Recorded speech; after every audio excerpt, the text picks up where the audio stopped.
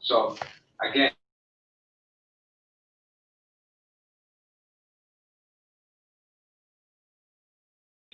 Shabbat Shalom.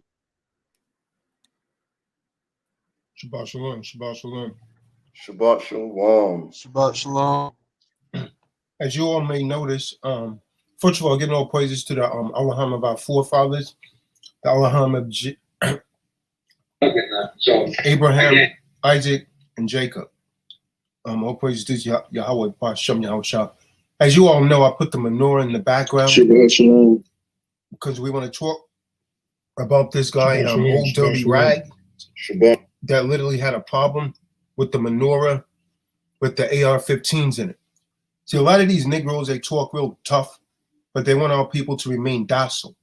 So we're going to go over the role, because it said, Zadok, you was on the call that day. It seems like he wanted to worship the damn menorah. Like he wanted to worship it. You even asked him that, oh, dirty bastard. Did he worship the menorah? Or we supposed to worship it? And so he's saying we're desecrating it by, putting the, AR-15s in front of it, suggesting this we would defend. That is our emblem for the HPBC shows. So we're going to go into this menorah. Before we do, anyone got anything? Shalom, shalom, fellas. Shabbat shalom. Happy Sabbath, family, brothers and sisters. That's it.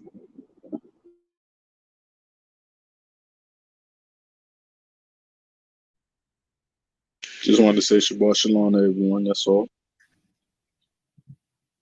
Does anyone have anything they would like to speak on, man, before we get started on the lesson? Anyone?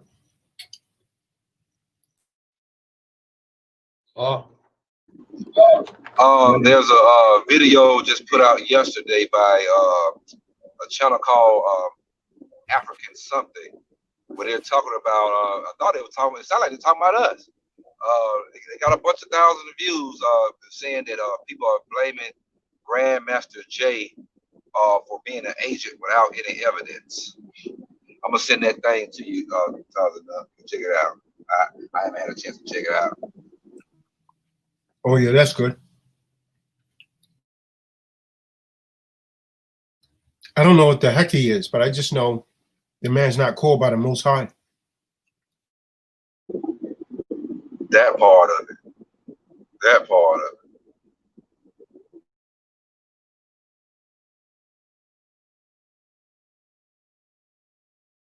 Anyone got anything they want to speak on, Jeffrey? Anyone?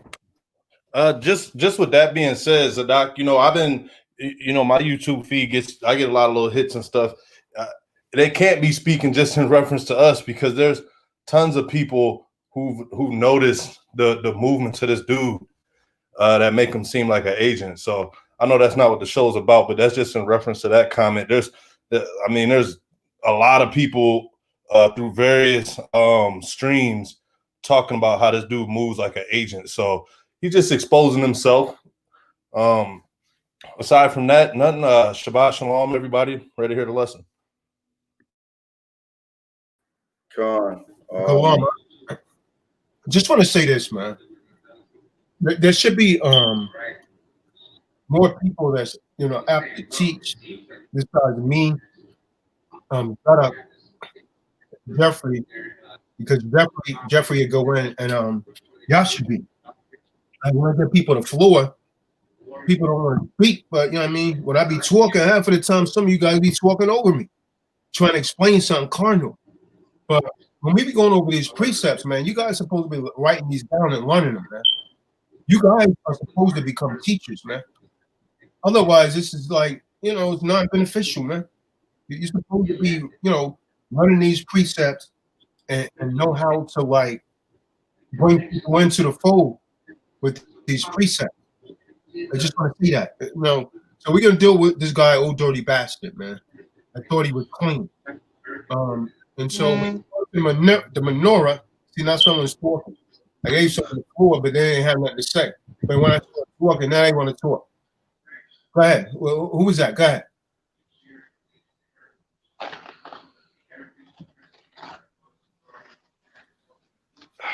Well, I was just gonna let everybody know that hey, our time is now, and if you're moving and it's not in a purposeful way, I'm gonna be honest with you, based on what is written, you know, eventually, sooner or later, you know, someone is going to end up deceiving you. So I just want to encourage everybody, if we stay in the book, we should be good to go, no matter what.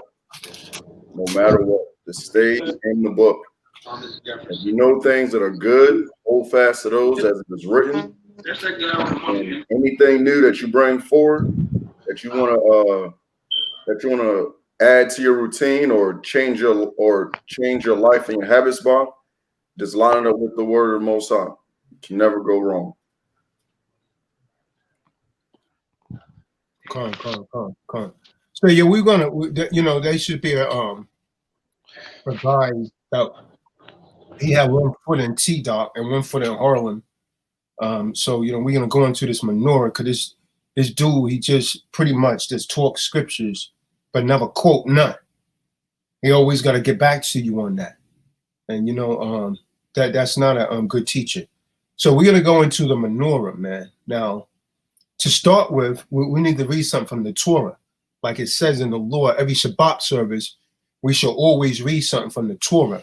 So we're gonna have to start assigning someone, you know, weekly, who's gonna read what from the Torah, because typically we keep reading the same thing, like the 10 Commandments, but anything from the Torah, the law, we can read.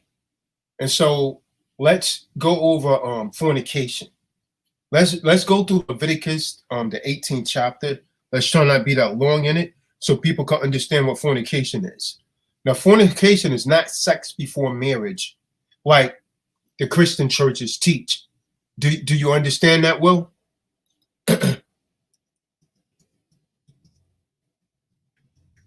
Con. So, if you understand it, explain it to me.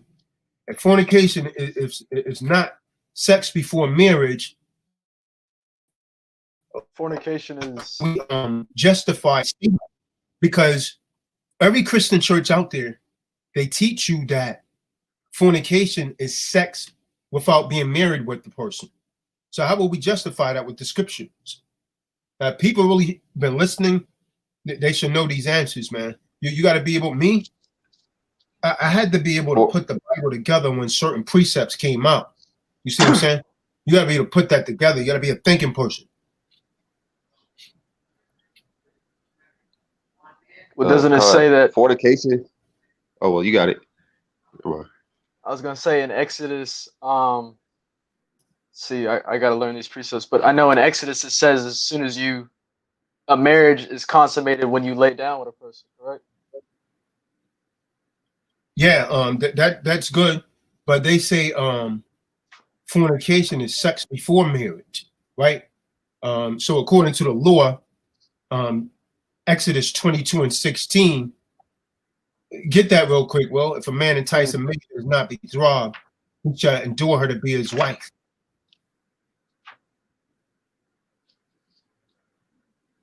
Book of Exodus, chapter 22, verse 16.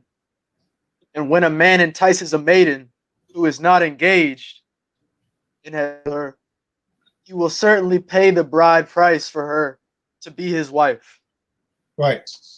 So if the man have sex with the woman, you know, if the father wants a dowry for her to be married to him, then he gives the father a dowry for that woman to be his wife. But that's not quite the answer I was looking for. There's a clear answer that Hamashiach says. Someone get Matthew 19, verse 9. But we need it from the King James Version. We need to make this very clear, because this is one of the things Christians love to chop. Will's grandma is trying pushing this at him.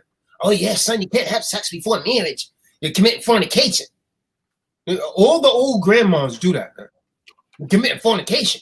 You ain't supposed to be sleeping around anyways. It's a sin. No, that's a lie. Let's get Matthew 19, verse 9 to prove that. Book of Matthew, chapter 19 and verse 9.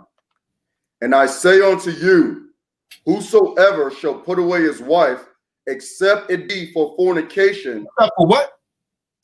except it be for fornication. Except for what? Except it be for fornication. What is he putting away? Is he putting away his girlfriend? Did I say girlfriend, Yashabin?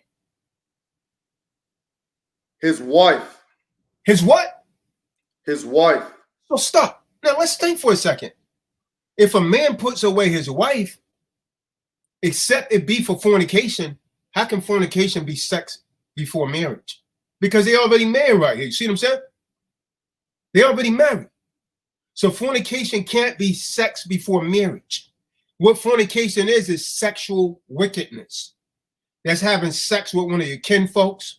That's having threesomes. That's fornication. Fornication could also be worshiping another power besides the Most High Yahweh. That's fornication. You understand? Fornication is also bestiality. Fornication is also having sex with someone at their anus, like this guy, Yohani teach. Yohani of ISUPK. Because any kind of sexual wickedness is considered to be fornication. I just wanted to bring that out before we go on Leviticus, the 18th chapter. So now let's start at Leviticus 18, verse 1. If you want to know anything about fornication, that's the chapter that you go to. It tells you about all kinds of form of sexual wickedness, sexual uncleanness. The book of Leviticus, chapter 18 and verse 1. And Yahweh spoke to Moshe, saying, speak to the children of Yashar'Allah, and say to them, I am Yahweh, your supreme Elohim. Oh, hold on, Yashabin. So apparently these laws wasn't given to the whole world like the preacher liked to teach. It said to speak to who? The children of Yashar'Allah. Who's Yashar'Allah? Well, as Israel, he should know who that is. Israel. Who's Yashar'Allah? Israel. Israel. Israel, Yashar'Allah just simply means Israel. You see what I'm saying? In the Lashawam Kadash is Yashar'Allah. You hear some people that follow these Edomites, they mispronounce it Yasha'ah. It's not pronounced like that, man. It's not pronounced like that. The same word that the Muslims use, Allah, that's where they got it from. When you look at that in the Hebrew, that's why it's called Allahim, meaning the powers, meaning there's more than one. So it's talking about the Most High and His Son. Allahim meaning the powers. You see what I'm saying? But when you're talking about the nation, that's why these simple damn Egyptologists tell me, now you got it from us, Israel. That's what, another brother was trying to do the other night. They was trying to take an English transliteration and say the Hebrew meant this. Remember the guy, what did he say, man? About something about a contract? Yeah. What did he say? He was saying the scripture is a script. Yep. Yeah. Scripture is script. And I told him that's not the Hebrew word for scripture. That's why it's all an act. See, that's a Moorish dude for you, man. These Moors, they be coming with damn demons, man. They worship that idol, man, that rock, the black stone, and that they call the Kaaba. That's in that Kaaba. The black stone is in that Kaaba. That's what they're circling around. And you know the crazy thing about that? When you follow mainstream Islam, they'll tell you when the black stone, they claim it fell from heaven, right? So I asked them, is heaven a physical place? I say, no, it's spiritual. I said, then how in the hell did a stone fall from heaven? And they say when it fell from heaven, it was white. But because people turned it, it was a curse. It turned black. So you're saying black is synonymous to sin then. You see what I'm saying? Hey, well, any damn Jake following that craziness, man. And so what they're telling you, black is a curse. This is the same thing Esau tells you. Because it turned black because people touched it and a curse came upon it. Yeah, but what's written, lepers is a curse. That's white. Right. As a leopard is snuck. And the closest damn thing to that is, man, I short. Wasted away his heat. And the Lashawam HaKadash. When he first came out, his father Isaac said, I shot, meaning wasted away his heat. Because he didn't have no melanin. But go ahead, Yashabin. Verse 3. Do not do as they do in the land of Masrayam or Egypt. So we're not supposed to be doing as they do in the Mizraim. What is that? I'm going to see what these young men know today. What is that, Israel? Mizraim. I'm not sure. That's Egypt. Upper and Lower Egypt. See, the word Egypt is a Greek word. That's how they mess our minds up. The word Egypt don't even belong in the Bible. Now, how in the hell you tell me? How in the hell you got a Greek word in the Old Testament when the Old Testament was written in Hebrew? How they got a Greek word over there? It's to confuse you and blind you, man. Con. So the word Egypt, Con. Mizraim, Upper and Lower Egypt. Go ahead, read. Where you dwell, and do not do as they do in the land of Canaan, where I am bringing you. Hold on, we're going into some history today. They're going to learn today, man. You're going to learn today. What is the land of Canaan? Good brother Jeffrey, what do you think Canaan is? Africa? Well, Africa, Egypt's in Africa, but Hamite? Oh, Yeah. He one of the sons of Ham. But I mean, what country would that be today? Oh, no. Israel. Israel. That's the land of milk and honey. That's the promised land. You see what I'm saying? Go ahead, Yashabin. Where I am bringing you. The Most High took the land from them and gave it to us. This is why when people denounce a lot of the people they call African, a lot of those people are Israelites, man. We mixed them with them. When Joshua went in and took the land, man, he didn't kill off all of the Canaanites. Con. He didn't kill them off, man. He didn't kill off all of them. Con. This is why you got to watch that damn doctrine. A lot of those people that they call Africans, they're our people, man. Go ahead, Zara. Con. Just like a lot of those Ethiopians over there in Israel right now. Come. A lot of those so-called Ethiopians that's in Israel, a lot of them are Israelites. But you got like old boy from House of David, they'll go out there and cuss them out over there in Israel. You cussing out, you know what I'm saying? You know what I'm saying? So-called, they think they Hamites, you know what I'm saying? But a lot of people, you know what I'm saying? A lot of people never lost their traditions. They know who they are, you know what I'm saying? But you got these stupid One West camps, just like we don't come from all of them, you know what I'm saying? And they teach that stupid high doctrine. You know what I'm saying? All them people are Hamites. Come on, man. It's probably 60% of sisters. Now check out how ridiculous that is. I want you to think about that, boy. They tell us a man that look almost exactly like us. He'll say that's not your brother. Then they accept that damn demon that's sitting over there with damn ISUPK. That's always next to Tazaria. He not gonna damn Mike, man. But you reject your own. They claim to be conscious, man. They claim to be conscious. Now check out how ridiculous. You can see, you know, even just features. You can see some of the brothers over there. You see they have a whole full beard, but they'll be like, "Oh, you a Hamite?" Like, what? My beard longer than yours. You can barely you send what the dude that's calling him a Hamite. He can barely grow a beard his damn self. Calling him out his name, but yeah, I hear you. That's why he moved like he can move, man. He can sing like he can sing. Akon's an Israelite from Nigeria, man. Ain't no damn Hamite. You can see his spirit is totally different, man. You can look at him. Yeah. He don't look like look at him and tell you're Israelite. He don't look like Polite. Polite's a damn Hamite, man. He's a damn Polite a Hamite for sure. He look like a damn. He look just like a Hamite. Hey, he look like a damn Hamite, man. He look like that Hamite, man. And probably when he was over there, he was walking around with umfufu. Yeah. Made her cut her damn hymen out. You know they do that. The Hamites, they make their women cut their clitoris out so they can't have no feeling when they have sex. Only the man's allowed to get pleasure. That's what the real Hamites do. They don't believe in circumcision either. Right.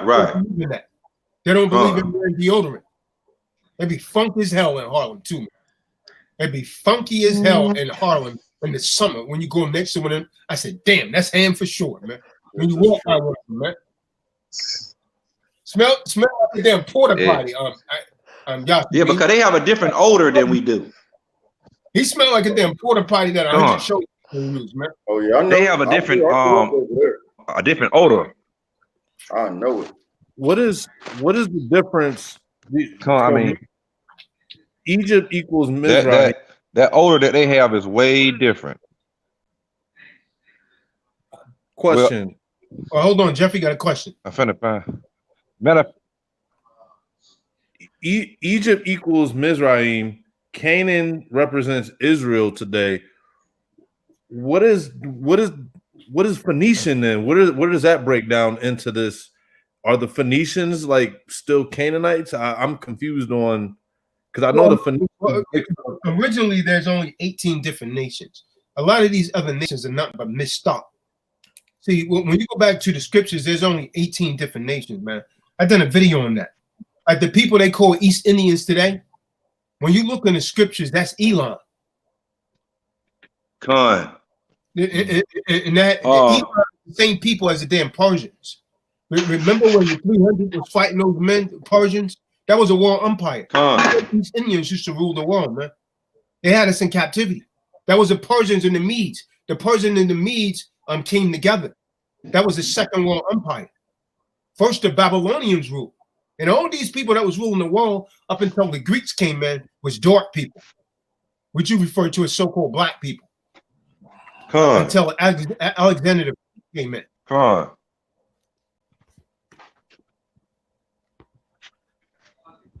You want to know a surefire way to know the difference?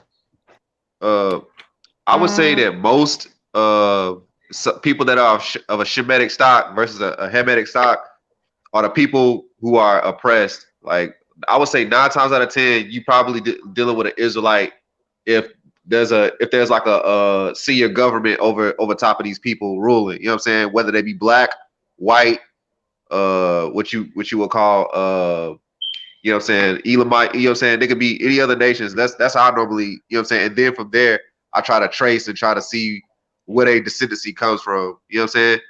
So like if you see like, you know, like you'll even see some African nations that are just straight up just genocidal towards other nations. 9 times out of 10, they have some bad blood between each other for a reason. And one's probably Hamitic and one's probably Shemitic.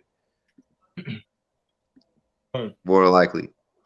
So yeah, from what I hear, they be doing a precept out. Yeah. What was that, Zara? What would you say? Let me bring this quick precept out. Okay, go ahead. Exodus chapter 11. I said, let me bring this quick precept out real quick. The book of Exodus, chapter 11, verse 7. But against any of the children of Israel shall not a dog move his tongue against man or beast, that ye may know that I am Yahweh, though put a difference between the Egyptians and Israel. That's why how we know that it's definitely a difference. And when you break that down, I mean, because he had to say that because every time our forefathers would go into the Egyptian land, we would get mistaken for them. You know what I'm saying? Like, so when the Most High had sent Joseph a dream to take Mary himself and Christ over to Egypt to hide from Herod, that's how we always hide, because we look just like them, but it is a difference because we look different too. We just have the same dark skin and, you know, some woolly hair, but they can't, you know what I'm saying? They keep bald heads. Some of them can't really grow facial hair. They got a distinctive look. You know what I'm saying? Their body's not built up like ours. You know what I'm saying? They're not athletic like us. They don't move like us. And another distinctive difference is the smell. We don't have the same stench. You know, like we could go out and play basketball for 4 or 5 days, and our funk is not the same funk as a natural Hamite. Cool. God. Jeffrey, I'm gonna. You can watch this later, but I'm gonna let some of it rock because I had done this years ago. 18 nations. Yeah, I'm gonna check that out. Hey, check this out, Taza Dog. I'm gonna cut you off, but it's a chart.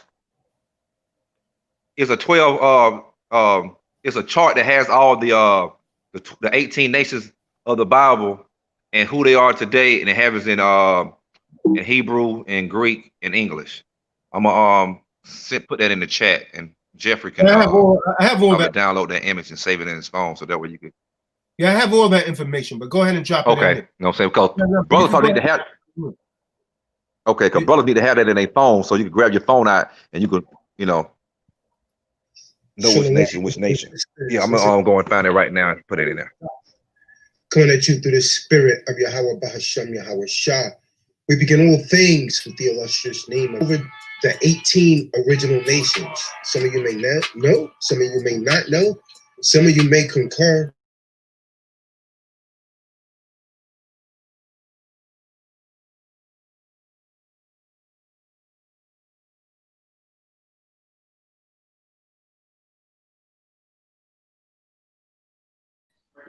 The sound went out.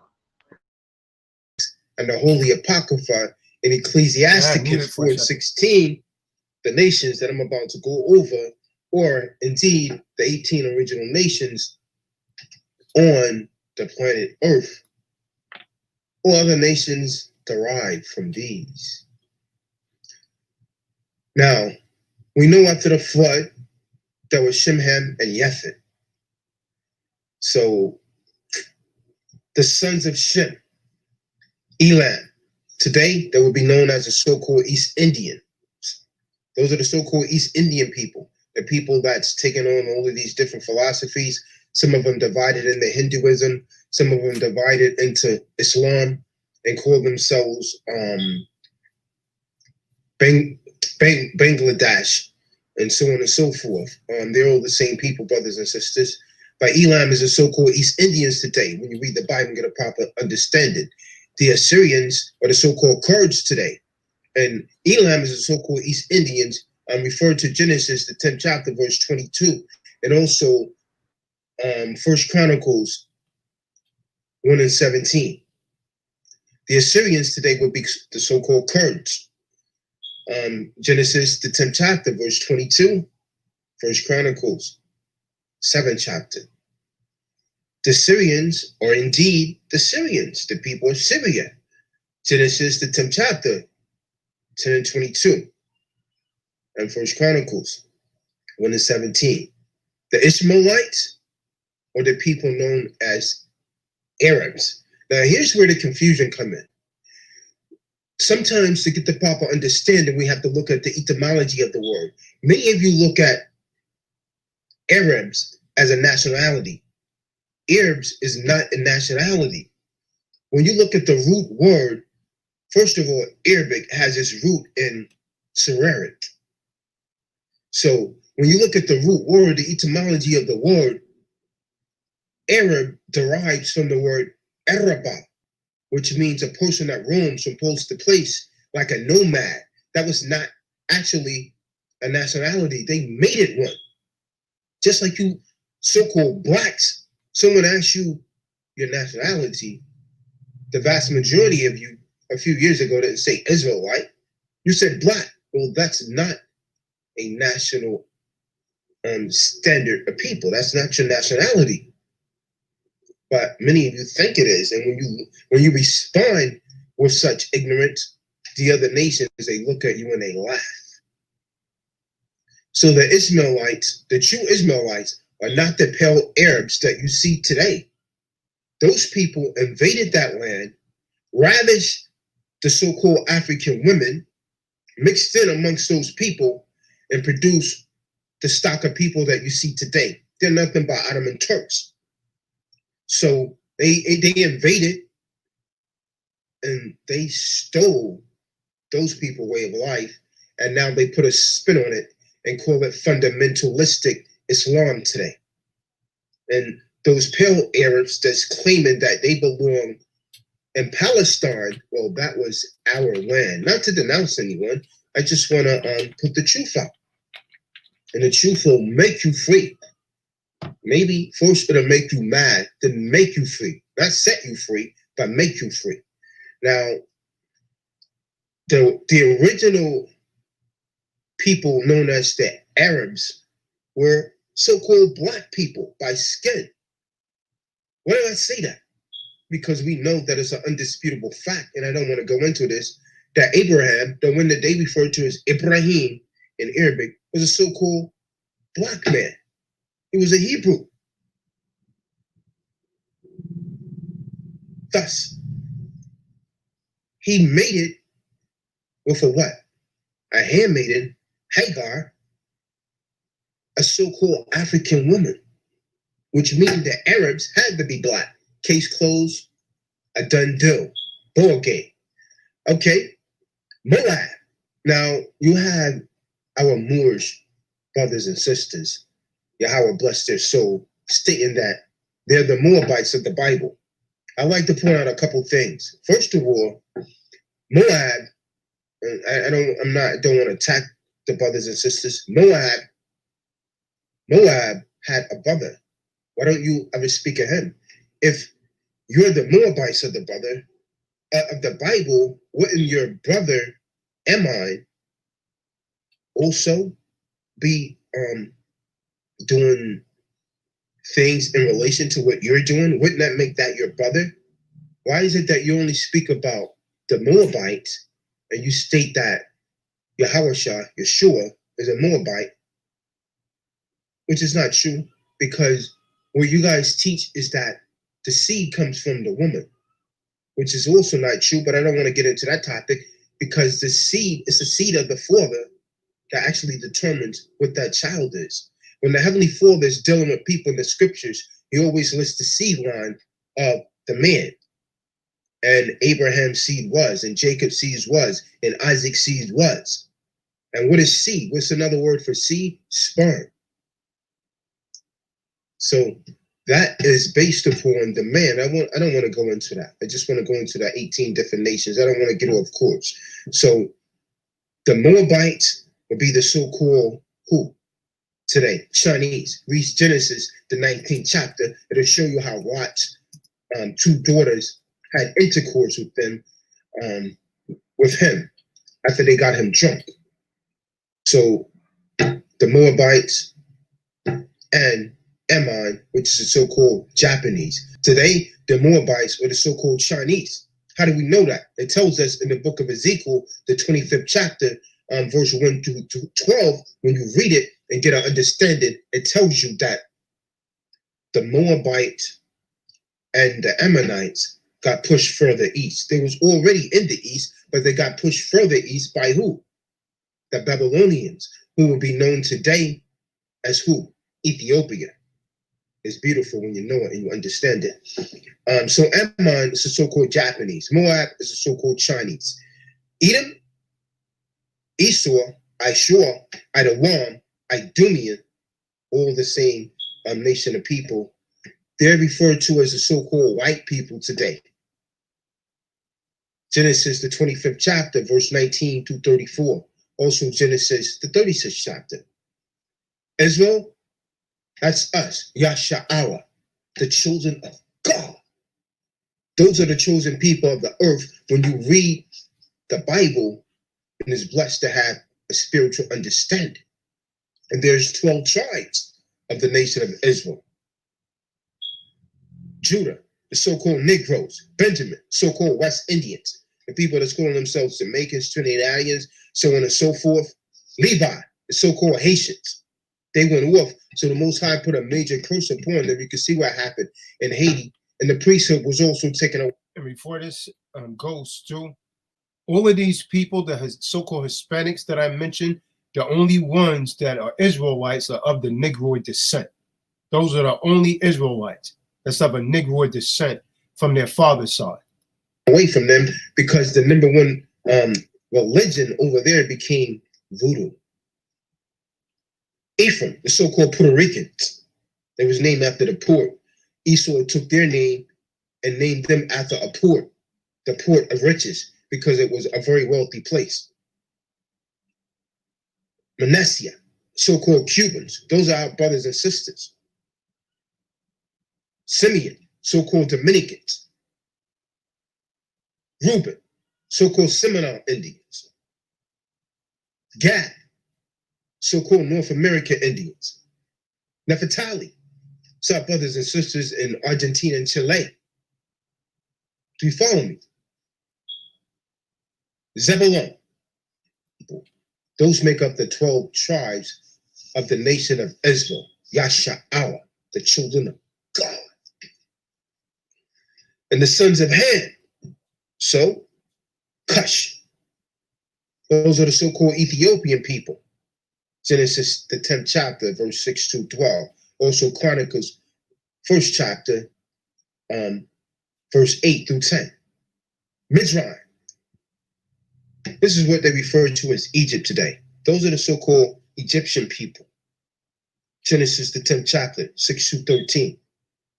1st Chronicles, the 11th chapter. I'm sorry, 1st Chronicles, the 1st chapter, verse 11 through 12. Those are the so-called North African people when you read the Bible and get a proper understanding. Genesis, the 10th chapter, verse 6, and 1st Chronicles, chapter 1, verse 8. The Canaanites. These are the so-called people of South Africa today. Genesis, the 10th chapter, 6 to Genesis, the 10th chapter, verse 6, then the 15 through 19 verse in 1st Chronicles, the 1st chapter, verse 13 to 16. The sons of Yefet, or as they say, Japhet, Gomer. Those are the so-called French. Genesis 10, 2 through 3. Magog. Those are the so-called Russian people. Genesis 10 and 2, and 1st Chronicles 1 and 6. Javan. These are the so-called Greeks. Genesis 10:4 and 1st Chronicles 1 and 7. Ashkenaz. This is a bark stock of most of those people today. So-called Germans. Genesis 10 and 3. They're calling themselves Jews today, a lot of them. Hahashi. These are the so-called people from Spain. Genesis 10 and 4, 1st Chronicles 1 through 7. Kittim. These are the so-called people in Italy today. Genesis 10 and 4 and 1st Chronicles 1 through 7. Now, one thing that I need you to understand about the people of Japhet, when you read Genesis, the 10th chapter, verse 2 through 4, and get a proper understanding through the Spirit, they will be known today as the Hawaiians, the Filipinos, the people of Indonesia, the Polynesians, the Eskimos, the Aboriginals of Australia, and also the natives of New Guinea and Tahiti and the Samoan people. Now, they was pushed out of their land that was actually located in Europe. So sometimes when you hear me say European or Eurocentric,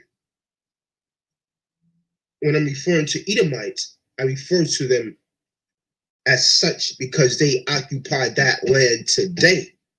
But the original inhabitants of that land were not Edomites. Is that understood? I just want to make sure we understand that. Because today when you think Edomites, when you think Europe, you think of Edomites because that's how they set it up for you to believe, because they are actually the vast majority of the people that's occupying that land today. But I do want you to understand that they're not the original inhabitants of that land. They pushed the original people out of their land, which was located in Europe around 8th century BC. They was pushed out by the Greco-Roman Empire, by the Greeks and the Rome. Now today, Greece, Russia, Italy, Germany, Spain, France are all inhabited by the bulk of the so-called white people known as Edomites. Their forefathers stole Japhet's land. And to prove it, if you doubt it, read the book of Daniel, and you have to have the spiritual understanding, chapter 7, verse 7. And also Daniel's chapter 2, verse 40. And St. John 10, verse 10. Also read Job 9:24. In the book of Psalms 49 and 11. And Deuteronomy 27 and 17. And finally, Proverbs 22 and 8. And that is the 18 original nations according to the scriptures. Once again, my name is Tazadak, and we are the mouth of Yahweh today. Shalom, Yahweh. So I just wanted to play that for Jeffrey, man. So now let's go back into the book of Leviticus. We're supposed to be in the Torah. Pick up where you left off, Yashibin. The land of Canaan, where I'm bringing you, and do not walk in their Torah or their instruction. Do my right rulings and guard my Torah, to walk in them. I am Yahweh, your supreme Elohim, and you will guard my Torah and my right rulings, which a man does and lives by them. I am Yahweh. No one is to approach anyone of his own flesh to uncover his nakedness. I am Yahweh. The nakedness of your father or the nakedness of your mother, you do not uncover. She is your mother. You do not uncover her nakedness. So that means looking at another woman is fornication, even your mother. Once you become a certain age, that's considered to be fornication. The nakedness of your father's wife. Esau, on certain farms and stuff, Zara, Esau, they sleep with everyone. There's incest going all around. They sleep with everyone. Go ahead, brother. Verse 8, the nakedness of your father's wife you do not uncover. It is your father's nakedness. So that means you as a son, you're not to look at your father's wife, even if she's a stepmom, naked. That's exactly what it's talking about. Yep, that's exactly what it's talking about. God. The nakedness of your sister, the daughter of your father, or the daughter of your mother, whether born at home or elsewhere. Why does it say the daughter of your father or your mother? Because even if the mom's a stepmom, that girl still becomes your sister in the law. In the law. So you ain't gonna be hitting that Negro. If you are, you got some wicked Negroes that do that, man. If you do it, your ass is condemned. Understand that. That's my stepsister. We ain't really like. That's not what the Most High says. Most High said you ain't even supposed to see her naked. That Negro getting out of the damn shower naked, so his stepsister could see him. And the Most High's gonna back his behind up. Go ahead. Jack is wicked, man. Don't just think Eve is or Jack is a wicked Negro, man. God. Whether born at home or elsewhere, their nakedness you do not uncover. See that? It doesn't matter. So if you got to if your father is dealing with a woman, and even if she's not living with you, her children, she's still off limits, Negro. Her daughters are off limits to you, Negro. What the hell you think you know? Dad hit the mom, I'm gonna hit the daughter. You wicked as hell, man. Jack is wicked, man. And I'm saying this because I know Jacks that do this, man. I don't mean to try and make my family look bad. I had a damn cousin that did that, man. A first damn cousin. This is why I don't associate with my damn family, man. A lot of these Negroes are wicked, man. If they're not in this truth, they're wicked. He literally has sex with his damn dad, ex-wife. That's a wicked Negro right there, man. How the hell you gonna have sex with your dad, ex-wife? I stopped speaking to the Negro, man, when I heard about it. And he was named after his damn dad. Everyone used to call him Junior. I started calling this wicked ass demon. Get the hell out of here. Yeah, that's wicked, man. Jack is wicked, man. Our people are wicked, man.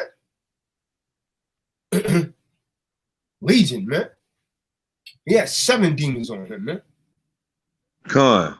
They call themselves all kind of, I'm a pansexual, a saposexual. I'm like, where all the damn sexuals come from? I don't even know what the hell they mean. I don't know. Trisexual, meaning he'll try any damn thing. Go ahead, Yashibin.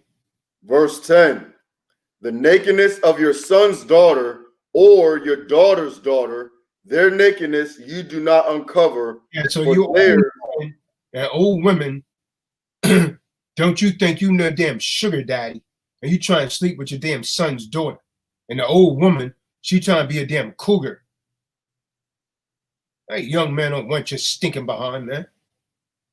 Remember when we saw, where's the water that we saw in New York? She had look like she was in her damn late 60s or early 70s, had a damn blonde wig on with stretch pants on, all the damn cottage cheese on her legs. Cellulite. What the heck is that, man? Can someone pick up from where Yasha being left off? Where's the water, man? What's going on with you, the water?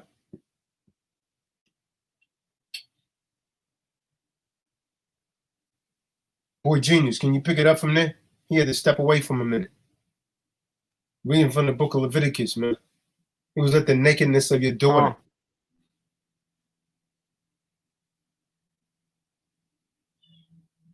Verse 12. The nakedness of your father's sister you do not uncover. She is your father's flesh. Right, even if it's not your biological sister, she came out of your father's loins, man. That's your father's flesh, man. Well, yeah, that's my half sister. I'm hit you something, man. You people don't understand. I'm gonna tell you guys something, man. Your if you have a sister by your mom and a sister by your father, the sister by your father is closer to you because you came out of the same loins. Understand? You came out of sperm that he's been carrying around his body 20, 30, 40 years. Eve only carried it for about 10 months. So Eve is the carrier, man. So if she let another man ejaculate in her, and you got a sister by her, she's not your as close a sister to you, man, in the Lord, man, as a sister by your father. We talking about seed here, man. Nah, Dewada, that's not true, man. I sent the link to everyone, man. I'm not sure what's going on with your email, man. And that's crazy when you say that, Taj, because a lot of people say, you know, I shared the same womb, we shared the same womb, so I'm closer, you know. But hearing it from that perspective, That's what Esau has taught people. Check this out. Now, think of it in this term, right? The woman in masonry in the nations of God, see, they tell a lot of truth in these things. They know the truth, man. That's why they call the woman the earth. If you're a damn mason, or if you're in a nation of guys in earth, right? Because why? If you take a seed, the man's seed, sperm is seed, and you plant it in the earth, right? Let's say we're dealing with the earth right here. Let's say I go to good old Georgia, the peach state, and I plant some peaches in Georgia. Then I go down to Florida, the sunshine state, and I plant peaches in Florida. Is a damn watermelon gonna grow? No, because the seed that I put in that earth is peaches. It's the same thing with our bodies, man. If you put an Israelite seed in a woman, she's still gonna be an Israelite. But if you put, you know, Esau's seed in an Israelite woman, no matter how dark that baby is, it's still Esau's seed. Bob Marley, man. It's gonna have his spirit, man. You understand? It's gonna have his spirit on it. And that's what's going on. This is where a lot of these children be bugged out of their mind. They be having these spirits on them, man. They be coming with demons, man. So understand that. We dealing with seed right here, man. Now go ahead, brother.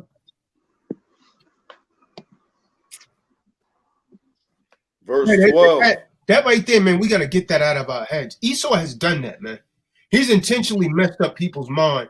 You came from the same womb. And you hear Eve, simple as hell. Well, I know when they carry you for 9 months. But where the hell was the sperm for 20 years? You know what I mean? Think about it, Jeff. You might have had sperm in you that was, you know, since puberty. You might have had a baby when you was 30. I mean, you might have hit puberty at 12, 11. So you've been carrying that damn sperm in you for what, about 22 years? 18, 22 years? And she said, I carry you for 10 months. You damn dodo, I carried it in me for 22 years before I deposited it in you. You understand? There's seed here, man. We don't want to hear that, though. She don't understand that kind of logic because she let the devil control her mind. I don't give a damn. You can't for 10 months. Add it up. I may just not be too good at math, Yashabin, but to me, I think 22 years is longer than 10 months. 9.5 to 10 months. Excuse me if I'm wrong, Dewada, but I think 22 years may be a little longer, just a little bit, than 10 months that she carries it. I didn't make her carry it. That was the Most High that done that thing. As a curse. She carried it in pain. Oh, my back. Oh, my stomach's hurting. Contractions and all of that. Most High is letting her remind. And Eve, she don't get it. She having a damn baby. She going through pain. That's supposed to be a reminder of your wickedness, woman. From what your foremother done in the damn garden. You still don't want to listen to your husband. Damn, there Tazadat go again. He banging on. We got to get on him, man. Gone. The other one's probably saying, where's Zana? Got to get on him, man. Got to wake him up. Got to stay on. And the system helps reinforce that like mother goddess type of worship mentality as well, you know. So when the system, from the school system to the court system to, you know, the media, music, all reinforces inside their mind that, you know, I carried you, you belong to me, let alone most Jakes aren't in the household anyway. It's just you know, fostering that mindset. And I don't know the scripture, but I think it says in the end days, you know, the hearts of the children are turned back to the Father. Last chapter, last verse. Malachi 4 and 6. And you see that happening today more and more, you know. You know, I think the so-called black man gets a bad rap about not being in the household. But well, I want to stay in the spirit anyway, so we'll touch on that. But some of your 1 Corinthians 11 and 12. I'll show you she came from us, man. I don't give a damn what Moors are teaching. That's nothing but Israelite Jewish. Jewish doctrine, man. They ain't got nothing to do with Israel, man. They got nothing to do with. The book of 1 Corinthians, chapter 11, verse 12. For as the woman is of the man, the woman is even so, so is the man also by the woman. Yeah, but so all things of Yahweh. But what does the Most High mean by that? Even as the woman is of the man, even so is the man of the woman. Because the original creation, she came from us. Then after that, the Most High make man come through her.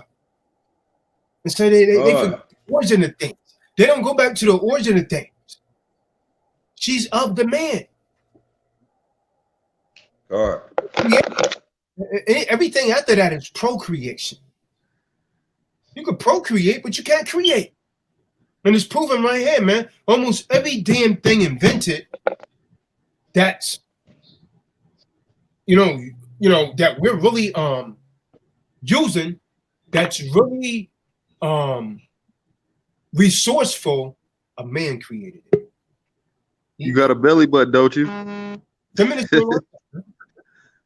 Feminists the internet you're talking on right now, man created it, man.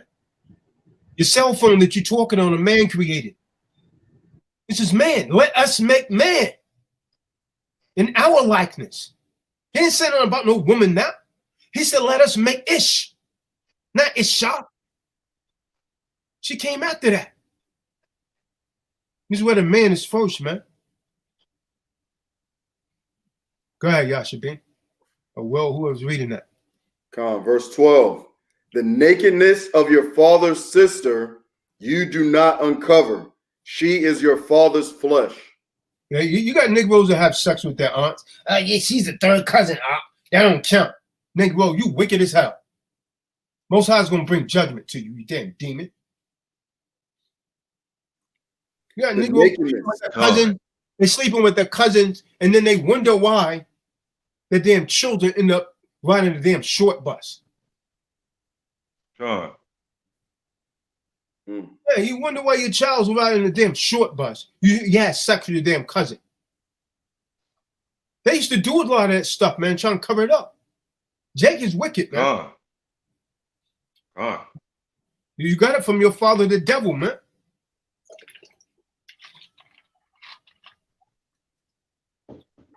The nakedness of your mother's sister you do not uncover, for she is your mother's flesh.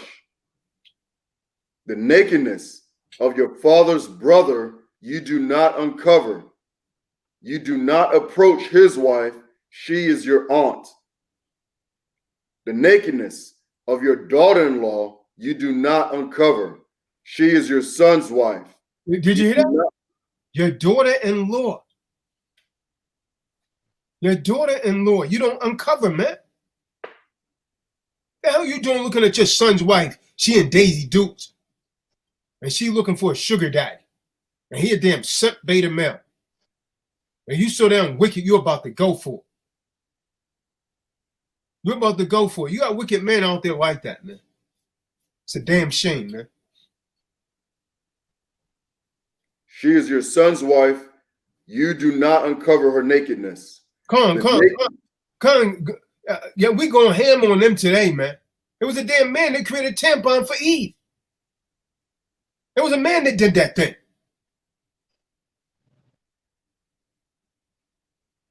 When I was a young boy, I said, how the hell, when I found out that women had periods, so what the hell is this? What could bleed for 7 days and don't die?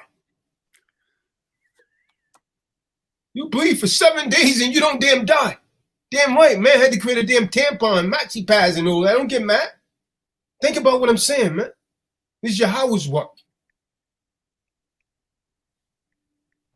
What else do you know on this damn earth to bleed for 7 days and won't die?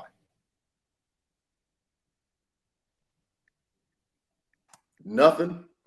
It's Nothing me. that I know of. That's why you can't, you know, this is why we call her red. Because she came from the man's rib. And if you don't put pressure on her, you can't straighten her all the way out because she's not meant to be always straight. She's always going to be rebellious. This is why the scripture is always wanting. And I'm telling you brothers that don't listen to this, you are going to end up like mud. You're going to end up a damn saint. You have to keep putting pressure on her ass to try and straighten her. But you can't make her all the way straight. That what is crooked can't be made straight. She came from Adam's rib. If you straighten a rib all the way out, you're going to break it. So you just got to keep working with it. You just got to keep in these scriptures. Because if you let her get out of these scriptures, you're dealing with a demon. You're dealing with a Delette Walker if you let her get out of these scriptures. Just come around. You're dealing with a lioness. Come around and critique and put people down and don't keep commandment number 1.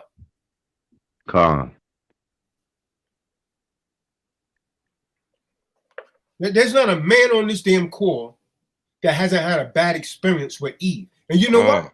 I'm going to show you how she tried to equate herself to the man because she says, your fault. How the hell is it? when the Most High told her to obey her husband as she does, Yahweh Shah. There's no room for any kind of fallacy with that, man. This is why we gotta keep having these damn conversations until these weak jakes get it right, man.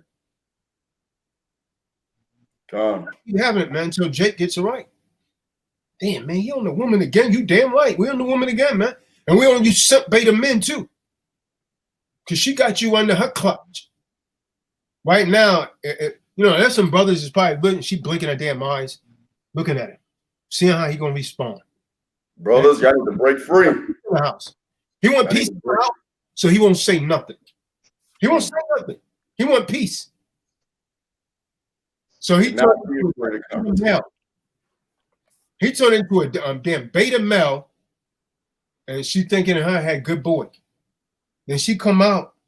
I don't know what the hell is going on that these men bow down to these women like this. She must have a damn cape on her vagina. The way Eve is whipping these damn jakes, man. Them weak, man. You must got a damn cape or something on her vagina, man. I'm serious. Because you be breaking Jake down, man. Man, you learning all kind of tricks these days, man. She don't learn from Big Esau. And Big Esau got Big Esau got off the chain now, boy. He would do anything now. Anything strange, especially for some change. Con. Uh, Esau would get her for a damn Happy Bad. Meal. Esau would get her for a damn Happy Meal. When Jake go to Red Lobster. Oh yeah. I'm telling you, man. Esau $10.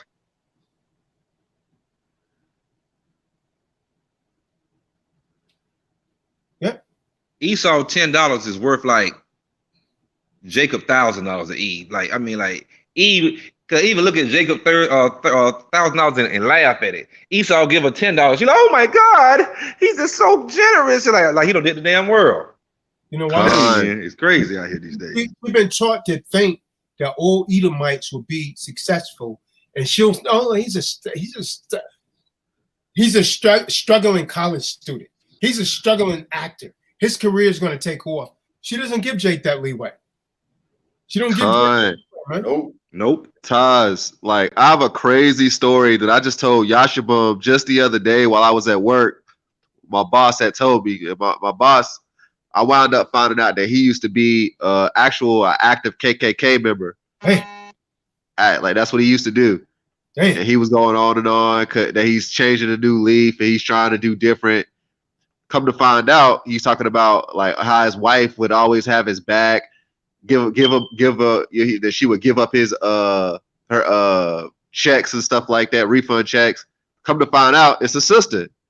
Damn. Come to find out, it's a sister.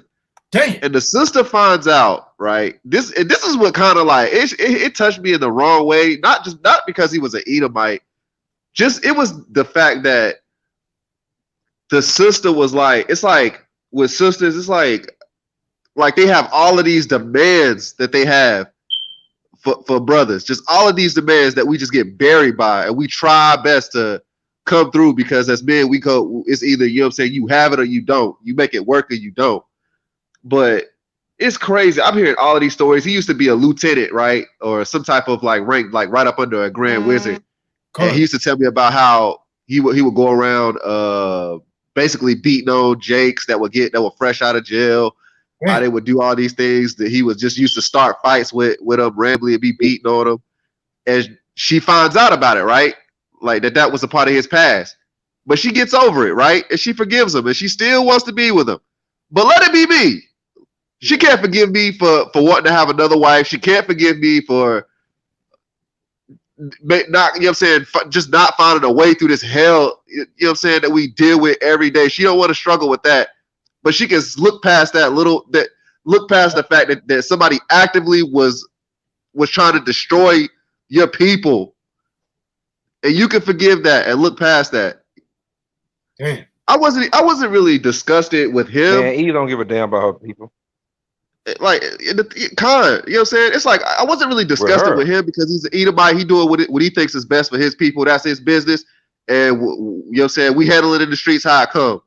But with my thing is with the sister, like I have to walk. I really want to follow this dude home just to see his wife come out the house and be like, yo, what the fuck is wrong with you?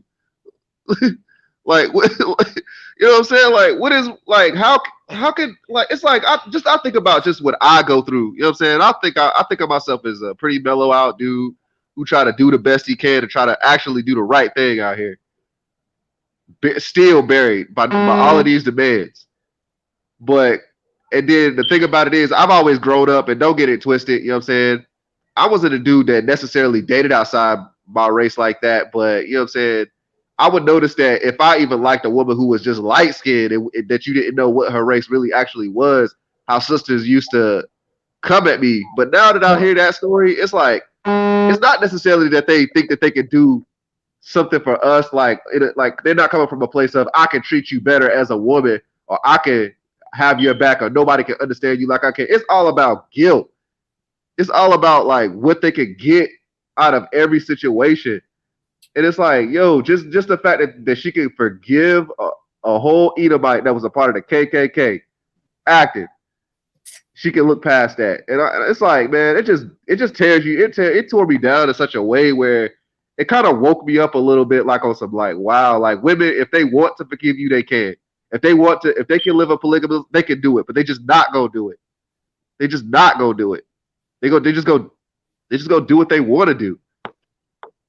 You know what I'm saying? You can forgive a whole KKK. Like, man, what? She can forgive that. She can look past that, but she can't look past what we go through. And she can't look past, but she can. She just don't want to. And it's like, what's the point at this point? Like, what's the point? Yeah, but it goes back to what you've been saying, brother. That has a deep psychological impact. That's why she does it.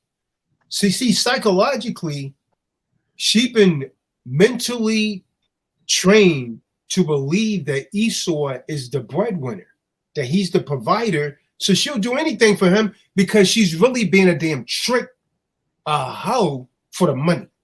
She think at some point, even if they're broke like that, she think at some point, because I've studied psychology, and one of the things, I've studied psychology of women also.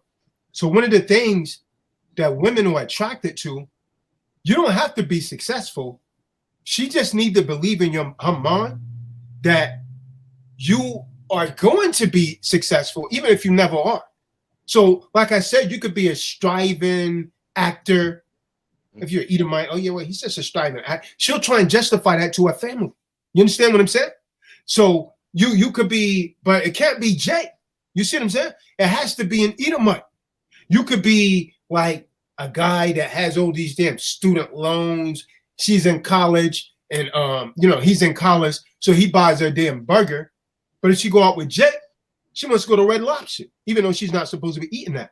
That's a deep psychological effect that's on most of the women, man. And I'm not making this up. I'm telling you, don't sleep on what I'm telling you, because I speak from a lot of experience, man. I seen it.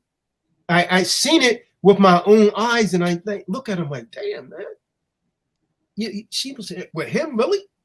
She hit them off with bread and all of that, and really believe, because our mind is so damn messed up. I'm gonna tell you, man, this is why women are so hard in church, and most of our men are not. See, most of the men can see through the BS. You go through churches, the churches are mostly like filled with the damn Eves, man, not Jake. A lot of the Jakes there, they're flamboyant and like, kind of like, hey, man, yep. You know what I mean? Yo, man, I know if you want to be up, sure enough, they're acquiring everything. They're acquiring everything. It's not just the Catholics that's touching these people, man. These dirty corn, fried chicken eating preachers are doing it also, man. Oh yeah, man. Yeah, Eddie Long, man. And old bacon wrapped pork chop pastors. Come on. Old bacon wrapped pork chop pastors. God. Yeah, God. Wrong, but he came up. God. But yeah, that's not all he told me either, man. He told me story after he used to be in the army himself. I think he was some type of ranger or something, but this dude was back in the day. He was telling me, you know what I'm saying? I didn't tell him I was an Israelite. I just kind of sat back and just like let him run his mouth. You know what I'm saying?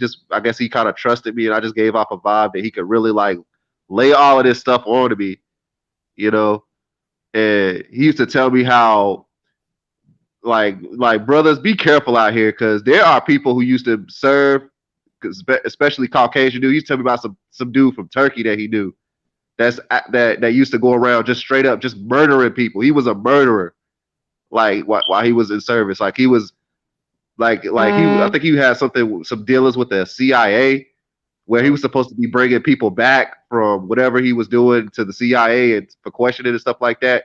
And he couldn't even get into it because he just would keep murdering them.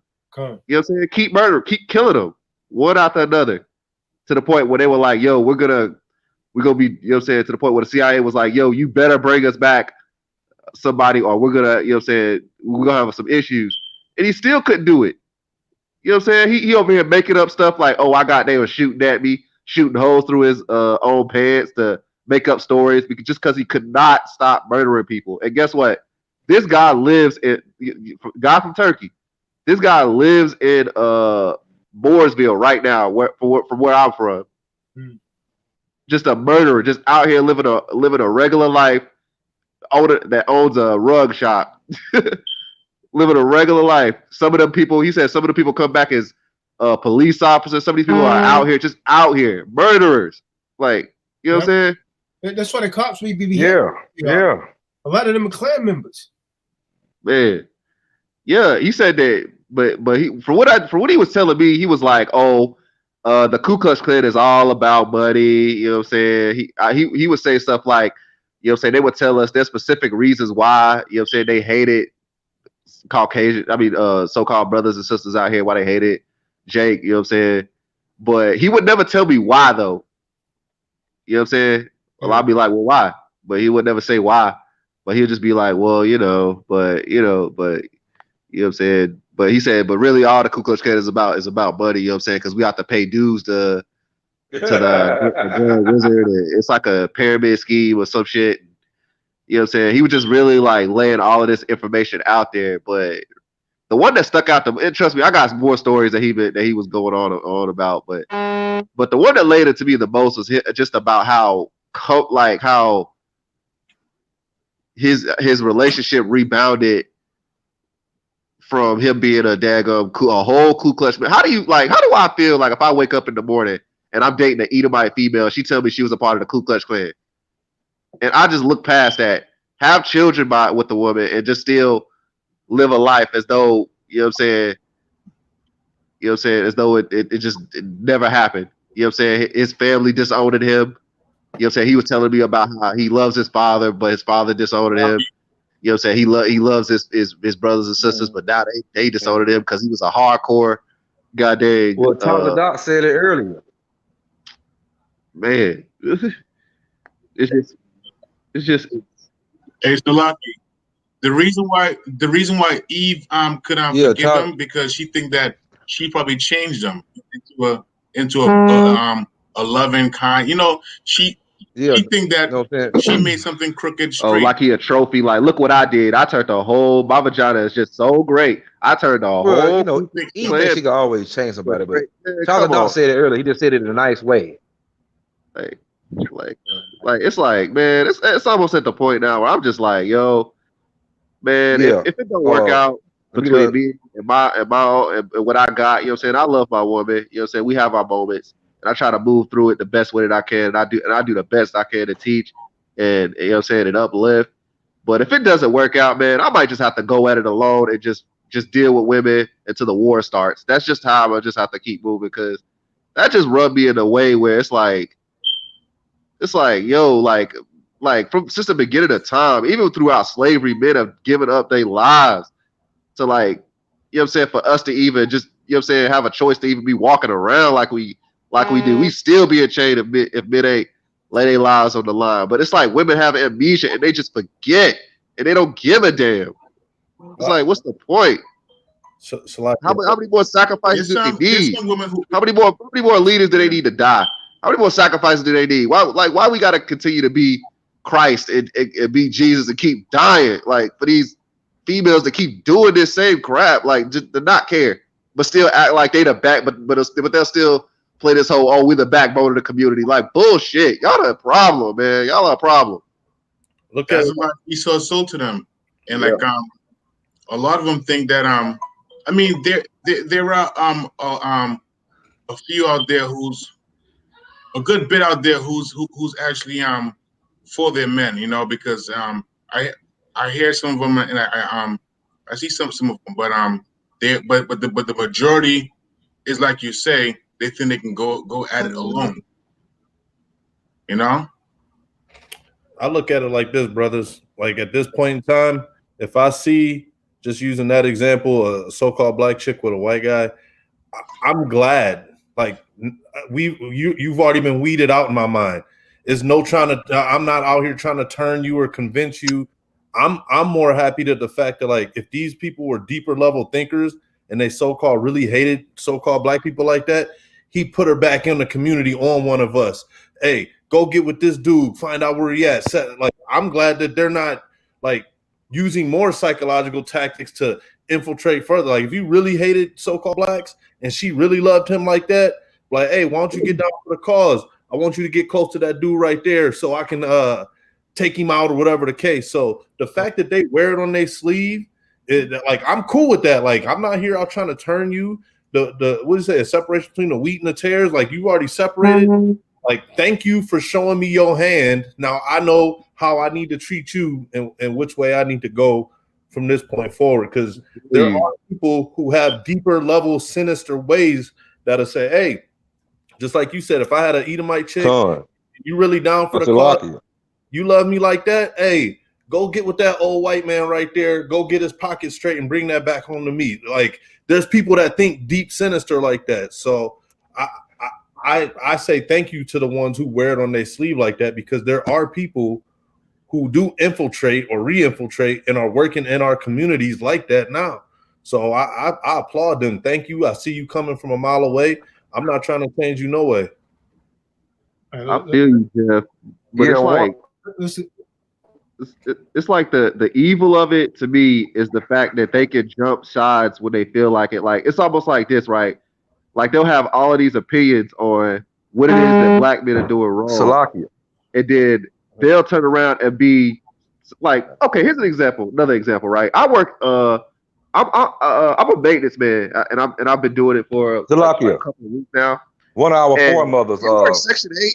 So, like, let me back off what Jeffrey said. 1 hour foremothers. The king had, she slept with the king, cut his head off, brought it back to the generals.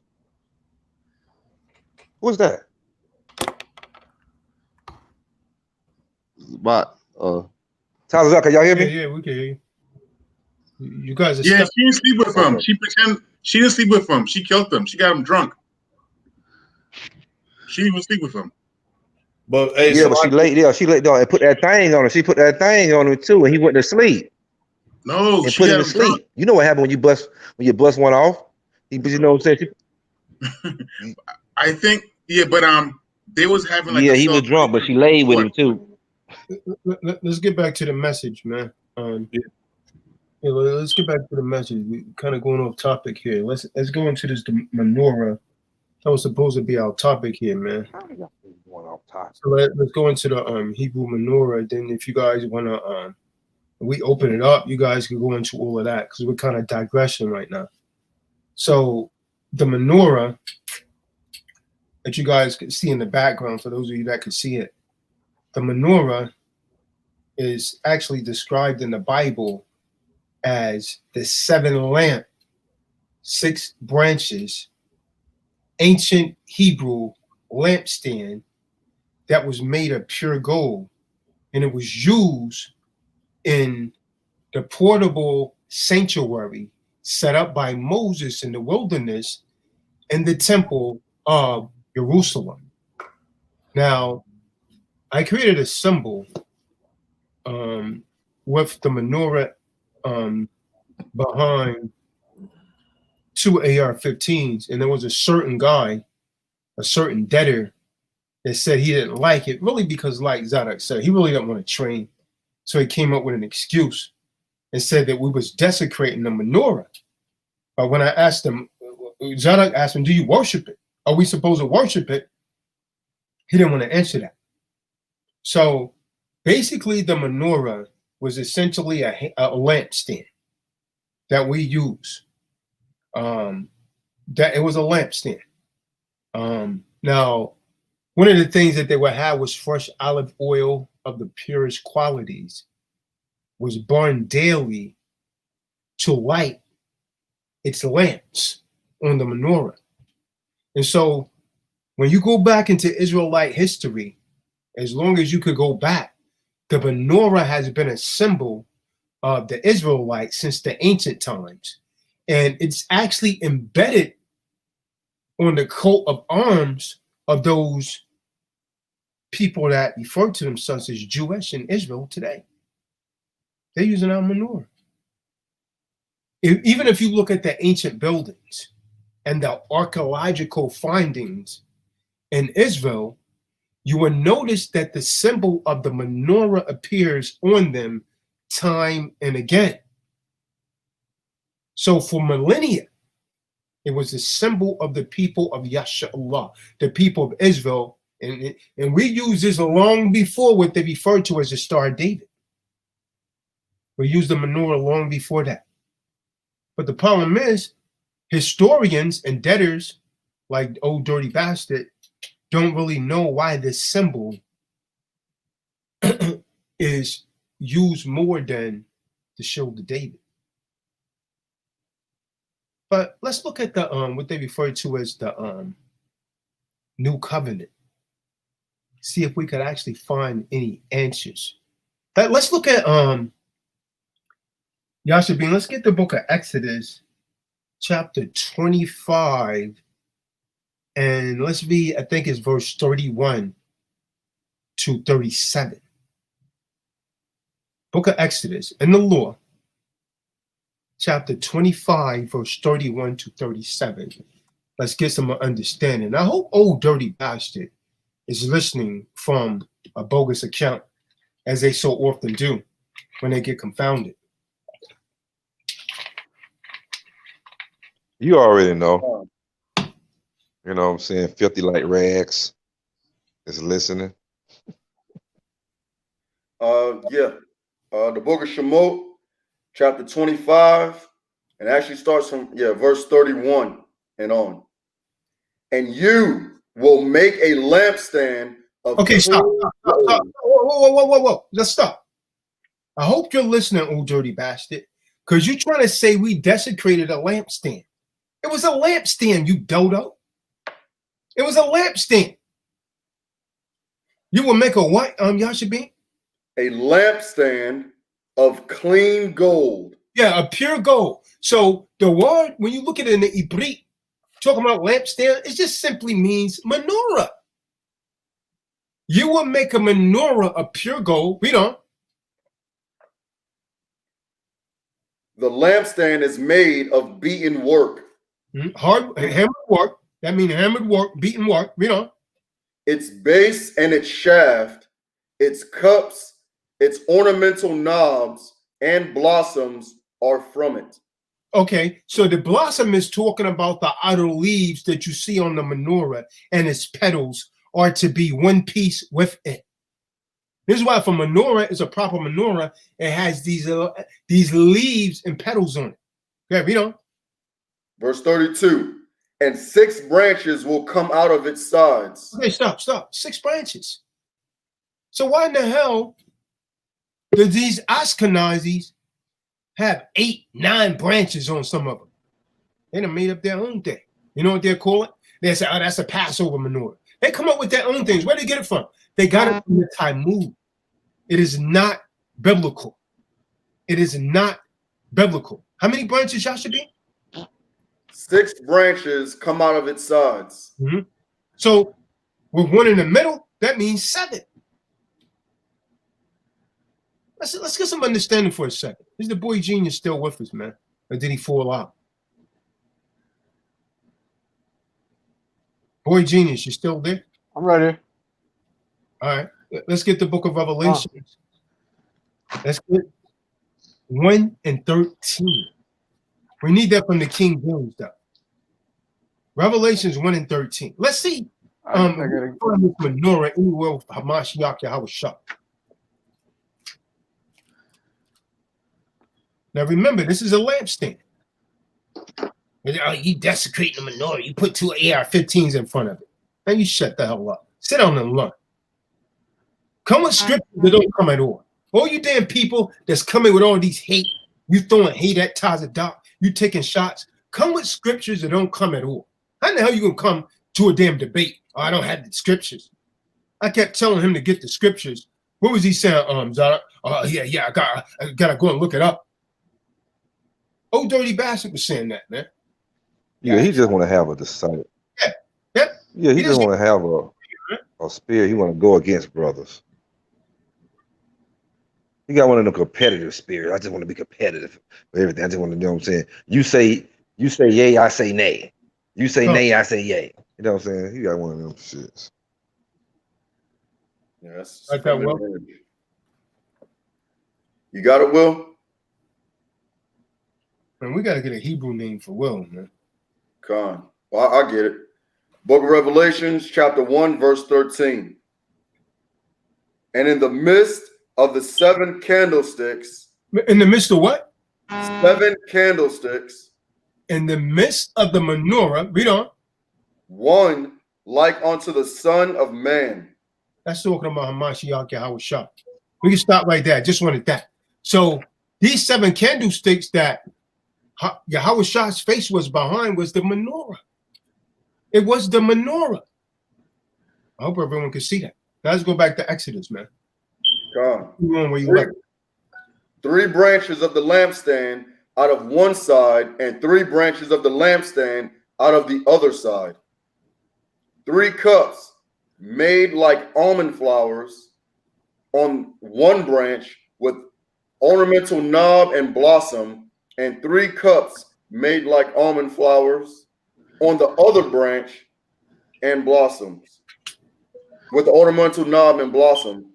So for the 6 branches coming out of the lampstand, and on the lampstand itself are 4 cups made like almond flowers with the ornamental knob and blossom, and a knob under the first 2 branches of the same, and a knob under the second 2 branches of the same, and a knob under the third 2 branches of the same, according to the 6 branches coming out of the lampstand. Their knobs and their branches are the same, all of it, one beaten work of clean gold. And you will make 7 lamps for it, and they will mount its lamps so that they give light in front of it. Con. So if we see it's supposed to have 7 lamps there. Supposed to have 7. And now we see the instructions that Yahweh gave to Moshe on how precisely, listen to how precisely to build the tabernacle. He gave us an incredible amount of detail on that menorah that he was just reading right there.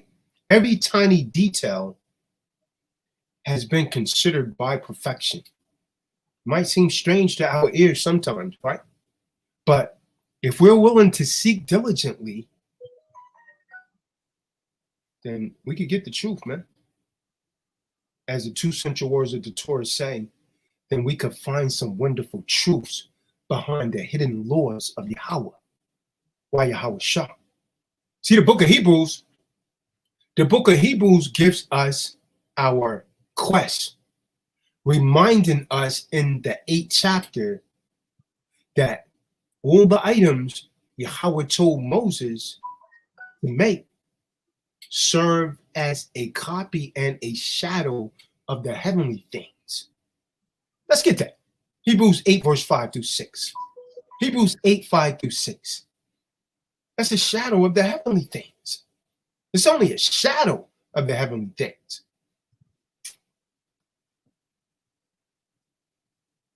Shalom, Nika.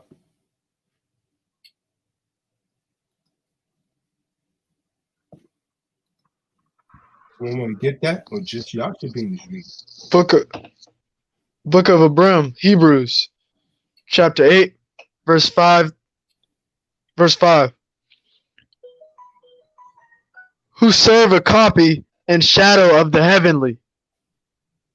And Moses was warned when he was about to make the tent.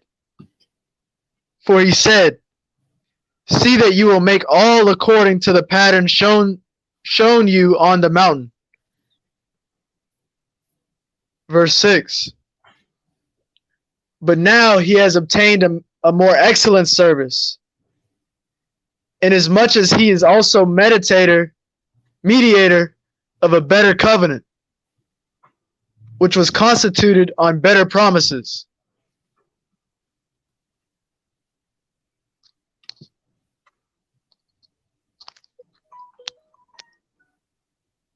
Keep going for verse 7.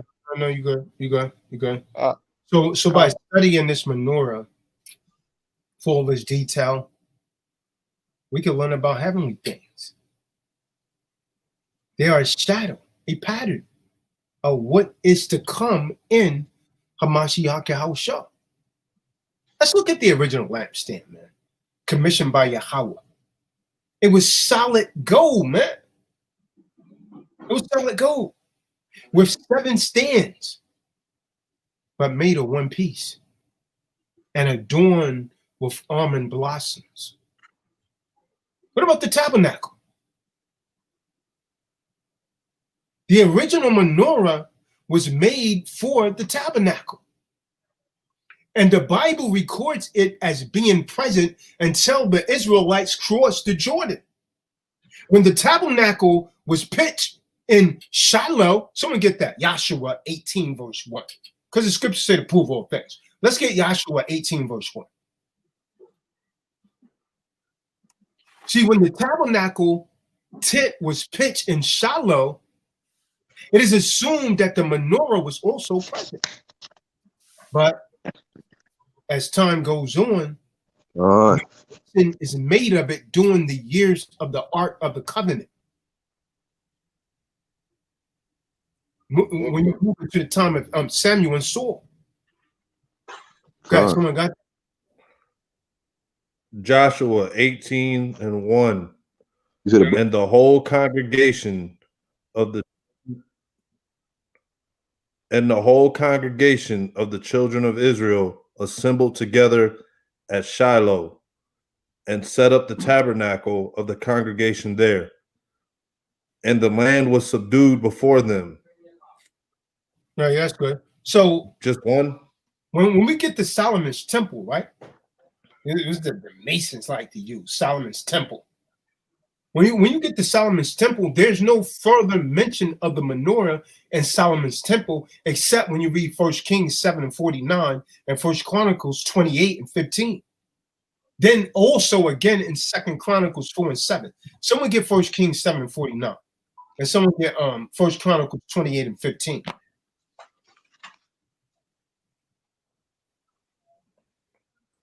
That pinpoints that he created 10 lampstands. The weight of the lampstands forms parts of the detailed instructions given to Solomon by David, his father. The book of 1 Malachim, chapter 7, verse 49. And the lampstands of refined gold, 5 on the right side and 5 on the left. There's 10 lampstands. There's 10 menorahs right there. That's 10 menorahs. Read on. In front of the innermost set apart place. All right, that's good. That's good. Someone get 1 Chronicles 28 and 15. 1 Chronicles 28 and 15. 1 Chronicles chapter 28, verse 15. Even the weight for the candlesticks of gold and for their lamps of gold by weight for every candlestick and for the lamps thereof, and for the candlesticks of silver by weight, both of the candlesticks, and also for the lamps thereof, according to the weight of every candlestick. We just went 28 and 15. So as we can see, these things was made of pure gold and silver. Someone get 2 Chronicles 4, verse 7. Now, see what happened when we get to the time of Jeremiah, these menorahs was actually taken away by the Babylonians, man. They're invading armies under General Nebuchadnezzar. Some century later, after this, after Solomon, they took it. This is talking about the abomination of desolation, man. They desecrated the temple, man. When these damn Greeks finally went up in there, they desecrated the temple, put swine flesh in it. But Nebuchadnezzar went inside the temple. He took all 10 of those lampstands, man, made out of pure gold and silver. The book of 2 Chronicles, chapter 4, verse 7. And he made 10 lampstands of gold according to their ruling, and set them in Haikal, 5 on the right side and 5 on the left. Yeah, see that? And let's get Jeremiah 52 and 19. See, when the temple was destroyed, and this is what this dude clean like Leonard didn't know. Man, this dude don't really know the Bible, man. He just he's filthy like rags. Go ahead. Someone got that Jeremiah 52 and 19.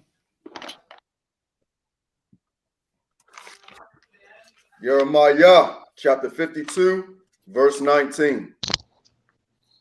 And the basins and the fire holders and the bowls and the pots and the lampstands and the ladles and the cups whatever was of solid gold and whatever was of solid silver, the chief of the guard took. See that? They took it. Nebuchadnezzar and them, they took all our gold, man. Same damn thing Esau doing today, man. They took all of our gold, man. They took away all of the real money, man. Trying to give us damn fiat currency. So during the restoration of the temple, when you deal with the temple, right? Now, hopefully, most of you guys know that the temple was destroyed. After the first temple was destroyed, we was allowed to go back and rebuild the temple under Darius, right? That's when Ezra went in and said, hey, man, you got to put away these Edomites, man, these other nations. That was the restoration of the temple. But the temple got destroyed again in 70 AD. It's never been rebuilt since then.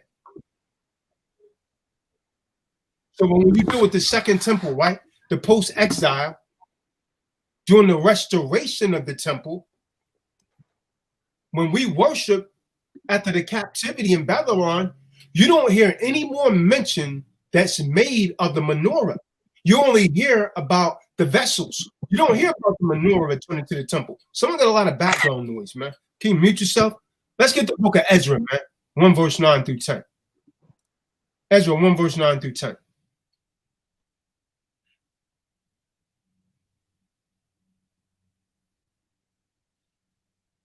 They don't know no Bible history, man. He not but a damn street Negro, man. Trying to carry a Bible in his hand. Damn street Negro. Book of Ezra, chapter 1, verse 9 through Come on, 10. he's scared though. Thomas, yeah, man. Yeah, man. Don't see the guys in the hood.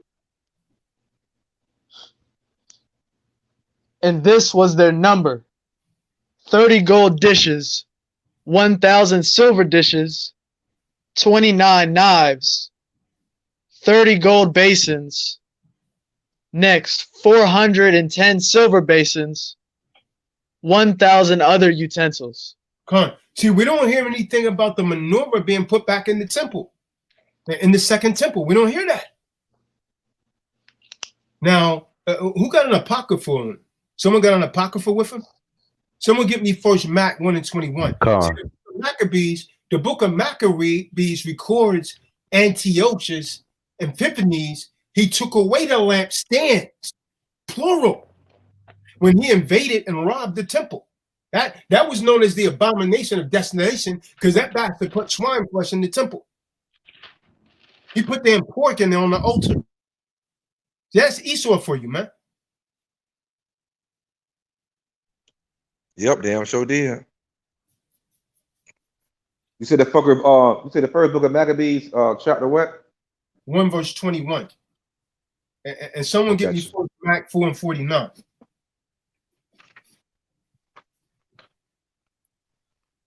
Yeah, that's what Hamashiach was saying when you hear the abomination of desolation spoken of by the prophet Daniel standing in the holy place. He was in the holy place. That bastard took pigs in the temple. The book of First Maccabees, chapter 1, verse 41. Moreover, King Antiochus wrote to his whole kingdom that all should be one people, and everyone should leave his laws. So all the heathens agreed according to the commandment of the king. Yea, many also of the Israelites consented to his religion, and sacrificed until idols, and profaned the Sabbath. For the king had sent letters to his messengers unto Jerusalem and to the cities of Judah. And they, well, actually, I think probably it might be Judea. Right now, man. And they should right now, Dewada. Let me not profaning the Shabbat right now. You got Negroes out shopping right now today, man. They're getting ready for the damn club, man. I know because I used to be a damn demon like that when I didn't know any better. Saturday night, yeah, man, it's time to go out and party, man. You going checking out, you checking these damn eaves that had all kind of damn rides up in them. You stick your damn penis in there, come out with half of a penis. She done had so many damn rides up in it. And you chasing that. And she make you think it's a product. She making you think it's a product, man. You ever see a damn piece of butter, man? You put a damn stick of butter in the damn frying pan or microwave, man. You see how quick that melts? That's what happens to your damn rod sticking up in these damn eaves, man. Con. You know what I'm saying? She might be loose as a goose and make you think, you know what I'm saying? You like, she loose as a goose, you can't even get off. You know, no, what's wrong with me? You're too open. You're a deep ditch and a narrow, and not a narrow pit. You need to be a narrow pit, but you ain't one. But let me finish it up. And sacrifice unto idols and profane the Sabbath. For the king had sent, hold on. Oh, was that it? Yeah, you read that. Yeah, for the king had sent letters to his messengers. Okay. Oh, that they should follow the strange laws of the land and forbid burnt offerings and sacrifice and drink offerings in the temple, and that they should profane the Sabbaths and festival days, and pollute the sanctuary and holy people, set up altars and groves and chapels of idols, and sacrifice swine's flesh and other unclean beasts. Verse 48, I'm gonna read down to 50. That they should also leave their children uncircumcised and make their souls abominable with all manner of uncleanness and profanation, to the end they might forget the law and change all the ordinance. And whosoever would not do accordingly to the commandment of the king, he said he should die. Come. So Herod, he had the temple remodeled. You understand? Now, when you get around 70 AD, the menorah from the second temple was carried where? It was carried to Rome after the Roman conquest of Jerusalem in 70 AD during the first Jewish war. During the first Jewish war. Anyone got I got Josephus writings, the War of the Jews?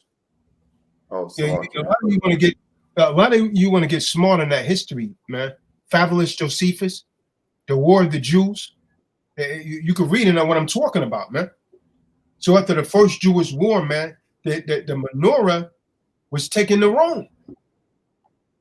Why? Because it was pure gold. All of the menorahs was taken there. So the fate of the menorah used in the second temple is recorded by Josephus. And when you read in Josephus, the writing of the Jews, he states that it was brought to Rome and carried along during the triumph of Vespasian. Who's that? You know who that is, Israel? Vespasian. What was the name after him?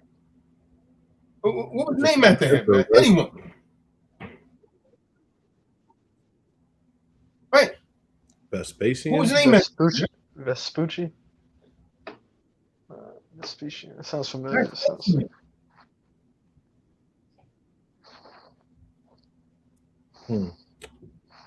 It's Stephen, right? What about Titus? Anyone know Titus? Come on, man. You guys got to know this history, man. It was heard along to Rome by Vespasian and Titus.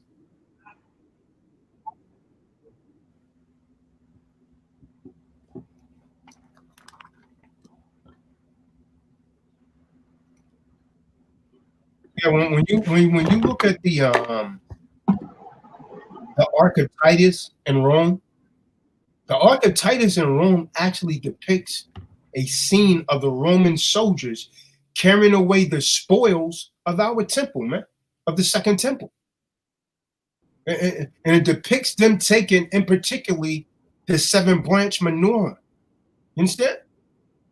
So for centuries, the menorah was displayed as a war trophy at the Temple of Peace in Rome. They desecrate us, man. And if the damn Negro knew about history, he would be telling people that. But he don't know nothing about that history, man. Does he know the damn Romans was using it as a damn war trophy of desecrating us, making mockery of us?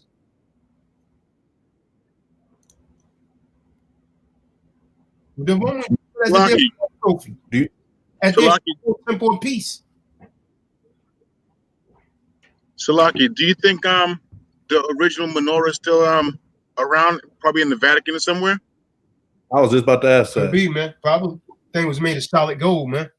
Right, because I know they melted a lot of gold, but that would have a lot of great meaning behind it, so they'll probably keep that around. Probably. Yeah, come. And so then when you get to around 455, the sack of Rome, there's a painting about the sacking of Rome by Carl Bolivar around 1853 to 1836. He existed. That painting is literally depicting the menorah taken away by the Vandals. So its fate during and after 455 sack of Rome is unknown. And just like the water is saying, it may have been melted down or broken into chunks of golds by the conquerors. You understand? That might have happened. Yeah, I'm looking at that photo you just said. They claim it was destroyed. They claim it was destroyed in a fire that was taken at Carthage and then taken to the capital of Eastern Roman Empire in Constantinople. Some people trying to say it sank on a damn wrecked ship. They really don't know, man. People have been trying to figure out what happened. Some people say it's being kept, like Dewada said, in the Vatican City. Who knows? Have you? I'm gonna do some research on that. Have you done any previous videos on that? No. I mean, you're gonna come up with all kind of theories of where it may be, but most likely that the Vandals in the sacking of Rome in 455 CE, when the capital was taken at Carthage, then the Byzantine army, under their generals, they might have had it removed in 533 and then brought it to Constantinople. That was our first fall, because remember, we literally ruled Rome for 1,000 years, beginning under Severius Septimius in 193 AD. We ruled Rome. That's the period that they call the Dark Ages. They call it dark because the dark people was ruling. That's why they call it the Dark Ages. Then around 1453, they came to power and they overthrew us in Constantinople. That's when Esau started to come back to power. That's known, when you teach in damn school, that's known as the Renaissance period. The word Renaissance means rebirth. Some of you go to damn Renaissance parade, don't know what the hell you celebrate. You go out, they get them big ass turkey wings. They celebrating overthrowing your people, man. Every time you celebrate anything about the damn Renaissance, they're celebrating overthrowing Israelites, your people, when they came back to power, when the Ottoman Turks took over Constantinople in 1453. That's when the nation of Israel began to fall again.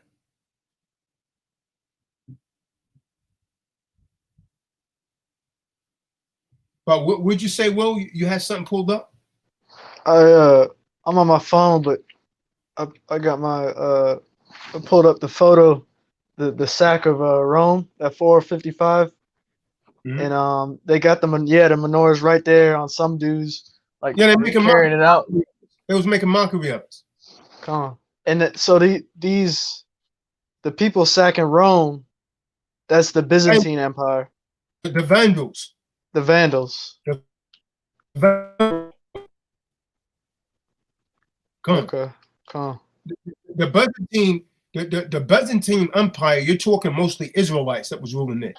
They try and steal that history also. Come. Oh, you found a photo of it, huh? Well, see, they're making it look like, it's a bunch of Jakes just completely Yeah, Beating the that's hell out of. the image that I have for a thumbnail in this video. When he was carrying the menorah. Con, yeah. Oh, yeah. That represents the sack of Rome. And it looks like they got the Pope right here, you know, holding up a bunch of idolatry with the cross and now light. Yeah, they make Now the menorah. Yeah. The menorah emulates light, right? First of all, the light given by the massive menorah in a dark tent, wherever you may be, would be a powerful symbol of the light of the Most High and the holiness and darkness. That's what that's supposed to represent. And the holiness, that light is supposed to represent the holiness and darkness and a sinful world.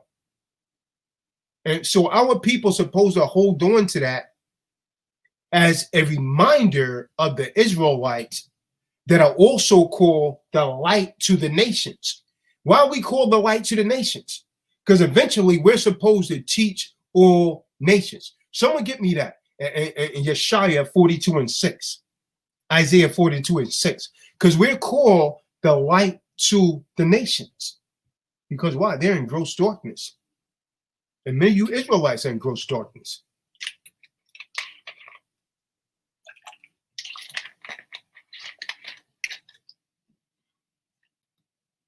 Shalom, rise, Israel. Book of Yeshaya, chapter 42, verse 6. I, Yahweh, have called you in righteousness, and I take hold of your hand and guard you, and give you for a covenant to a people, for a light to the Gentiles. For what? For a light to the Gentiles. Or Gentiles mean all of the other nations, not of the nation of Israel. So we're supposed to be a light to the Gentiles. How can we be a light to the Gentiles if we're not keeping the law? You're not keeping the law, man. Someone get me Zechariah 4, verse 6. Not by might, not by power, but of the spirit of Yahweh, why Yahweh Shah. That's how you get the light, man. See, when the prophets asked about the menorah, it's a symbol of bringing Yahweh's glory, truth, and light into the world, into the nations. And his people are called to be his representatives in bringing the light. You're supposed to be a rep of bringing the light, man. What do Yahweh Shah teach? That's Zechariah 4, verse 6. Zechariah verse 4, chapter 4, verse 6. Then he answered and spake to me, this is the word of Yahweh.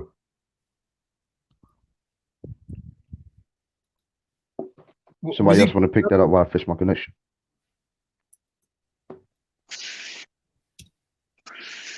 Con. Then he answered and spake. I got it. Then he answered and spake unto me, saying, this is the word of Yah unto Zerubbabel, saying, not by might nor by power, but by my spirit, saith Yah of hosts. So that's how you become the light, by the spirit of Hamashiach Yahweh Shah. That's how you become the light to the nations, man. Someone get the book of Matthew, the 5th chapter, man. What did Hamashiach say, man? Those of us that keep these laws, statutes, and commandments, you are the light of the world. But if you're not keeping these laws, you ain't no damn light, man. You in gross darkness. We're supposed to be keeping these laws, man.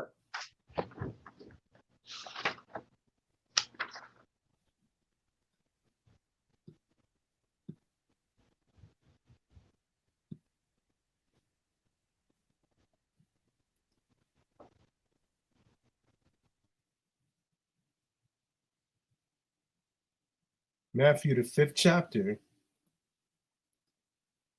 verse 14 through 16. Matthew, the 5th chapter, verse 14 through 16. Con. The book of Matthew 5 and 14. Ye are the light of the world. Who's he talking to? He's talking to Israelites. You're the light of the world. You represent that menorah. Light. The menorah gives a light. That's symbolic to the light of Hamashiach Yahushua, the spirit. Khan. The Father said you are the light of the world. Go ahead, read it. Khan. A city that is set on a hill cannot be hid. A city is bright, man. You think you could sit in New York City on the top of a hill and hide it? No, you can't. You know? 15. Neither do men light a candle and put it under a bushel. Okay, stop. Let's get some understanding. With that being said, Zara, why does Masons call themselves Luciferians? Luciferians supposed to represent the light. But Hamashiach is saying right here, neither does men light a candle and put it under a bushel basket. They moving in secret. Why? Because they're coming with demons. They don't have the true light. Because the true light, it doesn't disappear with the presence of darkness. The true light is always shown. Go ahead, brother. Khan. But on a candlestick, and it giveth light unto all that are in the house. 5 and 16. Let your light so shine before men that they may see your good works and glorify your Father which is in heaven. Mm-hmm. So you're supposed to be letting your light shine. You're supposed to be teachers, man. Let your light shine before men. Let's get Yachanan 8 verse 12. John 8 and 12. When Mashiach Yahushua is speaking in Yachanan, the 8th verse, he's speaking in the temple. What did he say? I am the light. It's 4 o'clock. I'm the light of the world. Go ahead, read. Book of Yachanan, chapter 8, verse 12. Therefore, Yahushua spoke to them again, saying, I am the light of the world. He who follows me will by no means walk in darkness, but possess the light of life. Come. So what are we doing? We're breaking down the menorah and what it actually means. Now we're dealing with the lights on it. Next, we're going to deal with the 7 branches. Then we're going to deal with the leaves and blossoms so that you can't say that you don't understand what the menorah is anymore after today. You're going to learn today. Let's jump down to verse 20, Yashubin. Verse 20. These words Yahushua spoke in the treasury, teaching in the set apart place, and no one laid hands on them. No, that thing says in the treasury. That's supposed to say in the temple's court, man. He wasn't in no treasury. He was in the temple's court when he was teaching. When he was teaching, he was in the temple's court. And when he was teaching, the reason that I had you want to read that one is because when he was teaching, he was standing by that great light of the menorah. He was standing close to that huge temple menorah, declaring himself to be the ultimate light and witness as he is. God, I'll get it from the other. For your light has come.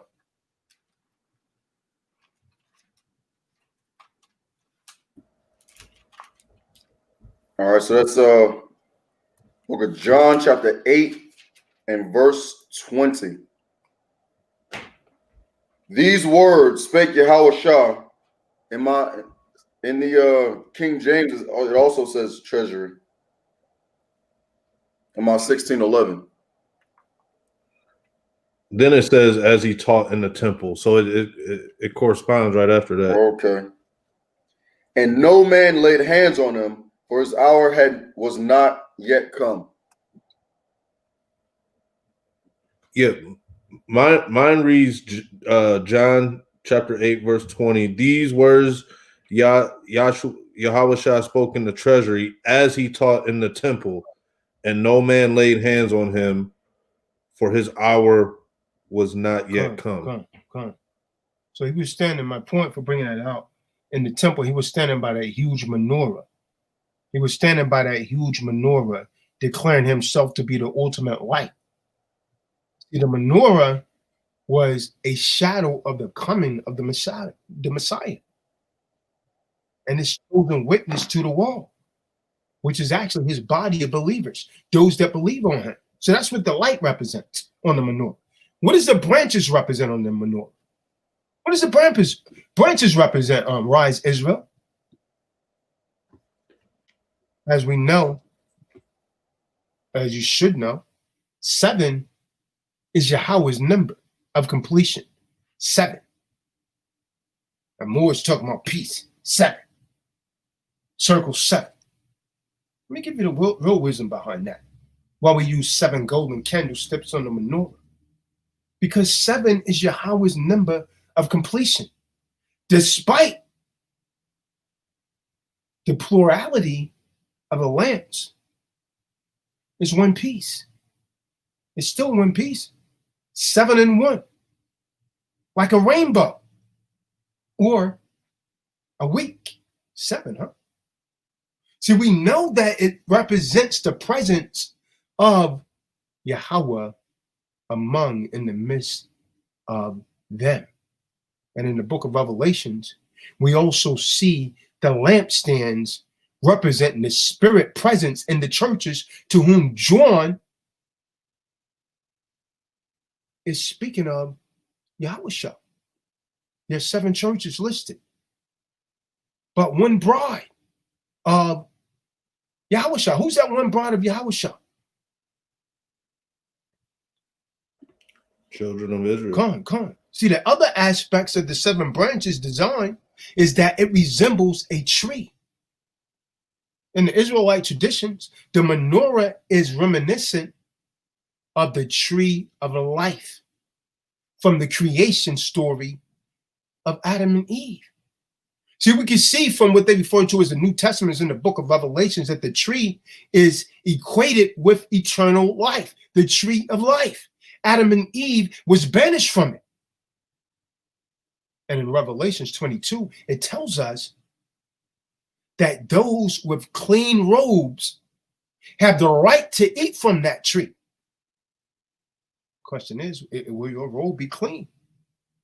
Will you have on a clean robe? And so the menorah speaks of eternal life with Yahweh for his bride. See, that's made available to us all only through the blood of Hamashiach Yahushua.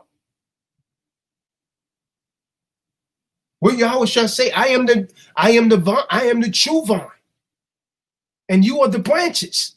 See what I'm saying? That's talking about that tree of life that Adam and Eve was told not to eat from. But in the end, if you do this right, you'll get to eat from that tree. What is he talking about, man? I am the vine. I'm the true vine. Someone get that, man. John.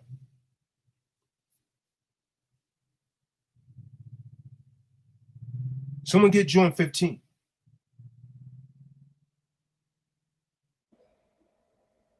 I got it.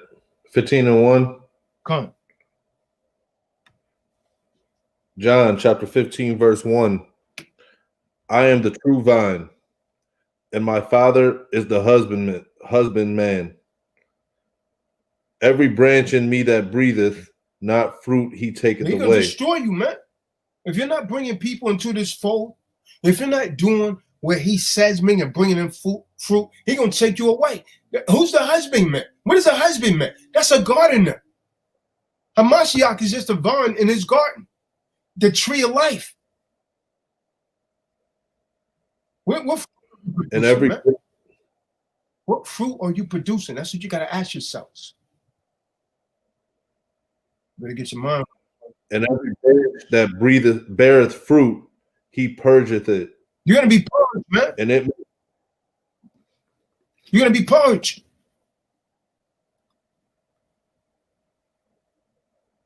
that it may bring forth more fruit. Come. No, you stop right there. Someone speak for a minute. Let me go and get my menorah and show these people what we've been going over. Hey, brothers, one thing I found interesting in this is when Isaiah 42:6, where it says bringers of the light, and then those who today, who the Ashkenazi Jews or whatever, it just shows that, like, I mean, if they were walking in the spirit and who they claim, they would be teaching more or revealing some of these truths of law and scripture rather than hiding it. So, those who claim to be us in whatever facet that may be, just from what I picked up from what we were just reading, it's easy to look at them and see that they're not following the scripture, because they're not teaching everyone their culture. They're not teaching everyone the law. They're not teaching everyone the truth. I can go deeper than that, brother. What's that? I can go deeper than that. Yeah. Because go ahead. Go ahead. Well, that's just my point. Is like that's one example for me to see through their veil a bit and say, well, why aren't they teaching people? Why are they hoarding not only wealth, information, knowledge, law, knowledge of self? Why are they hoarding all this if the book says that you're supposed to be the bringers of the light? That's just one thing I took from that. Right. Another thing too is you can look at all these businesses that's operating on the Sabbath day and so forth. A lot of them own them. You know what I mean? Whether it be a hotel or whatever it be. Yeah. You still have your maid servants or your maid servants working it. You know what I'm saying? That's a big menorah, yeah. And also they call everybody else goyims, yep. which means that they're bastards, and in end times we gonna be their slaves sevenfold. So they're kind of reading out of the book of Isaiah 14 and 21. All right, so thus far we went over this, the lights, as you see the 7 lights here. And now we're just going over the 7 branches right here. And you'll see some of the so-called Jewish menorahs. The middle one is higher than that. That's not scriptural, man. That's not scriptural. Notice how all of these are equal. That's how the menorah is supposed to be. Sometimes the so-called Jewish people, they will raise the one in the middle. You can't find that in the scripture. So the next thing we're going to go over is the last thing, is these leaves that you see on here. These olive leaves. You get close to it right there. Those right there. You see the blossoms. That's the other thing we was talking about. See, when I had Will read Revelations 1 and 13, this is the image that's supposed to come in your head. You see how this in the midst of 7 golden candlesticks. That's what this is talking about.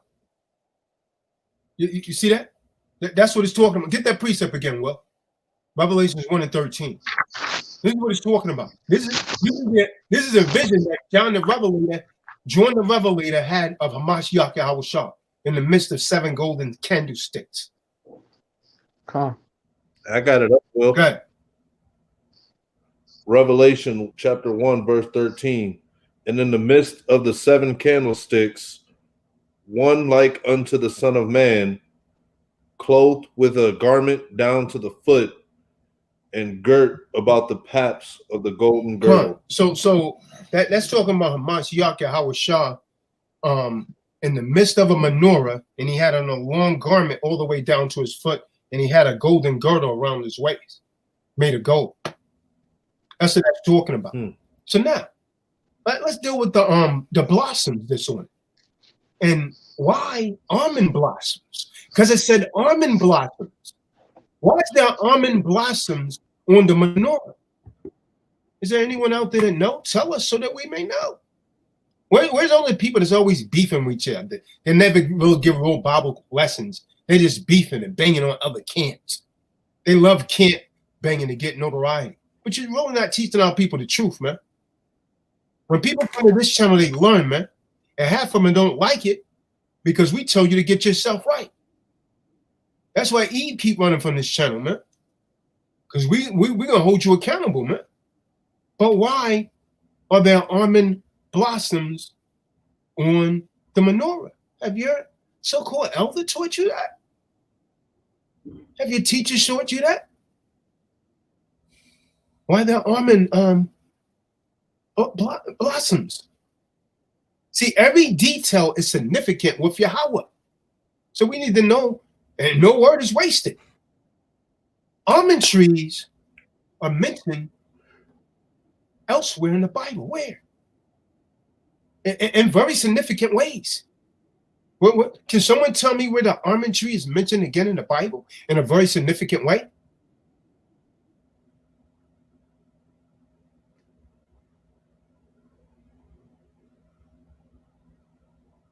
Well, the first time is when Aaron's priestly authority was questioned and his staff budded and bloomed and produced fruit overnight as a validation from Yahweh. No one ever read that story?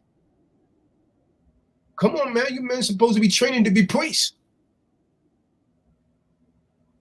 No one never read that? Guess not. Second time is when Yahweh shows Jeremiah an almond branch in his vision. Now, I know you read that story, man. No? No one read that story? Khan. What the hell, man? Yeah, that's the first chapter in Jeremiah. Yeah, that's the first chapter in Jeremiah. Khan. So I got a precept. I got a precept to the pertaining to Yahweh Shai in the menorah, sort of. It's Deuteronomy chapter 17, verses 18 to 19. It says, and it shall be when he sitteth upon the throne of his kingdom, that he shall write him a copy of this law in the book, out of that which is before the priests of the Levites. 19. And it shall be with him, and he shall read therein all the days of his life, that he may learn to fear the Most High Yahweh, power, and keep all the words of the laws and these statutes to do them. So that's what I mean, that's not what I get out of it, but I think that was pertaining to Yahweh Shai. yeah, Khan. So the reason, since no one is providing an answer, the reason that the Hebrew wordplay, as for the word almond, the word almond is also the root word to be diligent, to be hardworking. Because the tree blooms, an almond tree, it blooms and it produces fruit before any other trees. Your boy Genius going to do some research on it. When does an almond tree bloom? Anyone know? In the dead of winter, in the middle of winter, before any other tree. When does most other trees bloom? In the spring. Things start springing up. Things start springing up. Come on, man. Nobody here with me but Yashabin. Almond trees bloom in November to February. In the middle of winter. You're a country boy, where you don't know that? So it's a metaphor, man. The word almond, the reason the Most High told us to put almond on this, it's a metaphor. It's a metaphor. He's dealing with metaphors for haste and determined work. So Yahweh assures Jeremiah, that he's diligently watching over his word to fulfill. So let's get it, Yashabin, Jeremiah 1 verse 12. Jeremiah 1 verse 12.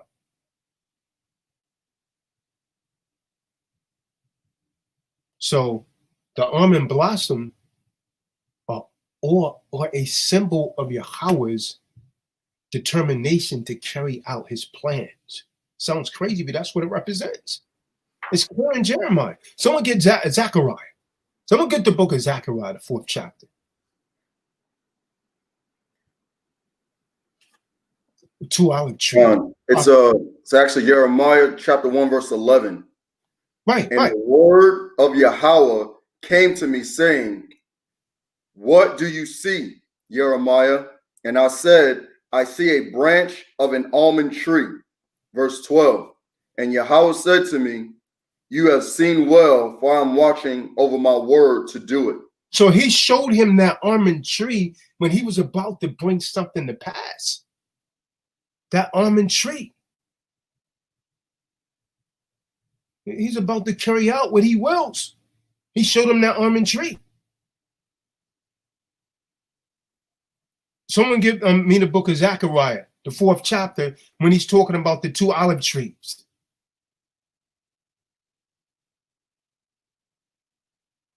By the vision of a menorah with 2 olive trees. Book of Zechariah, chapter 4. And the Malak who was speaking to me came back and woke me up as a man is awakened from sleep. Mm-hmm. And he said to me, what do you see? So I said, I have looked and see a lampstand, all of gold, with a book. Where's that lampstand all of gold? The menorah. We read it already. We read it before. A lampstand all of gold is talking about this. Read on. With a bowl on top of it, and on the stand 7 lamps with 7 spouts to the 7 lamps. Mm-hmm. Verse 3. You good? That's good. It's talking. Okay. So when we go into what they call the New Testament, and we deal with the Apostle Paul, Paul is describing the Jews and the 10 tribes in Romans 11 chapter as the 2 olive trees. The wild Gentile tree being grafted into the cultivated Jew tree. Do Yahweh show? The 2 become one in him. Let's get it. Romans the 11th chapter, man. When he's talking about the 2 olive trees.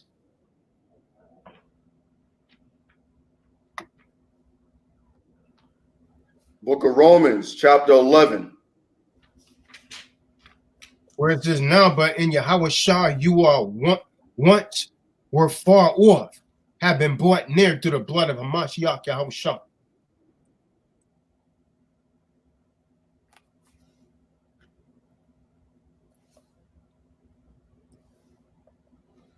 I believe that's verse 24. Actually, it's clear in Ephesians. Let's get it in Ephesians 2 and 13. Start at 13. Ephesians 2 and 13, and read on down to verse 22. The book of Ephesians, Ephesus, chapter 2, verse 13.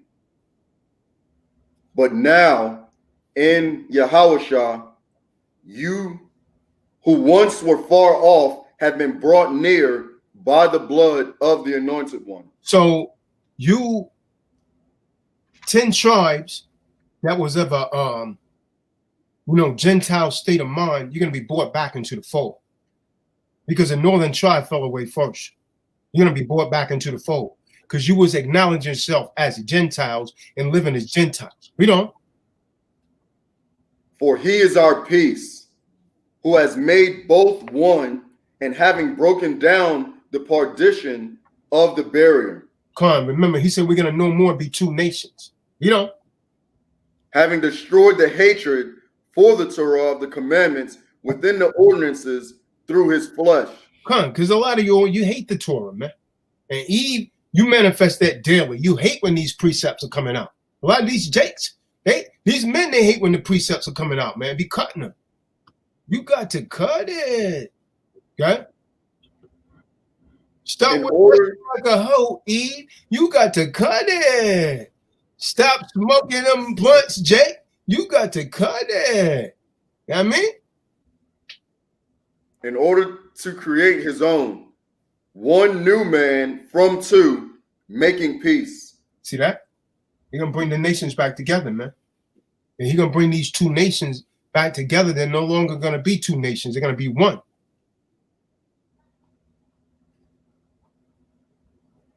You want me to keep going? Yeah, keep going. We're reading in verse 22.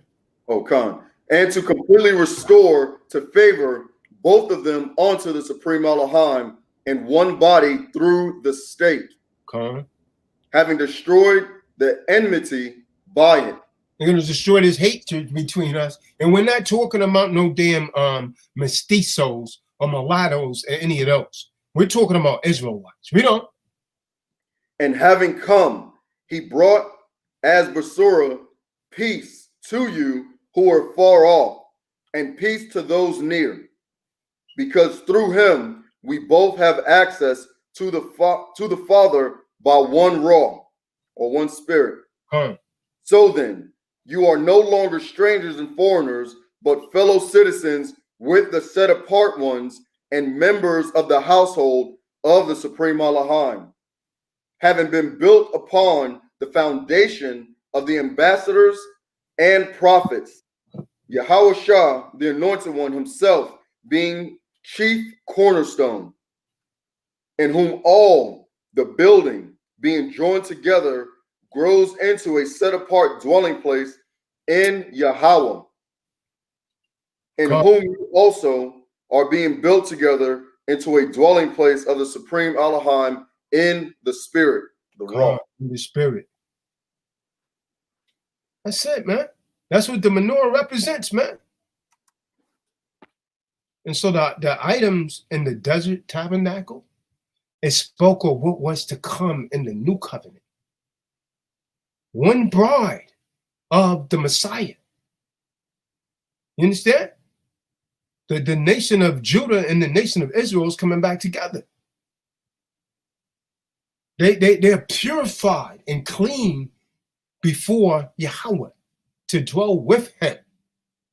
What a very powerful symbol, man. It's beautiful, man. How wonderful is it to have been brought into the new covenant? And it's going to be fulfilled through Hamashiach Yahweh Shah. And you can like that, understand it, believe it or not. Now, you guys had things to bring out, bring it out. Bring it out.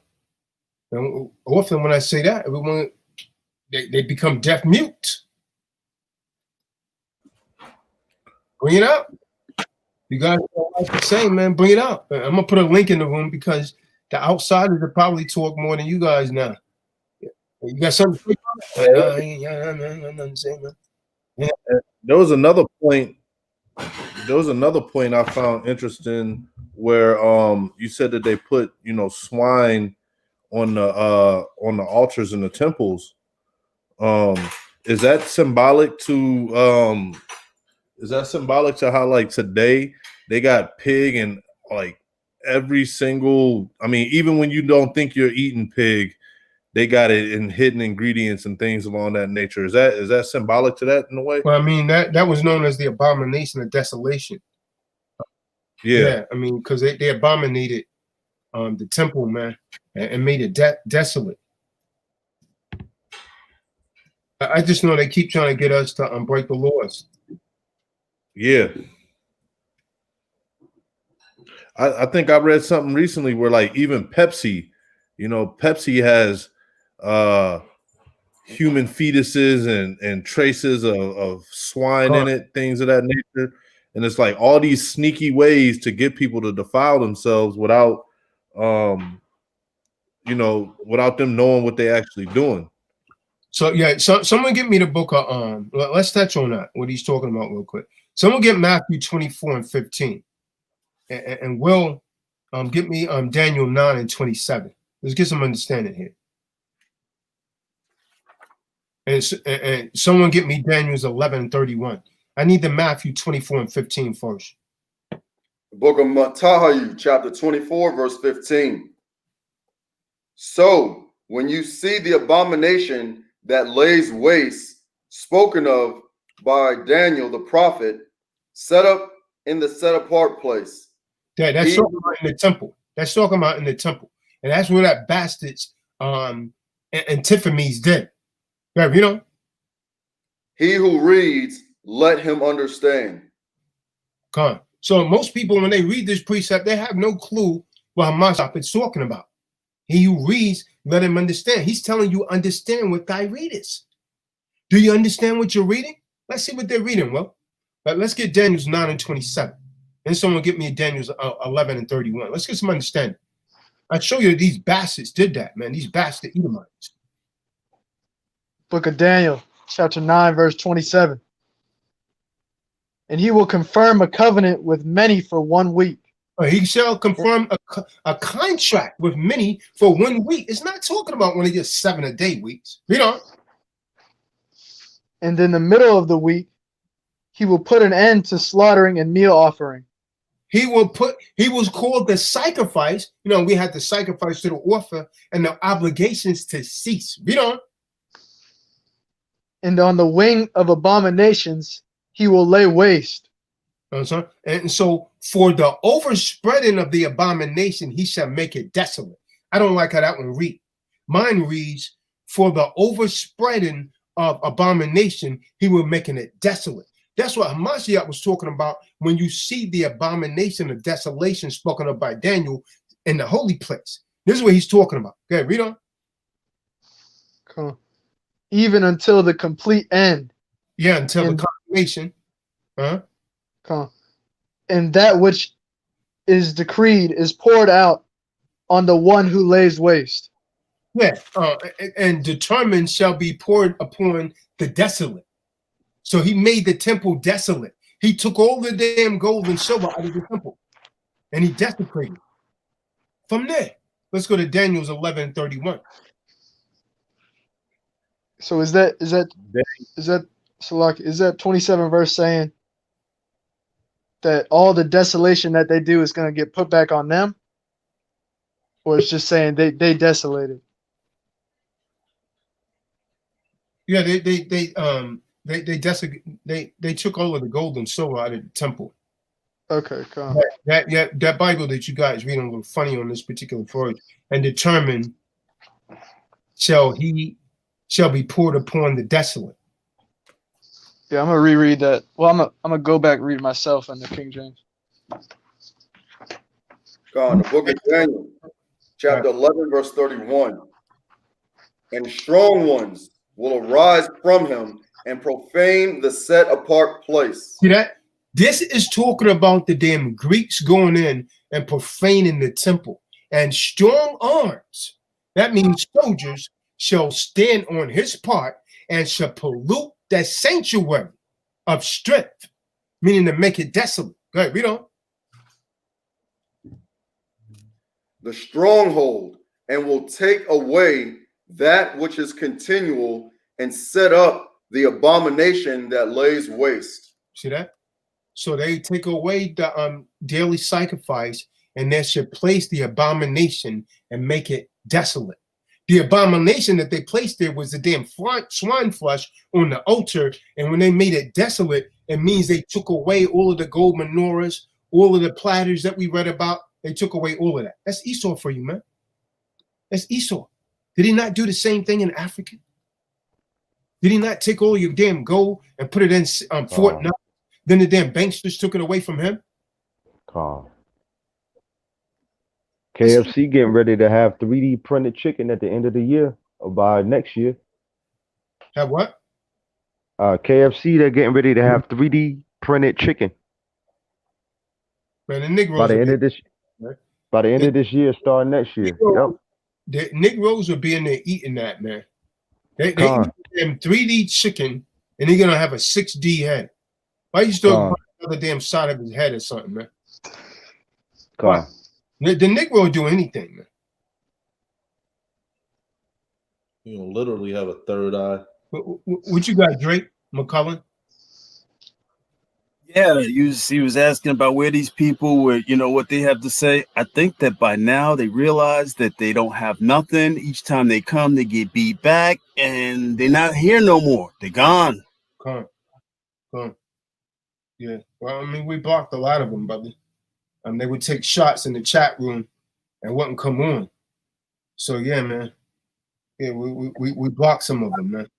One more thing I want to say is, when you guys get into it, I mean, you break it down and you make sense of what most people can't even begin to understand. That's what Israelite can do, and no others on the planet can do that.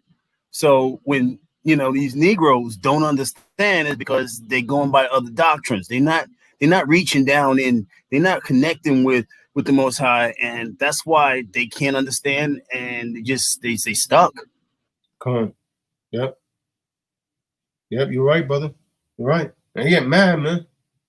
Even if it's the truth, man, you tell them to come with scriptures, they won't come with scriptures out. They just want to argue, man. Going straight dead mode. Just want to argue. I don't like these polemics, man. Okay, man. Shalom. Next. Most High is going to deal with you. Most High is going to sort them out, man. What you got, brethren? Brethren, what you got, Bob Marley? I ain't got nothing, brother. I'm just listening. Peace, brother. Education. No doubt, brother. No doubt. Hey, the water, man. You was going in on something. Bring it out now, man. You got all the time you need, King. Bring it up. What was I saying earlier? Oh, I don't know, man. You was bringing out some precepts, man. So I'm saying, let's go into some of this, man. Let me show them what happened to the temple, man. Someone get first Matt, chapter 1, verse 1.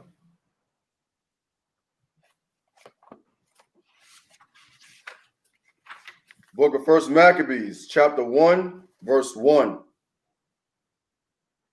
And it happened after that Alexander, son of Philip, the Macedonian, who came out of the land of Kittim, had smitten the Darius king of the Persians. Darius. Yeah, he overthrew the Persians and the Medes. This is talking about Alexander the Freak.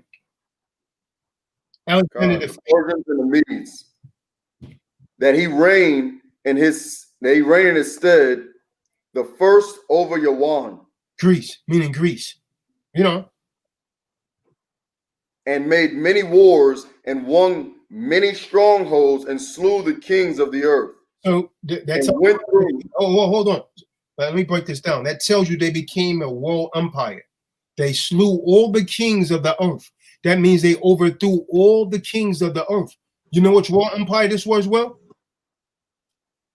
Come on, man. Read that. What about you, Israel? You know what world empire this is? The brothers that don't know this stuff really should be writing it down, man. Because I put this stuff out before. Which world empire was this? When the Greeks took over? Was it Babylon? What was the foot? No, which number was it? Which number world empire was this? Don't say anything, Yashabin. Don't say anything, Dawad.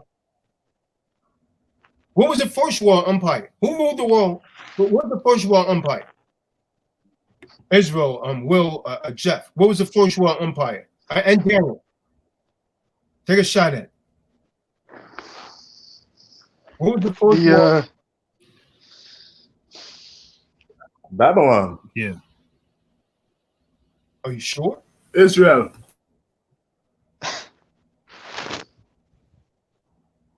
Jeff said Babylon. Are you sure? Is he correct, Will?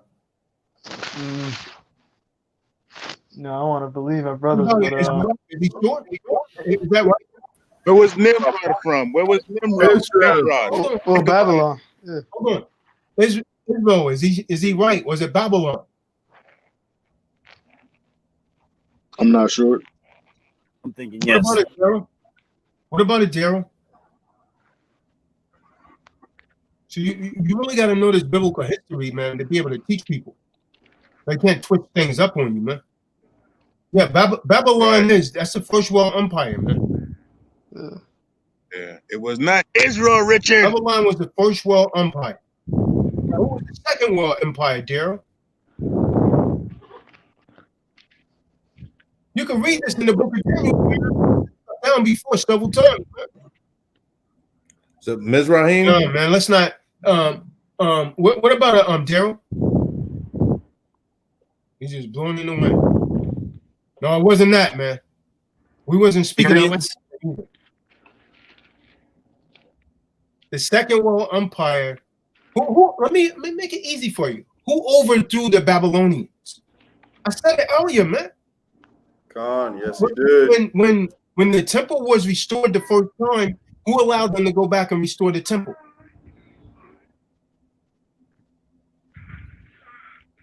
It should be pretty easy. Was it? You want me to get it? Constantine. I don't want you to get it, man. They need to figure this stuff out, man.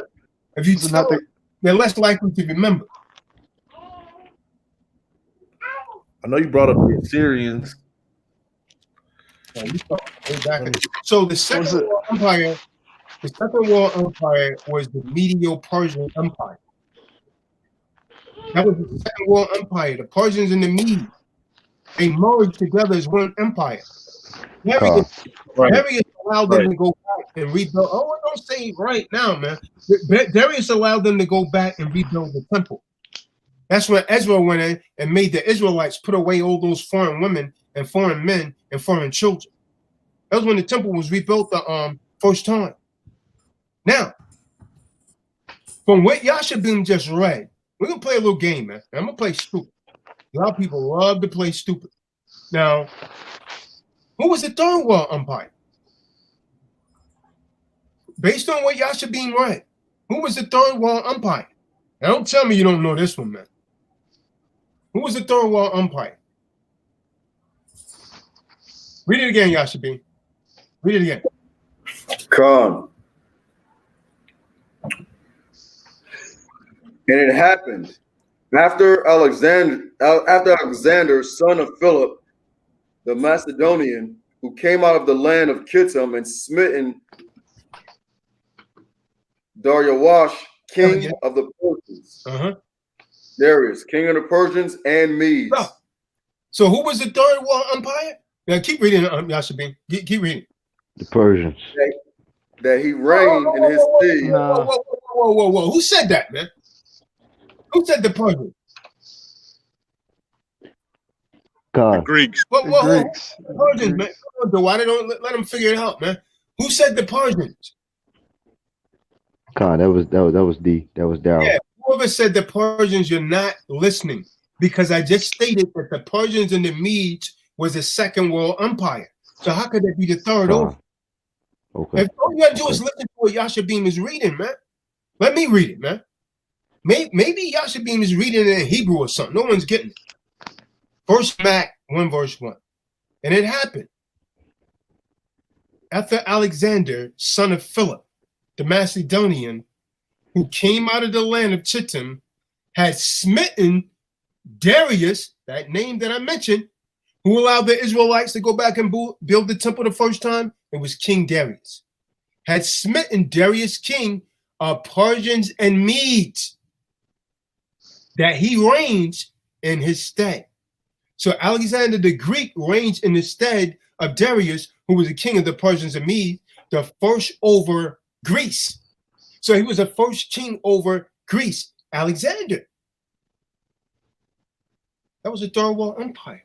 And so who was the Fourth World Empire? Who overthrew the Greeks? Come on, man. They taught you this in history class. You don't even need to know the Bible. Who overthrew the Greeks? Was it not the Romans? Oh, God. Don't ask me a question. Don't ask me a question with a question. I'm not a debtor, because I'm going to give it back to you. I don't know. Was it? The Romans. Are you sure? Are you guessing? No, that's what I. Who overthrew the Greeks? Then on your block, Will. The Romans. The Romans. Prove it, Will. What year? If you can't give me a time frame, you guessing, Will. And don't go to Google, man. Give me an answer real quick. He's going to Google that. I'm way smarter than that, man.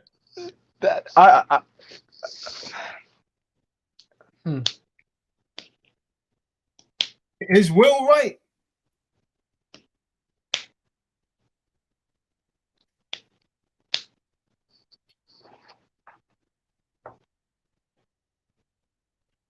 Will correct. What we say, Daryl, is Will correct?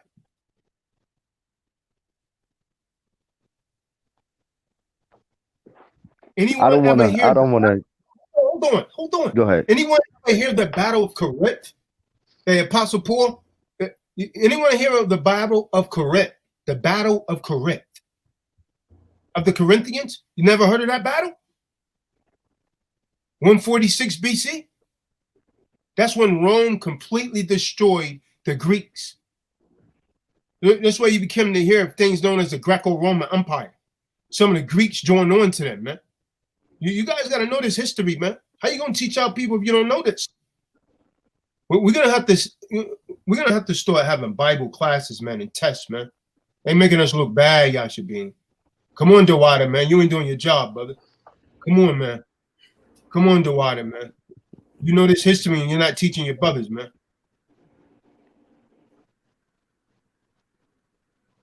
So yeah, Rome. There's only been 4 world empires. So with that being said, how is it that America's ruling now?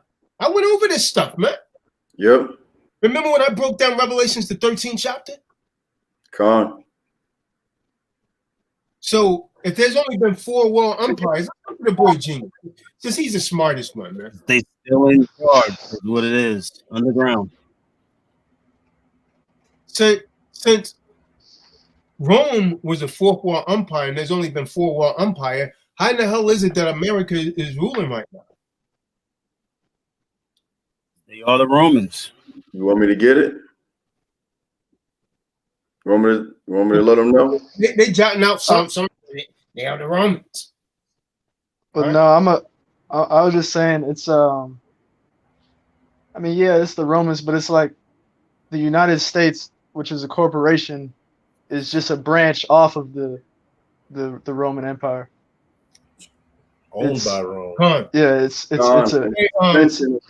whoa. This new chick that just came to the channel, if you don't want to be here, you get the hell up out of here. She's saying, why am I insulting, talking down to the man like he's a boy? You get the hell out of here, you damn wicked Eve. You don't even like an Eve, you like a damn Moabite. Get the hell up out of here. We make men over here. We don't deal with, we turn boys into men. So you take your wicked behind back where you came from before you get blocked. Come on. Don't bring that damn witchcraft over here. So yeah, Will is right. Does someone know the precept on that to prove that America was an extension of Rome? It was that little horn, man, that was coming up. It was that little horn. I'm talking about this right here. See that? And he come in with a damn fake hair and all. Get that. Come on here like a damn transsexual. Talking about where you talking down there. And she like a damn transsexual. Get the hell up out of here, man. You're on the wrong channel, man.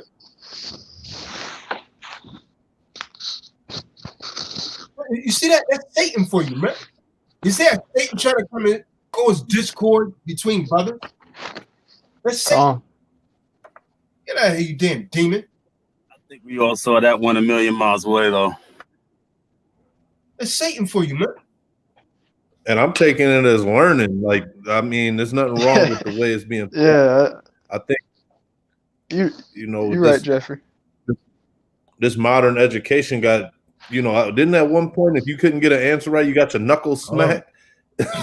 You know, and you know, when you get taught in a stern way, you do remember it more. Like, to your point, this is something we should know. Like I said, I'm new coming into the scriptures and stuff like that, but that helps me learn.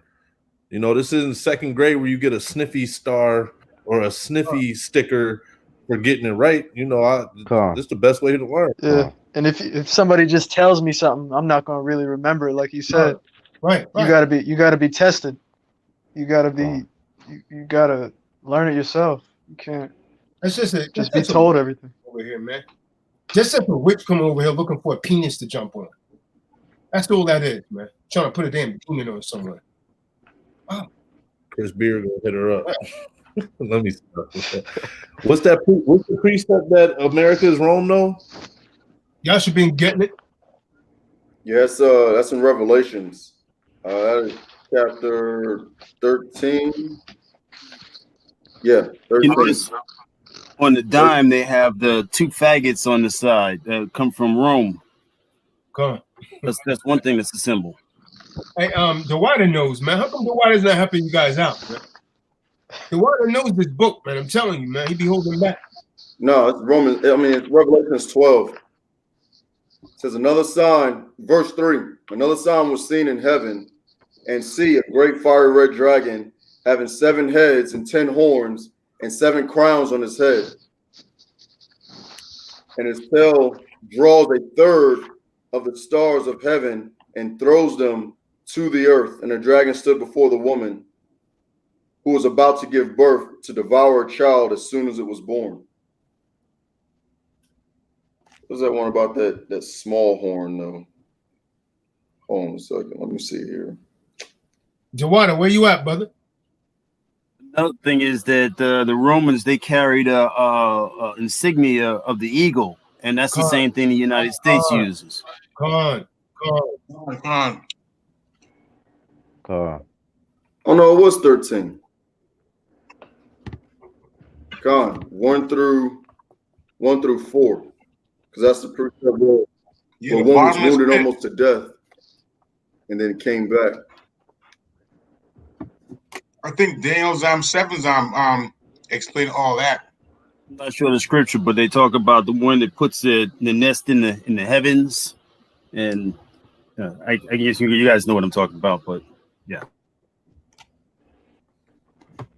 Man, I lost my chain of thought, man. So dealing with that damn wicked Eve. I don't even know if it's an Eve. Look like a robot. I don't think anybody really heard it though. I mean, she didn't say anything. She just typed it in the room as usual, man. That's how they I'm come. saying I don't think anybody heard it. Like, okay, there we go. All right, forget about that. You got the book of Daniel, chapter 7 and verse 8. It says, I was thinking about the horns, then saw another horn, a little one coming before it. And see, eyes like the eyes of a man were in his horn, and a mouth speaking great works. Is that what you're talking about, DeWater? Come on. That's that little horn. So the U.S., this corporation is just a horn on the head of the dragon. Nah. Daniel's, when you read Daniel's, it doesn't line up with Revelations. Revelations is actually talking about different beasts when you really break it down. And I went over that when I was breaking down Revelations 12. They don't line up because when you read, if you notice in Daniel, it never mentions the completion of the 4th beast. When you go to the book of Daniel.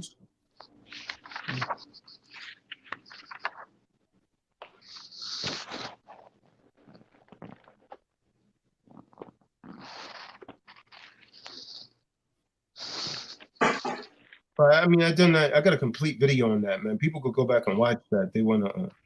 It's kind of veering off topic. We're just going into these 4 world umpires, and that was supposed to bring up something else. I don't even know how we got to that, man. I was asking about the world umpires, who ruled the world. We was actually reading Matt. We was going into how they abominated the temple and desecrated it. That's what we was going into first Matt. So let's go back over there, man. First Matt. 1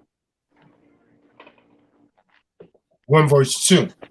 But let's read it from a King James version, man.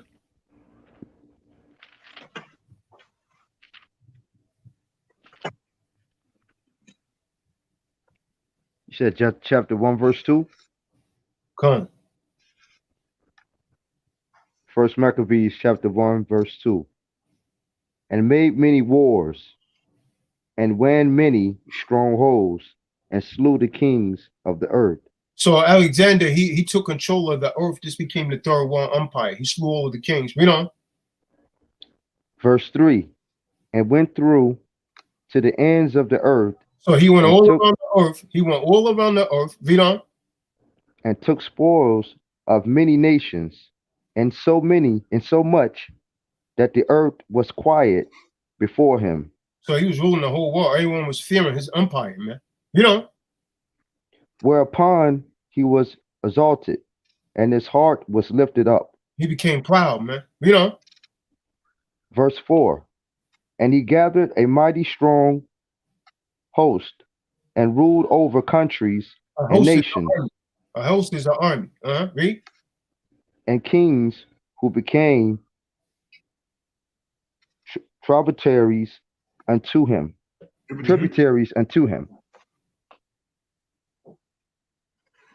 Verse 5. And after these things he fell sick, and perceived that he should die. So Alexander, he died. He died. You know. Verse 6.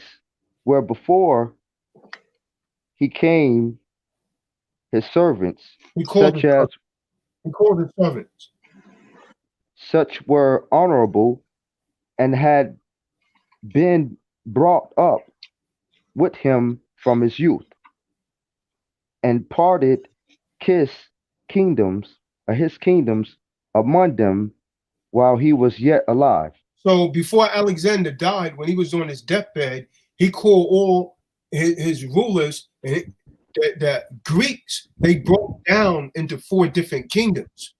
It was divided amongst his 4 generals. That's what that precept is talking about. Read on. Verse 7. So Alexander reigned 12 years and then died. Verse 8. And his servants bare rule, everyone in his place. Verse 9. And after his death, they all put crowns upon themselves. So did their sons after them. Many years and evils were multiplied in the earth. Now here comes the root of all evil. The root of all evil was Antiochus Epiphanes. He was wicked, man. And he's the one that got you Israelites stop getting circumcised, practicing them Greek games naked, like Eve liked to do. Go out damn near naked. You know what I mean? When you going out with damn stretch pants on, you're naked, man. You just got a color, something painted over your damn skin. You're naked. You can see your nakedness. She believed damn Esau when he tell her, oh, if you don't show your nipples, you're not naked. You simple as hell, man. You simple as hell. Go ahead, read, King. Verse 10. And there came out of them a wicked root, Antiochus, surnamed Epiphanes, sons of Antiochus, the king, who had been an hostage at Rome, and he reigned in the 137th year of the kingdom of the Greeks. Verse 11. Watch this. In those days went there out of Israel wicked men. What kind of men in Israel? Wicked men. What kind of men? Wicked men. What kind of men do we have today in Israel? Read. Verse 11. Wicked men. In those days went there out of Israel wicked men who persuaded many, saying, let us go and make a covenant with the heathen. Wait. So you got Israelite camps going out making a covenant with heathens, calling them Israelites. Oh, no, you're Israelite too, Bob. Oh, you could dance? Oh, you're Israelite too. Oh, you can sing? You're Israelite too. No, man, Frank Sinatra's an Israelite. Everybody's a damn Israelite. That damn Edomite that sits next to Tazariah is suddenly an Israelite. Wicked men that made a covenant with the heathen. Wicked men that made a covenant with the heathen. Now, Mexicans that hate your gut is an Israelite. And I don't mean the ones that were descent. Wicked men that made a covenant with the heathen. Understand what I read is? Go ahead, read, King. Let us go and make a covenant with the heathen. Yeah, let us go and make a covenant with Esau, because he's a little darker than the other Edomites. We're gonna pull him into this fold and say, hey, you're an Israelite. Oh, you can dance, man. You could. Bruce Lee's an Israelite. Guess what, y'all should be? Bruce Lee is an Israelite. What the hell? You got to be like that guy. God. Bruce Lee's an Israelite now, according to Taha. Everybody's damn. All you got to be able to do is sing and dance, even if you could fake it. Even if when you dancing, it looks like you're dancing to the damn lyrics instead of the music. You all off beat. He dancing to the words. You see what I'm saying? Oh, he's an Israelite guy. Go ahead, bro. Go ahead, brother. That are round about us, for since we departed from them, we have had much sorrow. Yeah, so since you departed from him, you want to be just like them. You want to live in their neighborhoods. Then they spray paint on your car, and nigga go home. Listen, man, can I stay in your neighborhood? I don't want to be You want to be a damn Clarence Thomas, man. You're a damn Clarence Thomas, man. Scrub your car with a wire brush, like is what happened to my car. A wire brush? A wire brush. You sure hate your damn guts, man. Vibe was telling you earlier, man. His boss used to be a damn high rank in the KKK. And you come back and think everything's cool after that?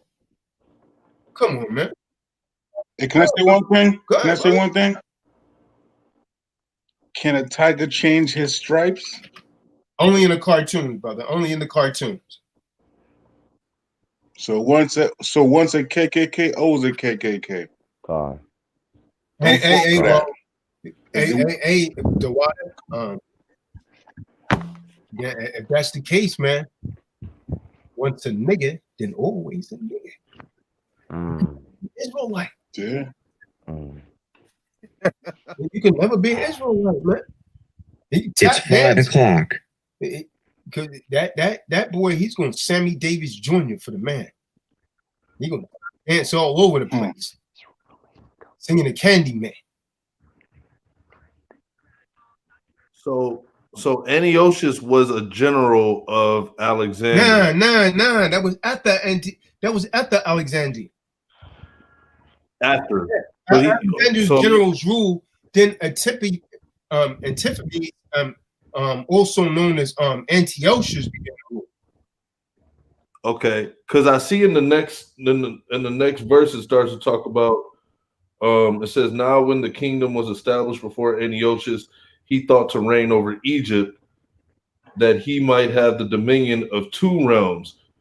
Wherefore he entered into Egypt with a great multitude, with chariots and elephants and horsemen, and a great navy, and made war against Ptolemy. So Ptolemy was a general of Alexander, who Alexander gave the dominion of Egypt. But Antiochus, he wanted to rule everything. He wanted to rule everything. And none of those other men were responsible for telling the Israelites, listen, man, if I catch you practicing on the Shabbat, you're gonna be put to death. You're gonna be put to death. They didn't want you to do anything that was under Antiochus. You could do anything that was related to your heritage. Hey, keep reading, man. Let me see. And made war against Ptolemy, king. Oh, go ahead, Daryl. My bad, man. What, Khan, would you pertain to that to me or Jeff? No, it doesn't matter, man. Whatever. Okay. All right. I'll pick up for verse 12. So this derives pleased them well. Verse 13. Then certain of the people were forward herein, that they went to the king, who gave them license to do after the ordinances of the heathen. So they went to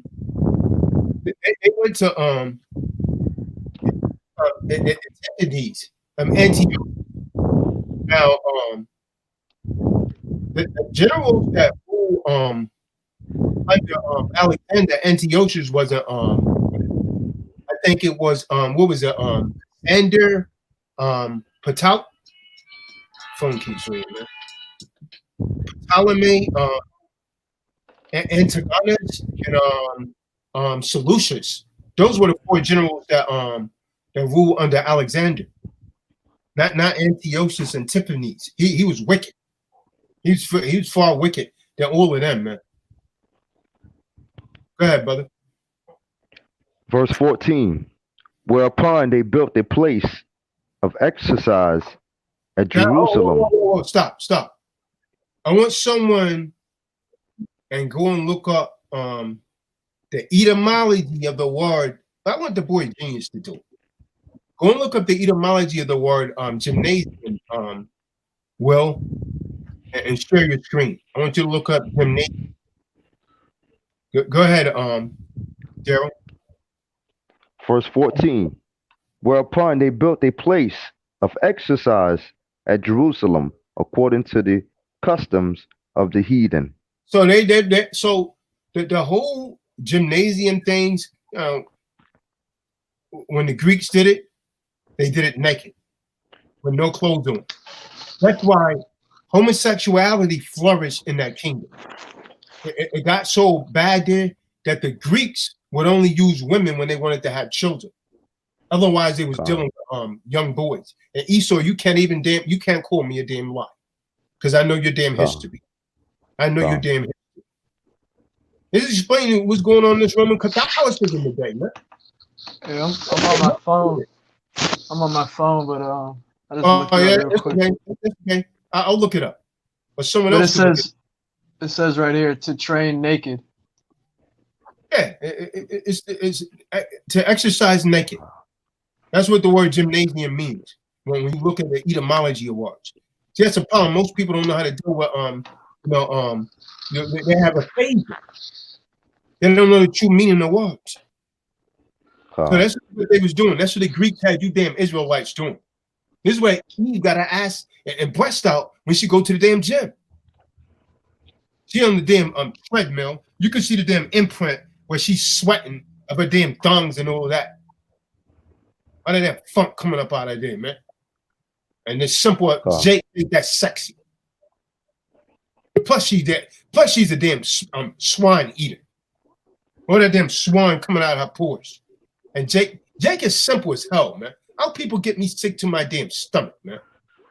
He chasing that. She got all them trick now worms up in her body, man. When you look at her like that, it becomes disgusting, man. You don't want her. It's just that you're not educated good enough, man. She's not clean, man. If Hamashiach was walking the earth today and he looked at most of these Eves, he would say just like they said when they saw someone with leprosy, unclean, unclean, unclean. But Jake don't give a damn. He's unclean too. She's eating the pig's feet and he's eating the damn pig hair. Verse 15. Verse 15 says it all. Read. Verse 15. And made themselves uncircumcised and forsook the holy covenant and joined themselves to the heathen and were sold to do mischiefs. Yeah, that means they sold their damn souls. Just like these celebrities do today. Freemasons. Yeah,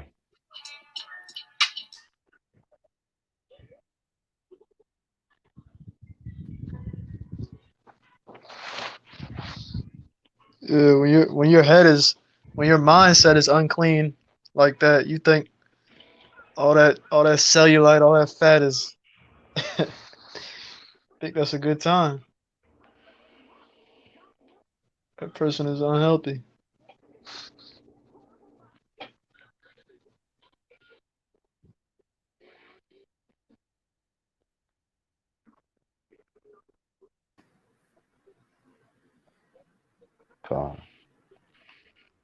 And I was going to reiterate for everybody, not just the Eves, but also the Jakes out there. that feel like you're being talked to too harshly. Hard lessons are learned extremely well. That actually goes along with our most basic nature. When receiving brand new information, especially information that goes against the grain of how we've been conditioned, hard lessons are learned well. And this is right here this is where you're going to get it. It is to break it down and to build you back up.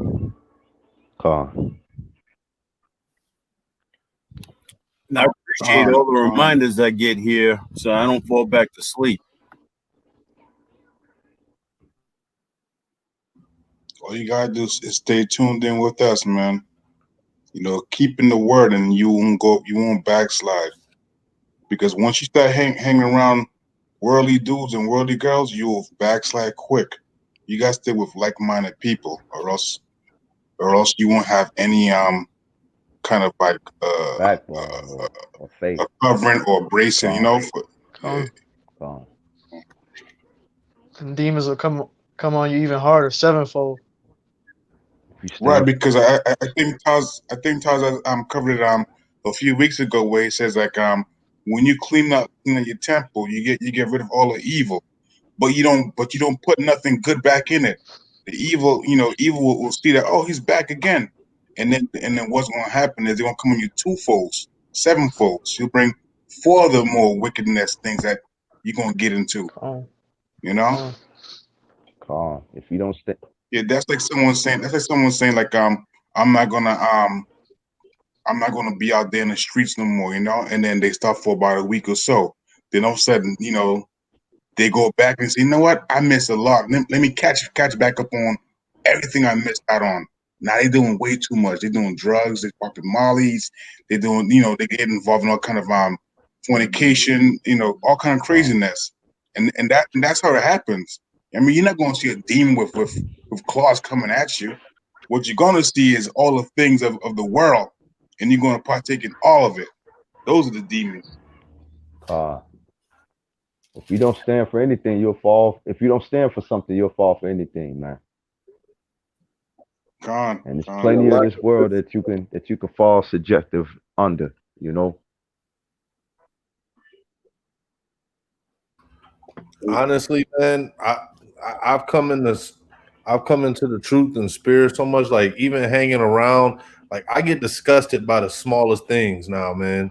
Like I see somebody, I see a Jake, you know, a dude sagging, like it just disgusts me, and it's really burned.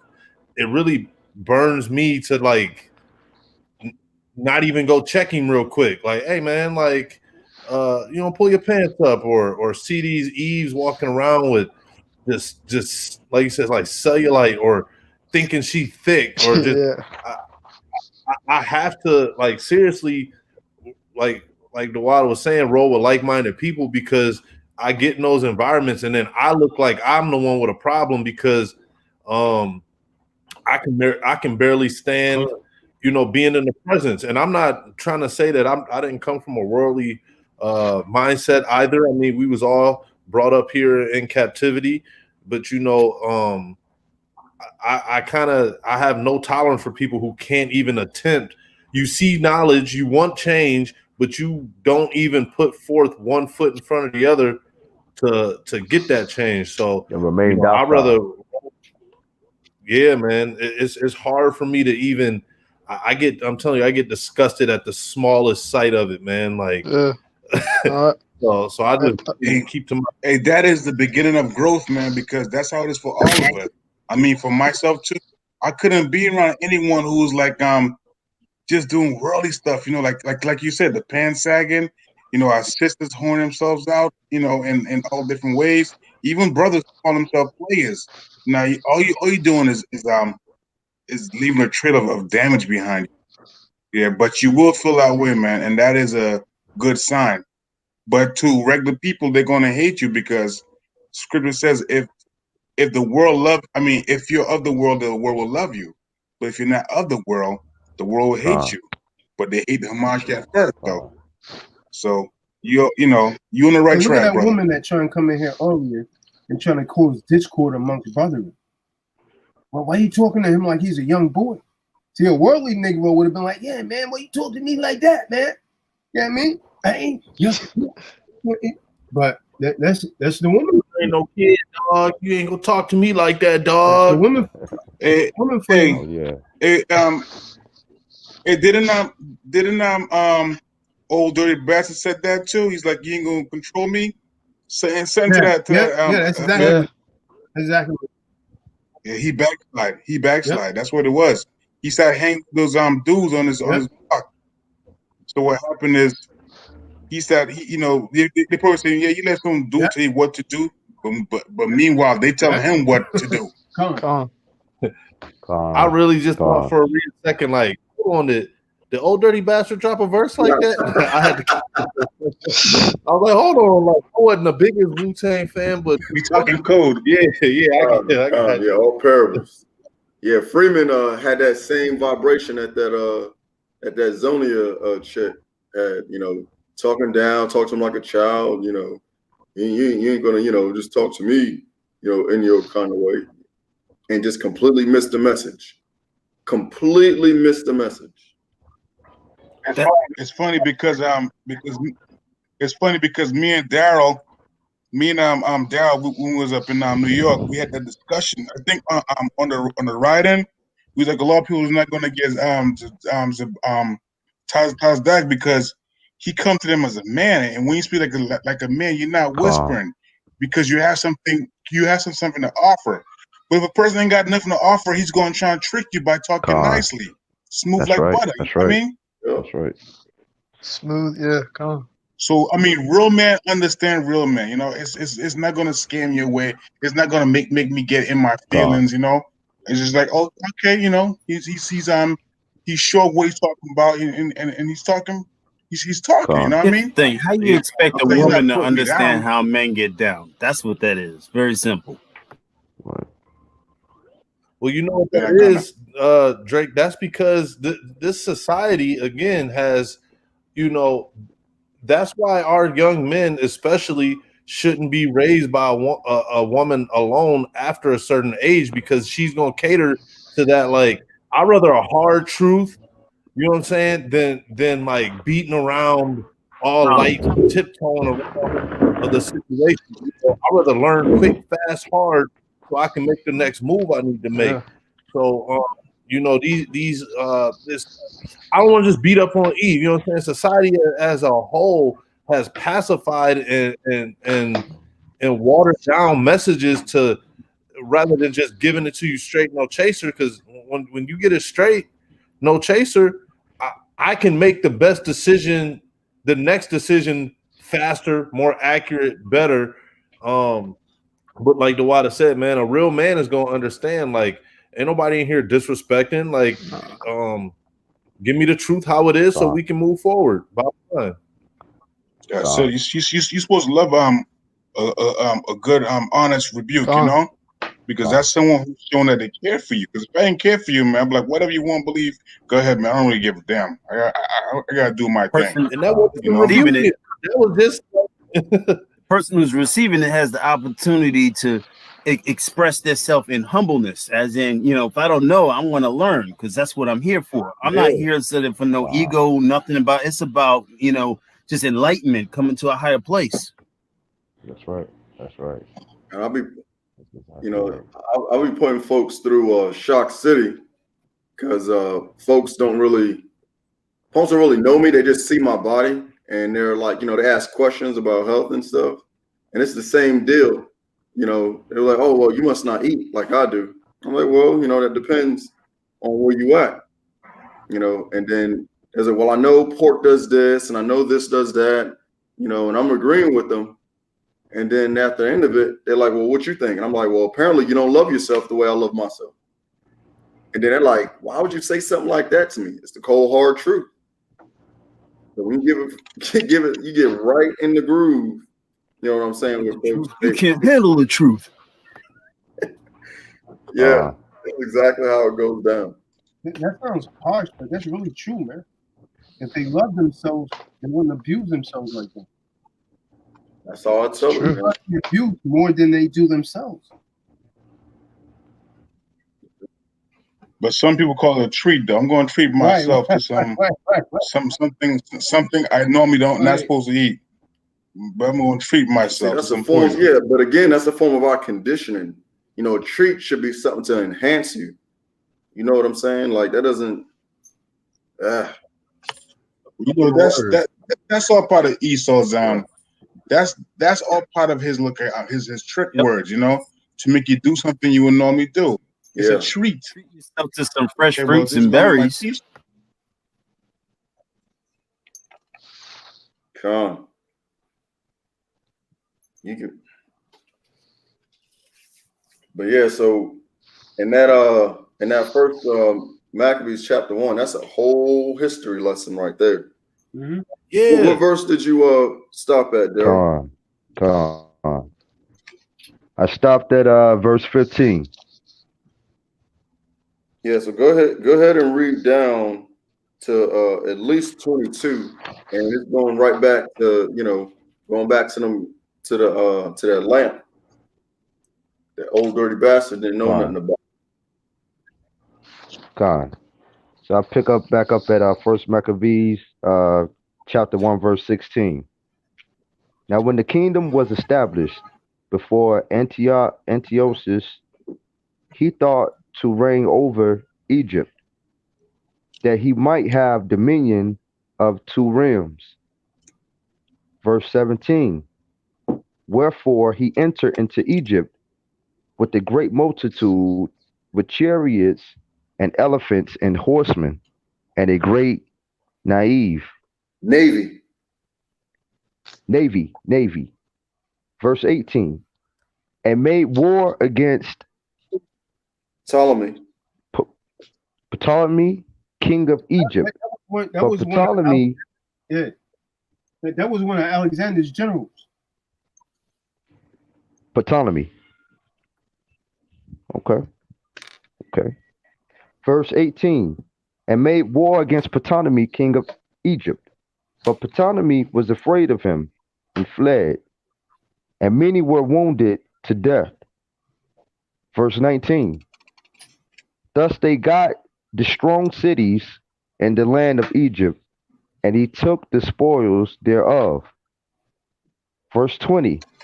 And after that Antiochus had smitten Egypt, he returned again in the 143rd year, and went up against Israel and Jerusalem with a great multitude.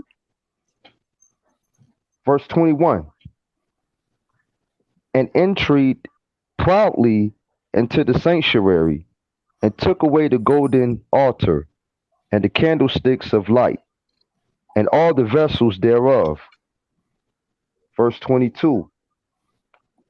And the table of the shewbread, and the pouring vessels, and the veils, and the censers of gold, and the veil, and the crowns, and the golden ornaments that were before the temple, all which he pulled off. He took all of that. We read that earlier. He took all of that. Come. He put swine's flesh on the altar. Come. This brings a point to me as well, as much as in our schools in the public school system that they teach so much against the Bible. But then you see in like this story in First Maccabees right here, where they're teaching something. The Bible is telling you exactly what they'll teach in the school about how great Alexander was, but then they'll hypocritically say, don't follow the Bible, but the stories that they're getting are from the Bible. Yep. So they'll praise Alexander and his exploits in one hand, but then in the other say, "Oh, don't worry about that Bible. That's all made up fairy tale, whatever." But in their movies, they'll make great big movies about Alexander the Great and all of this stuff, but they won't want you to go to the Bible and get that information. They want to give it to you in their way. But you know what? like I always say, why am I listening to someone who's confused? Because they believe homosexuality is a way of life or is correct, whatever. I mean, that's a death sentence, really, because you're not bringing no life. You actually create death. So if you're a homosexual and you're teaching in the school systems, which a lot of them are, Yeah. you know, why am I listening to you? You don't even know what you are. Yeah, I've had to have those so-called tough for some, easy for me, but them tough, awkward conversations where your son or your daughter comes home and be like, "Hey, I was in a restroom and there was a woman in there that looked like a man with a wig on." I had to show up. I had to show up, and I ain't lying, man. That thing was crazy, but they don't want me at those meetings, like them town hall meetings and stuff. I'll put it out there plainly. No one at the town hall meeting want that to take place, but at the same time, nobody wants to put on public record that it's not right because of the what's coming down from Washington.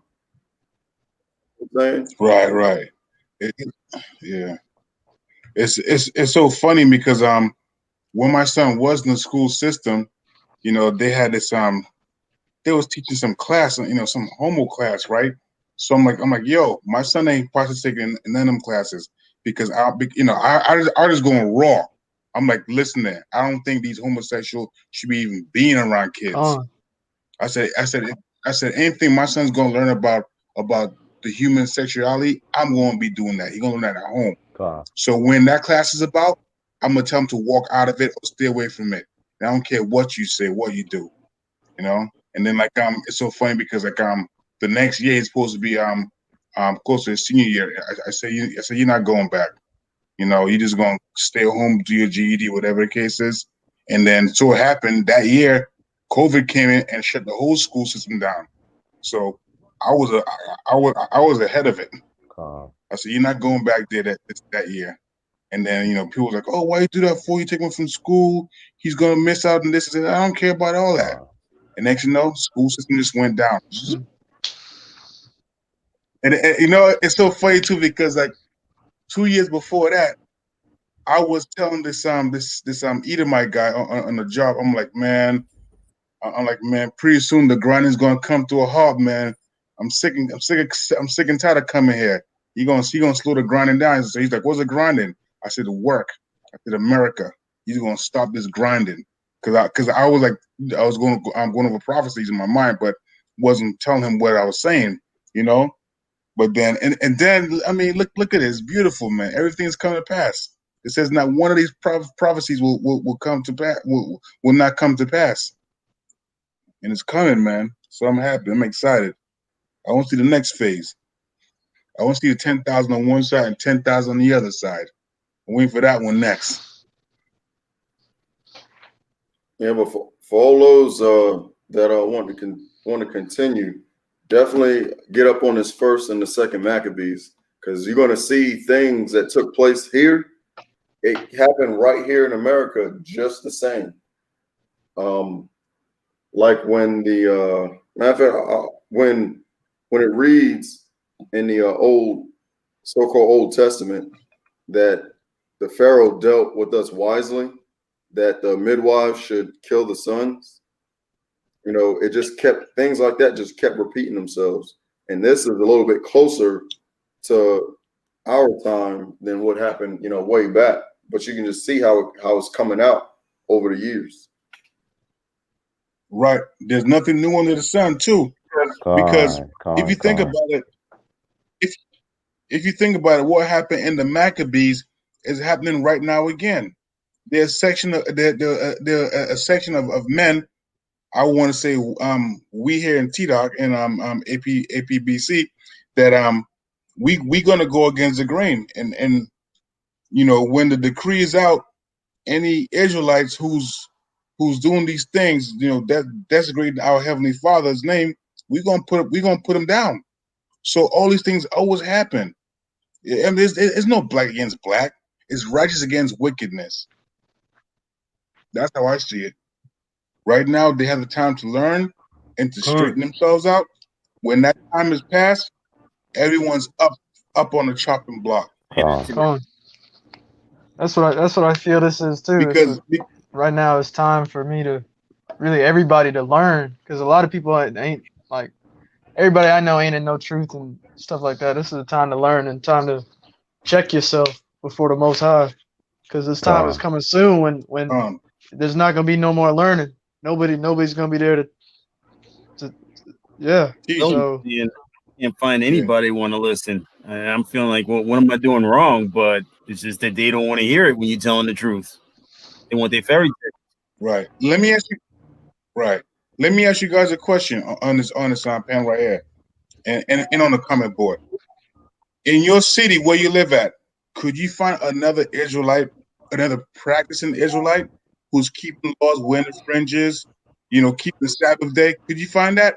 Because I can't find it in my city.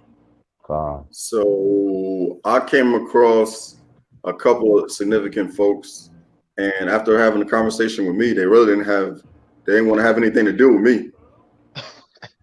There you go. They're like, "Oh, what? T-Dot? No, I ain't never heard of them before." I was like, "Yeah, we're on YouTube, but I see you got fringes on your bandana."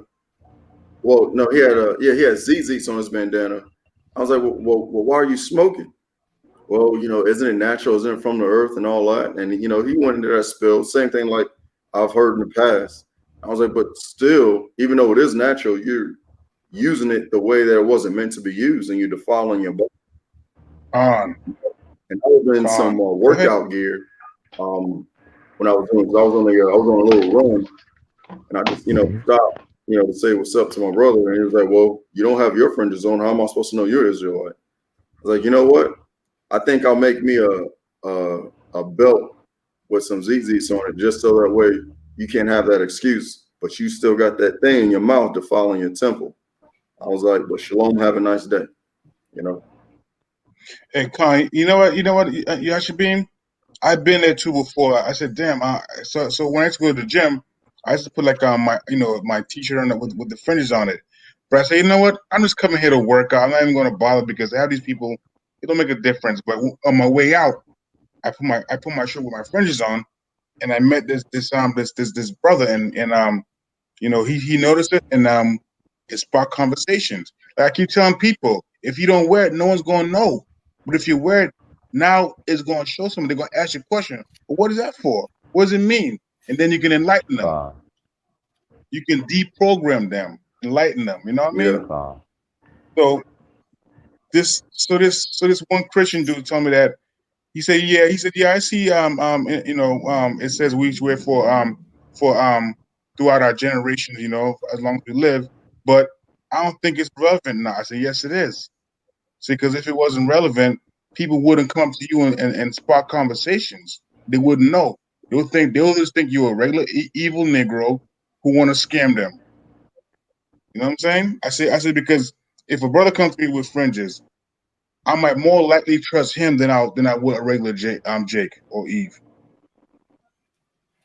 How can he say it's not relevant, but it says for all generations? That's all I get. Right, and he's a Christian dude. Yeah. See, these people, they only pick and choose what they want to follow. What makes sense for them, because they want to fit into society.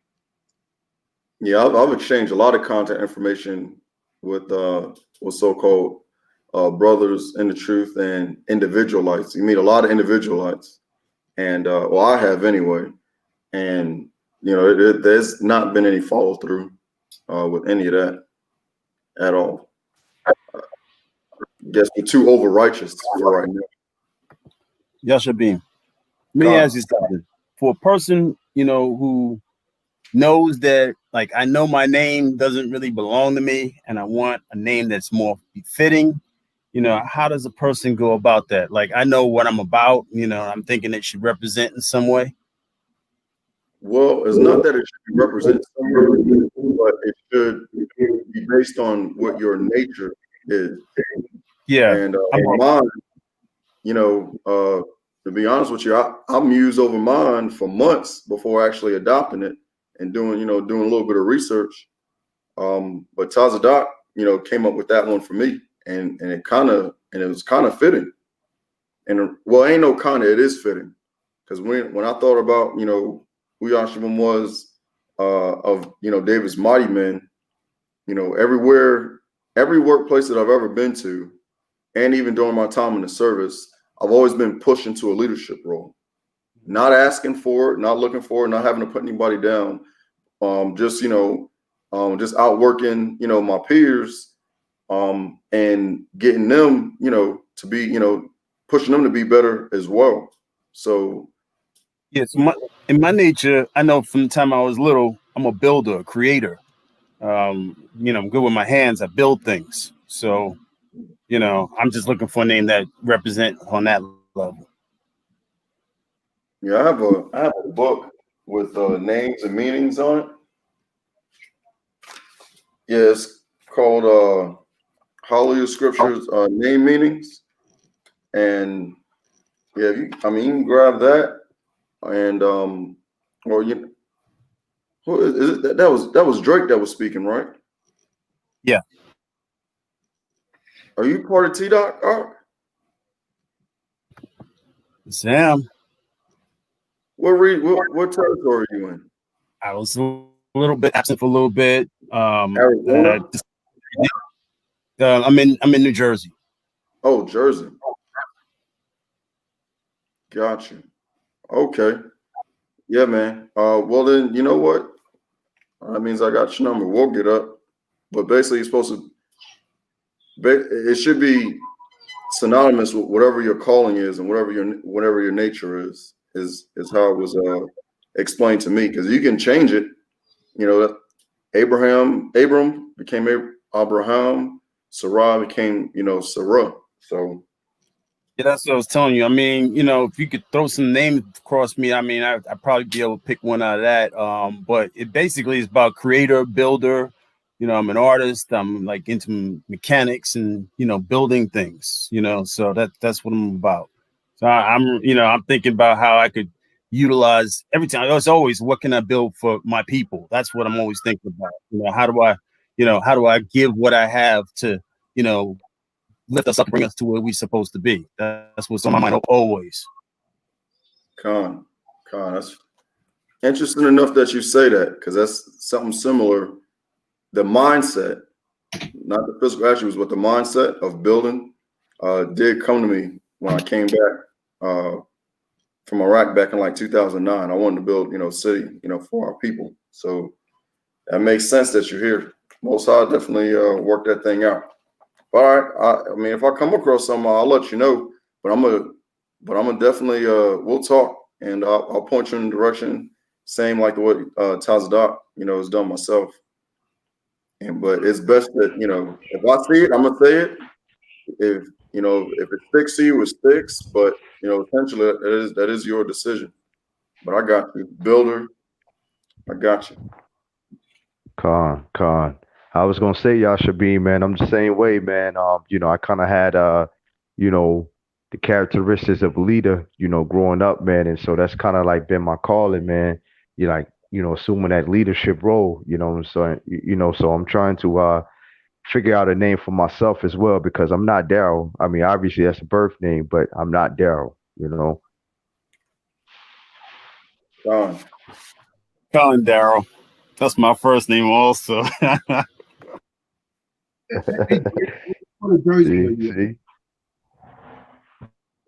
Hey, what part of Jersey are you in? Tazak was asking. Drake.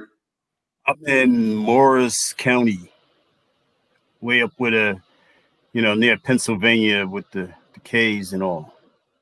All right.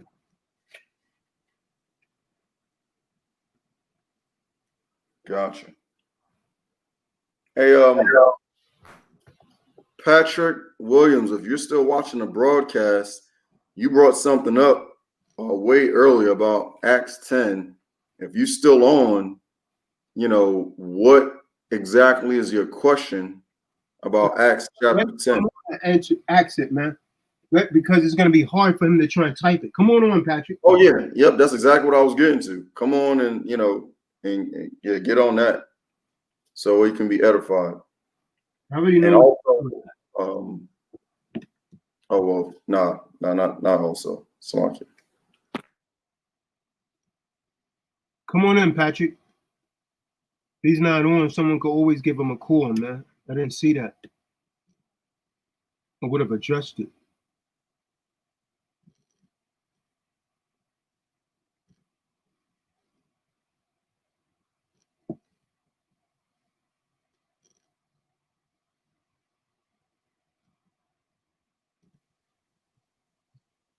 Yeah, I'm giving him a shot now.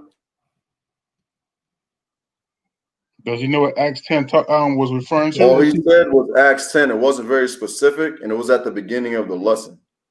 So, yeah. The beginning. Is that Patrick from Tennessee? Over in Memphis. Okay. Hey, welcome back, Drake. I ain't seen you in a minute. You've been making them songs, man. Yeah, I was just sitting back listening. I was here trying to perfect my craft and figure things out. That's all. You've been making them R&B songs.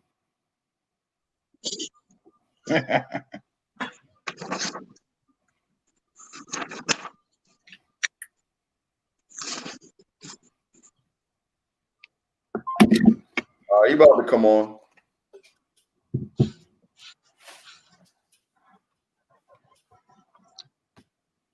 Hey, Jeffrey. I accidentally, I don't know, man. I forgot that Ariel was in St. Louis. Are you guys still going to be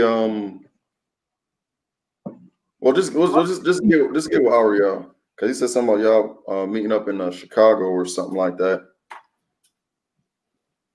But after the lesson, you, myself, and Tazadak, we need to wrap, so we can get some more things together about this upcoming business.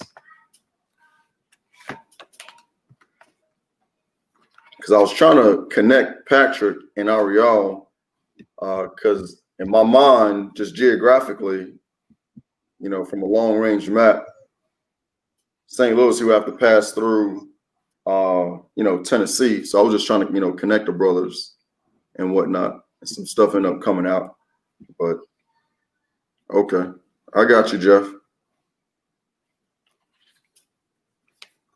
I also have some questions about getting geared up. So, I'm green light, but I just don't know how to do it. But I'm ready to do it. Daryl, super. What's in your nature? What do you feel what do you see your calling to be?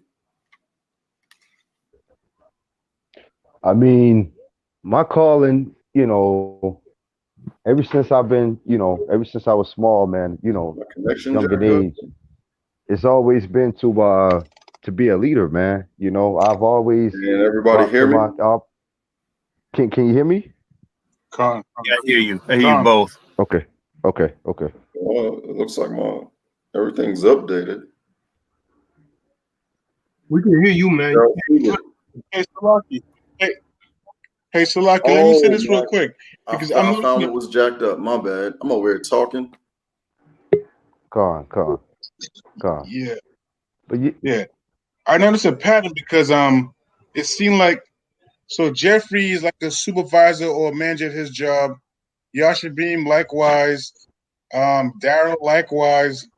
Tazdak he's a supervisor or CEO of his own right.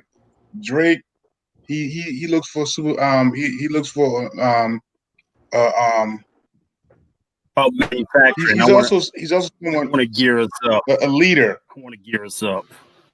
Manufacturing, a leader or some sort like that. And me myself, I'm also in my perspective, trade like a almost like a supervisor as well. I'm a steward, on a job. So it just seems like the Most High is just pulling together a bunch of Hey, where's the guy leaders. Patrick? Yashabim? I thought he was coming back on. Yeah, he just texted me like literally not even 2 seconds ago saying that it says it's full backstage. These other guys that was on here not saying anything. I keep removing them. They keep trying to come back in, but that dude's not coming back in, man. Patrick's never tried to come into the room yet. I'm monitoring this. He never tried to come in. You could only see people in here. Right now, there's only 7. So where's he at? Tell him that click on the link and come in the room, man. How many? Is there 3 people backstage? How many people can you have backstage? There's none backstage right now. I kicked them all out. The guys that haven't been saying anything, I removed them from the room, man, because they're just occupying space. There's no point of coming on here just being mute, man. Come on.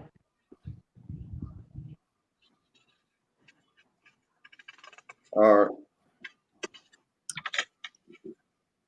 Jeff said he stepped away for a minute, so I'm going to remove him from the room also. Now, there's no reason the dude can't get in. There's only 6 people in the room right now.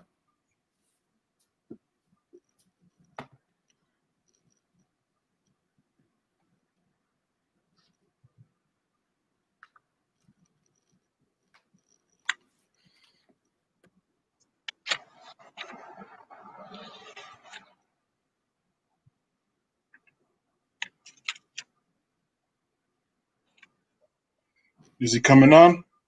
Hey, what's up with Alazar? Is his name right?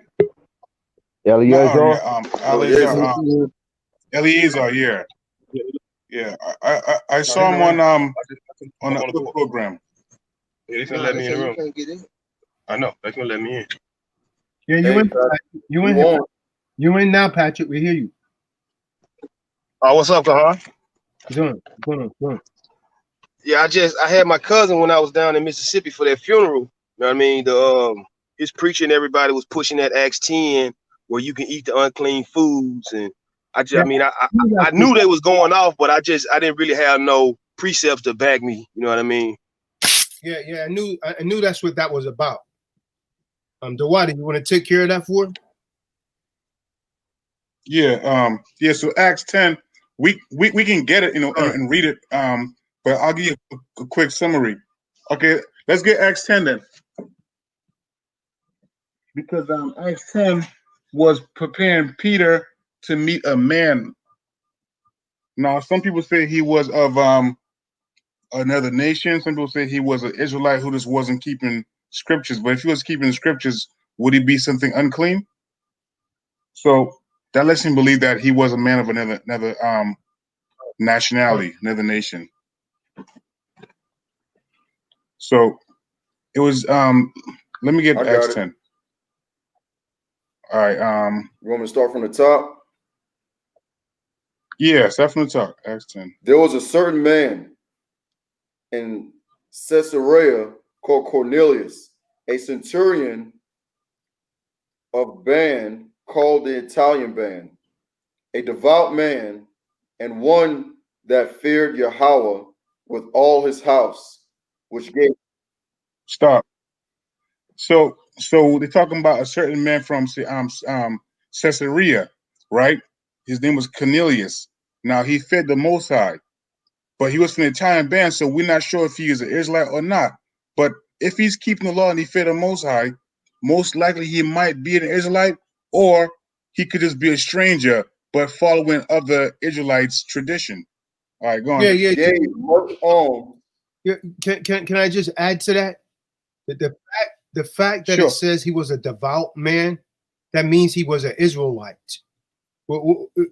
If you want to look up the term devout man, that's someone that's heavily studied in their faith.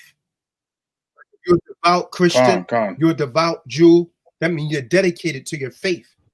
Now, if we put that in a context that the Apostle Paul was also a citizen of Rome, so he could be referred to as a Roman or Israelite, because he was a citizen of Rome. Right.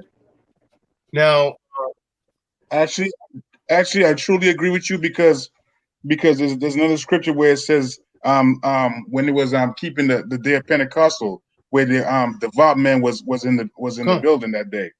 So yeah. Go ahead. which gave much alms to the people, and prayed to Yahweh always. He saw in a vision, evidently, about the 9th hour of the day, an angel of Yahweh coming to him, or messenger of Yahweh coming into him, and saying unto him, Cornelius. And when he looked on him, he was afraid and said, What is it, Elohim? And he said unto him, Thy prayers and thy alms are come up for a memorial before Yahweh. And now send men to Joppa and call for one Simon, whose surname is Peter, or Kapha. He lodged with one Simon, a tanner, whose house is by the seaside. He shall tell thee what thou ought to do. Right now, drop down to 9. And on the morrow, as they went on their journey and drew nigh unto the city, Peter went up upon the house to pray. And about the 6th hour, and he became very hungry and would have eaten, but while they made ready, he fell into a trance. Stop. So this is the part where the Christian would think that he's talking about an actual food. All right, continue going. He saw heaven open, and a certain vessel descending onto him, as it had been a great sheet, knit at the four corners and let down to the earth, wherein were all manner of 4-footed beasts of the earth, and wild beasts, and creepy things, and fowls of the air. Con. Hold 1 second. Now, they named all of these beasts here. How is that the Christian and Catholic Church pull a pig out of that? How they pull a pig out of that unless they was satisfying their lust? Con, it does say 4-footed beasts. Yeah, there's many 4-footed beasts. As they go on, that's how they do it. You know, all the way down the line. That's they just mess stuff up. And there came a voice to him, Rise, Peter, kill and eat. But Peter said, Not so, Elohim, for I have never eaten anything that is common or unclean. And the voice spake unto him again the second time, What Yahweh has cleansed, that call not thou common. This was done. Can I say something real quick, Dawada? This is what people got to get, right? Now, this is a vision, right? A vision is like a dream during the daytime. They call it daydreaming. So the vision that the Most High gave Peter, remember, every dream in the Bible, every vision is never straightforward. So why are Christians trying to make this straightforward? It's always symbolic to something else. So the Most High was using animals to symbolize other nations. It wasn't specifically talking about animals. He was dealing with allegory. He was dealing in allegorical terms. But as you read on, it's going to tell you that itself. You don't even have to interpret it. Go ahead. Right. It tells you, yeah, you go on. This was done thrice, and the vessel was received up again into heaven. Now, while Peter doubted in himself what this vision which he had seen should mean, behold, the men which were sent from Cornelius had made inquiry for Simon's house, and stood before the gate, and called and asked whether Simon, which was surnamed Peter, were lodged there. While Peter thought on the vision, the Spirit said unto him, Behold, 3 men seek thee. Arise therefore, and get thee down, and go with them, doubting nothing, for I have sent them. Then Peter went down to the men which were sent unto him from Cornelius, and said, Behold, I am he whom ye seek. What is the cause wherefore ye are come? And they said, Cornelius, a centurion, a just man, one that feareth Yahweh, and of good report among all the nation of the Jews, was warned from Yahweh by a holy angel, messenger, to send for thee into his house, and to hear words of thee. Then called he them in, and lodged them. And on the morrow Peter went away with them. A certain brethren from Joppa accompanied him. And the morrow after they entered into Caesarea, and Cornelius waited for them, and had called together his kinsmen and near friends. And as Peter was coming in, Cornelius met him, and fell down at his feet, and worshipped him. But Peter took him up, saying, Stand up, I myself also am a man. And as he talked with him, he went in, and found many that were come together. And he said unto them, Ye know how that it is an unlawful thing for a man that is a Jew to keep company or to come unto one of another nation. But Yahweh has showed me that I should not call any man common or unclean. Stop. That's it. That's a knife. That's a true cut right there. It says that but Yahweh has showed me that I should not call any man common or unclean. So those beasts he was talking about, he was referring to man, possibly of another nation or of the same nation. But he was talking about a man. Because in those days they couldn't trust every Israelite as well, too, because there's a lot of traitors. So that's why maybe the Most High had to show him how to come to Peter, you know? Con, that's what I see it as. It's just the Christianity, they make a hard push to say otherwise, you know what I mean? And it just I ain't a real argumentative person, so I don't just like to go back and forth with them. I just try to tell them that it's talking about a man there, but they swear it's talking about food. Yeah. Right. And next thing you could have also done was ask them, because they all know this scripture, right? I'm asking them, does God change? And they'll say, no, he don't change. Then you go back to the laws of Moses, which is given by Yahweh, saying that a man is not supposed to eat a pig because it's an abomination. So just saying these two things should cut them up. What I found to be really, you know what I'm saying? The end of that statement is that he's saying that we're not supposed to be around people of other nations. You know, that's a little bit off, but I think that's a bomb right there. Right, but I mean, really and truly, we shouldn't be around the other nations because what Israel do is we want to copy, we want to emulate, we want to be like them other nations, but they won't be like us. You see what I'm saying? Because once we start being around them, we start behaving and acting like them.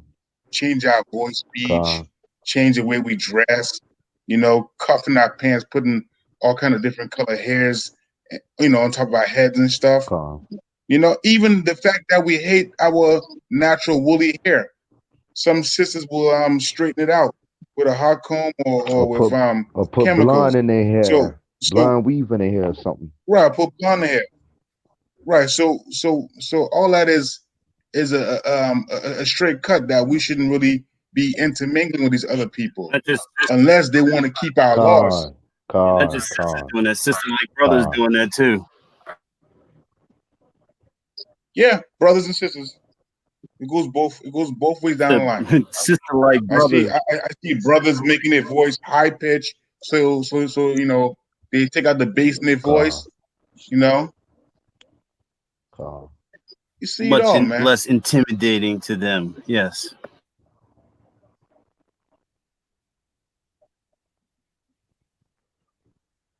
Yeah, you know, when a Israelite man speak and he has that bass in his voice, they tend to get scared. Oh, you raising your voice? I ain't raising my voice. That's how I sound. You know, I ain't gotta squeeze my butt cheeks together or pinch my nose to talk. There, you sound so strong.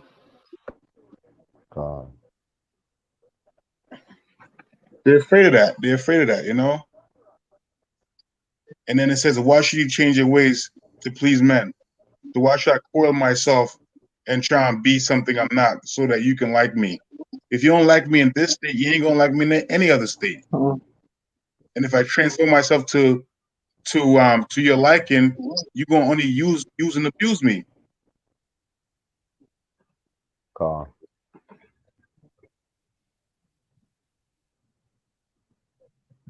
In the rap world, they call that dick riding, right? Yeah, True. Yeah. In the construction world, they call that ass kissing or I forgot the other terms they use, but it's always desecrate, something disgusting, You illustrated it very well. No doubt. You gotta go straight with the knife, man. No chaser.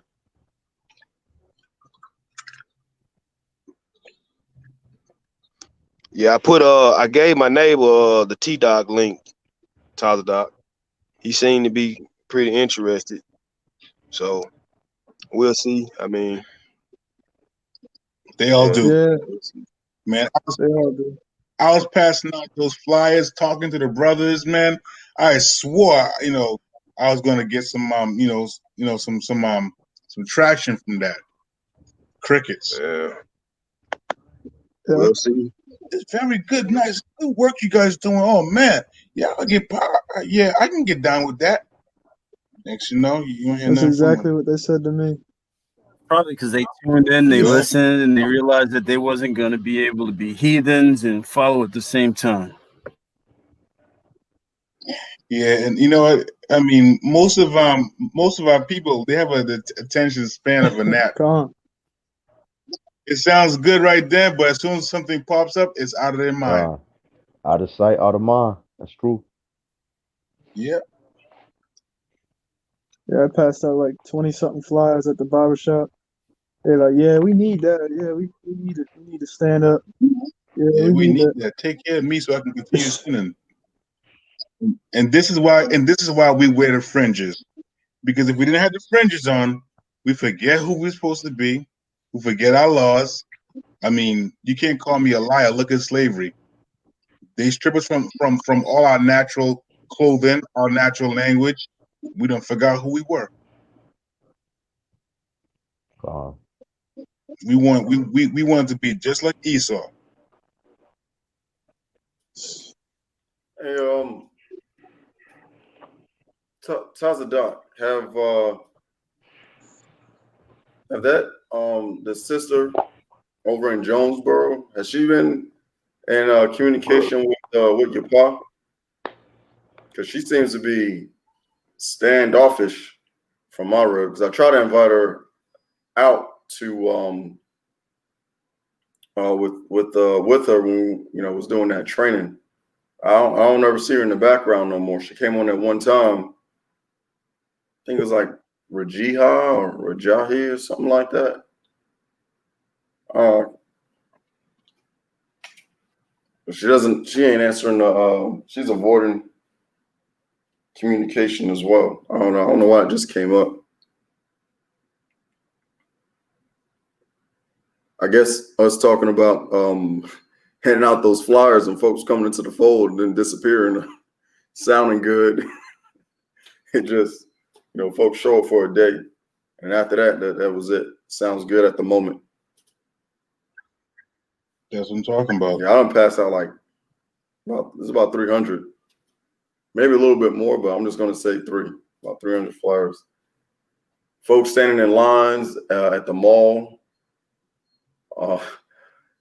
Man, that line wrapped around the whole. They're standing in line for dang on sneakers. I'm just like, man, that thing was crazy. At the bookstores, hitting them up.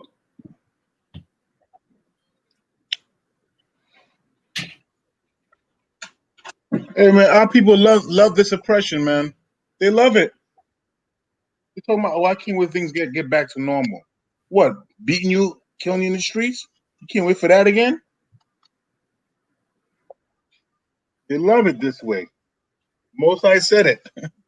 So these people are stiff-necked people, man. They love to, and they run to Esau. They run to Egypt for help, and he's killing you.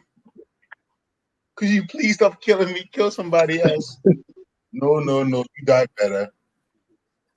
I love to see you What die. you're saying is really scary because now, with Fauci and them talking about how they want to, develop this vaccine. And I'm just thinking that, talking about all these people volunteering. I'm just hoping no Jakes is stupid enough to volunteer for that. But in the meanwhile, are you sick?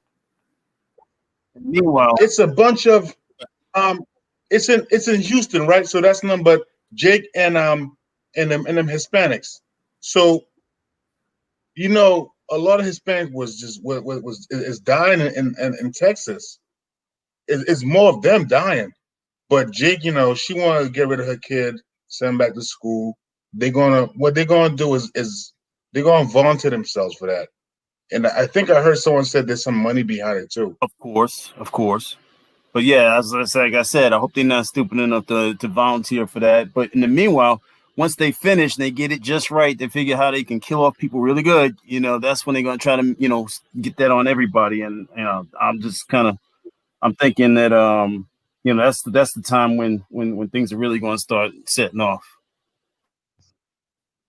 Yeah, think about it. I want to say about 6-7 years ago, right? They was pushing that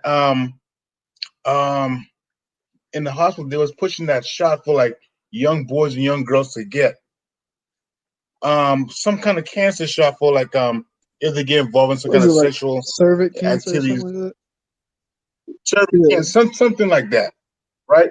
So I'm like, so why are you giving to the boys for it?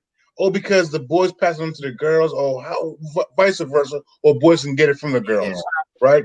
So my mind told me, ask her, because she have kids around my kid's age, the doctor, because that's a pediatrician, So then she says, yeah, I'm not giving to my kids. No, she didn't say that. I said, are you giving to your kids? She didn't answer me. I said, you know what? I'll take the pamphlet and I'll read it over. And I told my daughter, because she was of age where I don't need to be in there with her. So I told her, don't take no shots they're giving you. Anything you refer to me, to me or your mother. And once they realized that the kids wasn't taking it, my kids per se, that particular doctor, she quit that job and she might have relocated somewhere else. Because she got found out. I asked her, is your kids getting it? She had nothing to say. Now think about this now. That could have all been a primer for these young kids to get it. Or to get They're something doing else. it. The doctors get a lot of money for giving those vaccinations, and they're loaded with mercury and other toxic things, aluminum. That's it.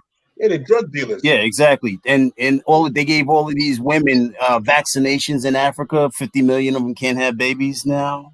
Hint, hint, hint. Clue. Yeah, Bill Gates. Yep. And he's back. And he's back on CNN and all those other stations, pushing some more damn demon serum he have, and everyone's eating it up.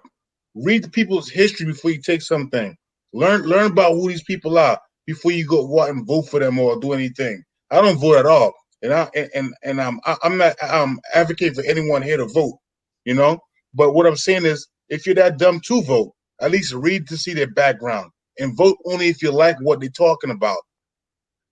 That's going to benefit not just you, but your people.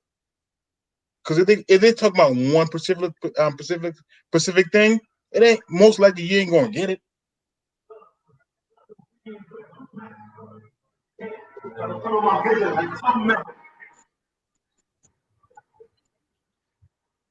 Jake out there having the ball.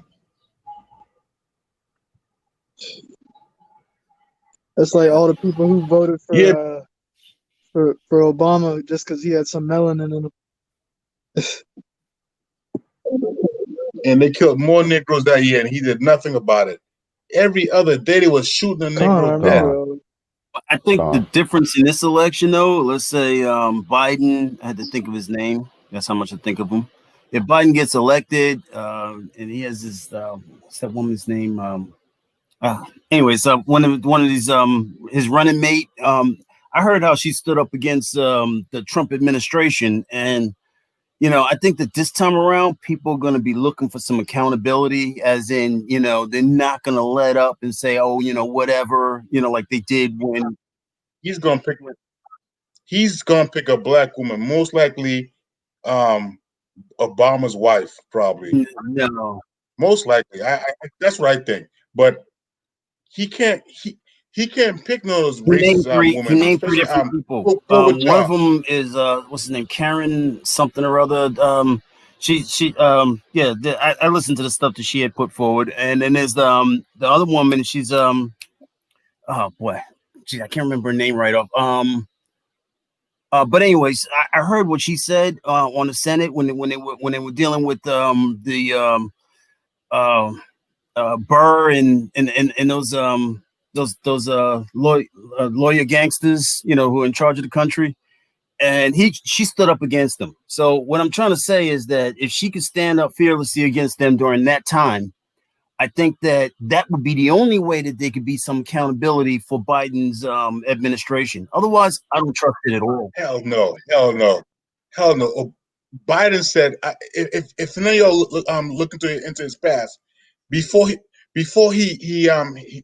lost all his memory or whatever the case is, he said there was a guy in his audience, right, a black guy, and he said something like a heckler, and Biden turned around and said, yeah, we should put you back in cages. Yeah, exactly. But how you come back from that? I understand exactly what you're saying, and I'm 100% with you. But here's the thing: you got a choice. Let's see, one poison or the other poison. So how about no poison? How we do that? You don't vote. You're still going to get a poison of some sort. Yeah, but we understand Trump's an idiot, right? And no one likes them. Yeah. So we know what he's gonna do and what he ain't gonna do. We don't know anything what this Biden guy's gonna do. He might take with gun our Second Amendment rights. Right. He might make vaccination a mandatory thing because they say, well, Trump was the last president was so lax on it. I'm going to go hard on it. I'm going to make sure we all safe. Right. I'm going to mandate this vaccine. Everyone right about take that, it, but I think that's when all the rioting and stuff is going to start up hardcore. That's what I think. People are not going to go for it, and I just can't see. I can't see that woman going for that stuff either, though. Just sit next to him, but she might. Never know. The vice president has no power. She'll go right along. They have no power. She'll go right along with it. And people will go right along with that too. You see how much fear they put in people just to stay in the house. So right. They'll go right with it. Yeah, I mean, don't fall for the okey doke. I'm not falling like I'm with it. I'm just being hopeful somehow because I know it's not where I'm supposed to put my hopes, but it just right. You're supposed to put your hopes. You're supposed to put your hopes with the Most High. Absolutely. You can't be like I said earlier. You can't go to Egypt for help. You can't go to Esau for help. You can't say, Esau, stop this oppression. He ain't gonna stop. Because those things are the world. Why would he stop?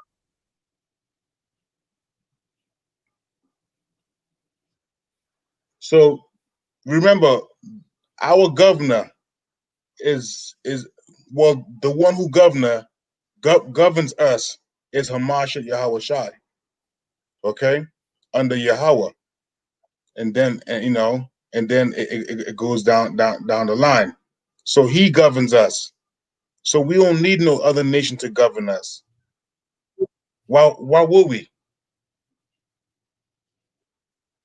They don't keep our laws. I got you. I mean, I know exactly where you're coming from. I didn't vote the last election. I couldn't. So, I mean, I'm feeling very similar now. It's just, it's like looking at what we just what we're in and what he stands for and all of the, he's like straight up, let's just drop that, star flag that we got and just throw up a Confederate flag, because these are my constituents and, they want to bring back the, good old days with America.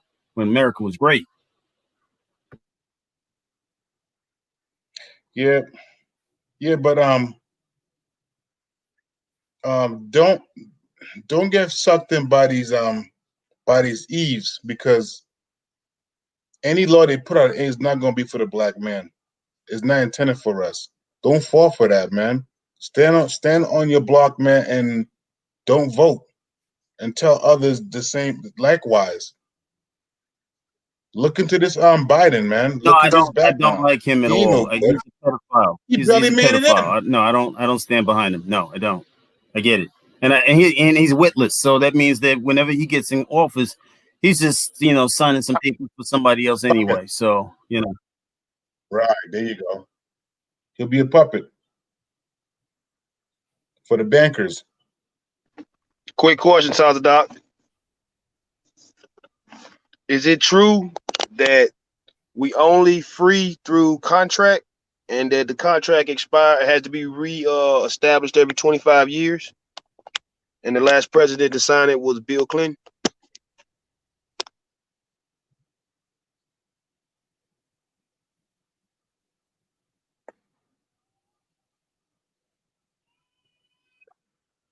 Hey, Will, do you know the answer to that, Will?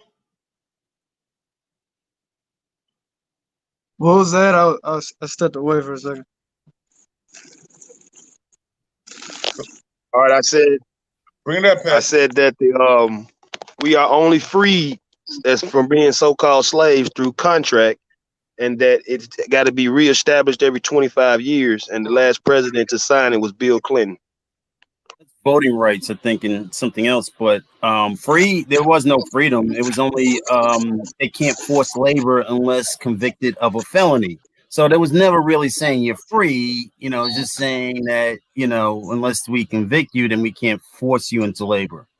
So no, I think he's talking about being a secure party creditor.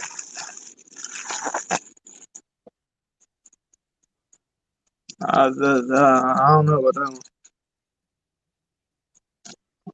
Is that what you're talking about, Patrick? Being a secure party? No, not being a secure party. I mean, that's something I got Tyler Doc new book. I'm trying to work on anyway. But no, I was talking about I think it's the Emancipation Proclamation. Isn't that like a bill that runs for 25 years? no, it's just a proclamation. Somebody got up and said something. That's all that is. Oh.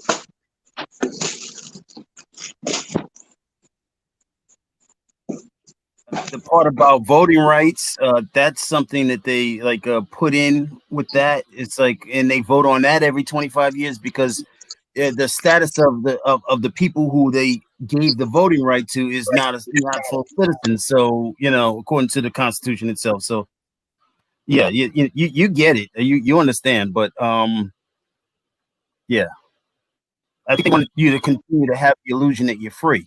There's something called a wage slave. All you're doing is working to keep your roof over your head and food. Isn't that what the slaves got also?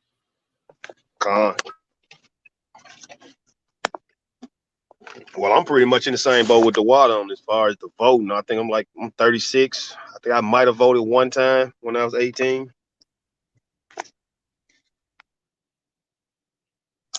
Yeah, but the water that vaccine you talk about, they try to push that on me.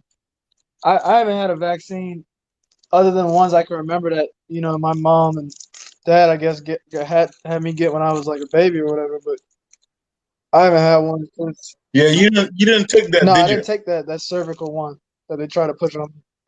Right, because they want you to take it. They want to give you a shot for it, and then come back in 3 months or so and take another shot for that. I think. Yeah, come on. I spent about 9 hours studying vaccines and all the doctors who are talking whistleblowing about it. And in that study, I realized that it's all just some pseudoscience that they use to control population.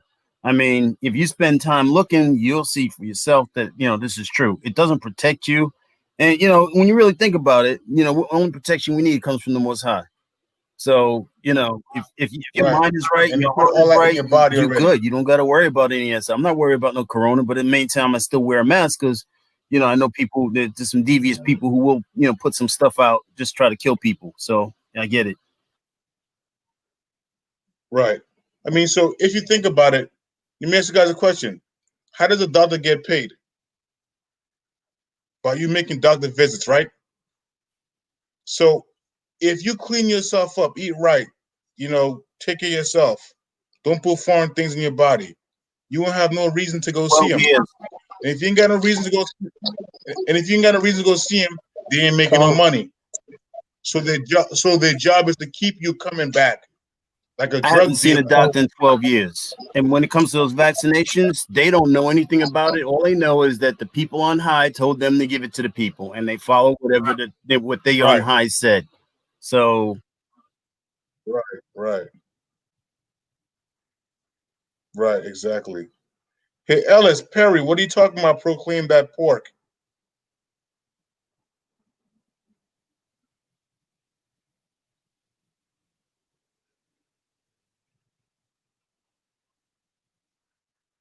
He said Ellis Perry says proclaim that pork. What is he talking about?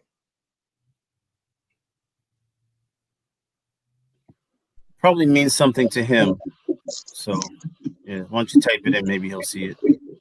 Yeah, he's on the wrong channel. He's lost.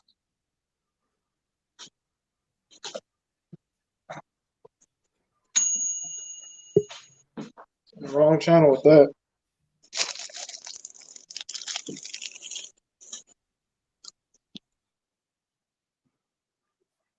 Ellis Perry, if he's an Israelite, I mean, a lot of people are just foolish and stupid and just want to open mouth and say dumb things. Oh yeah. It says smart man holds his tongue. What's that one that we read? Was it 2 days ago? A wise man will seek judgment and be okay with it, but a fool will I wrote it down.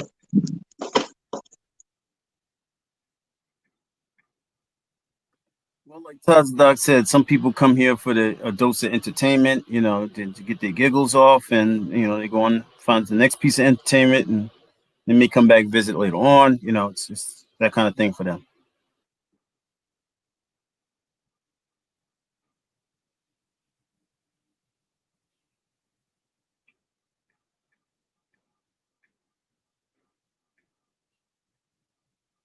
It's like catching a few minutes of Joel Osteen, feeling good about yourself. Right.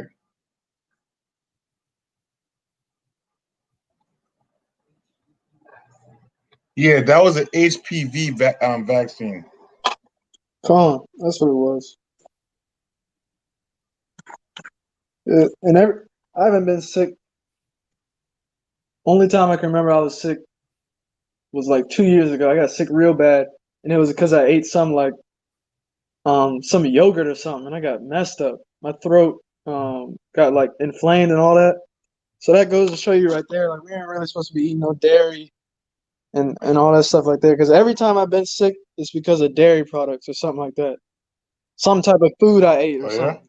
But other than that, if you take care of your body, I've been eating better. I mean, no fast food. Praise to the Most High. I feel fine. So That's right. If you cut meats out and you eat vegetables, green leafy vegetables, and good foods, then your blood becomes more alkaline and less acidic. When your blood is acidic, that's when you're susceptible to all kinds of diseases, cancer. In fact, they even labeled meat as a class 1 carcinogen. That's something to think about. If you don't believe me, you can check it out yourself.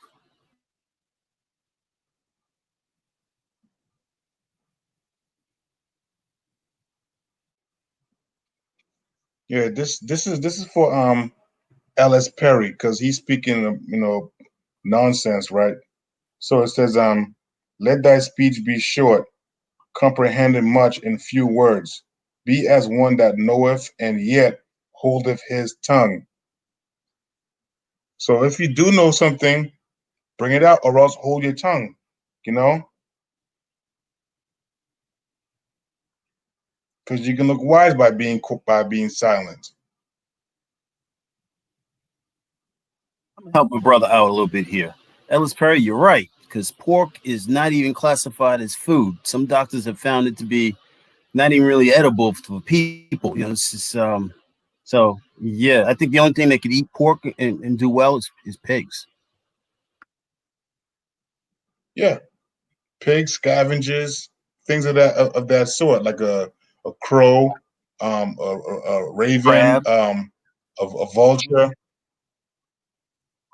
rat. Yeah, I mean, it's not consumable for humans. Even a dog can probably eat pork.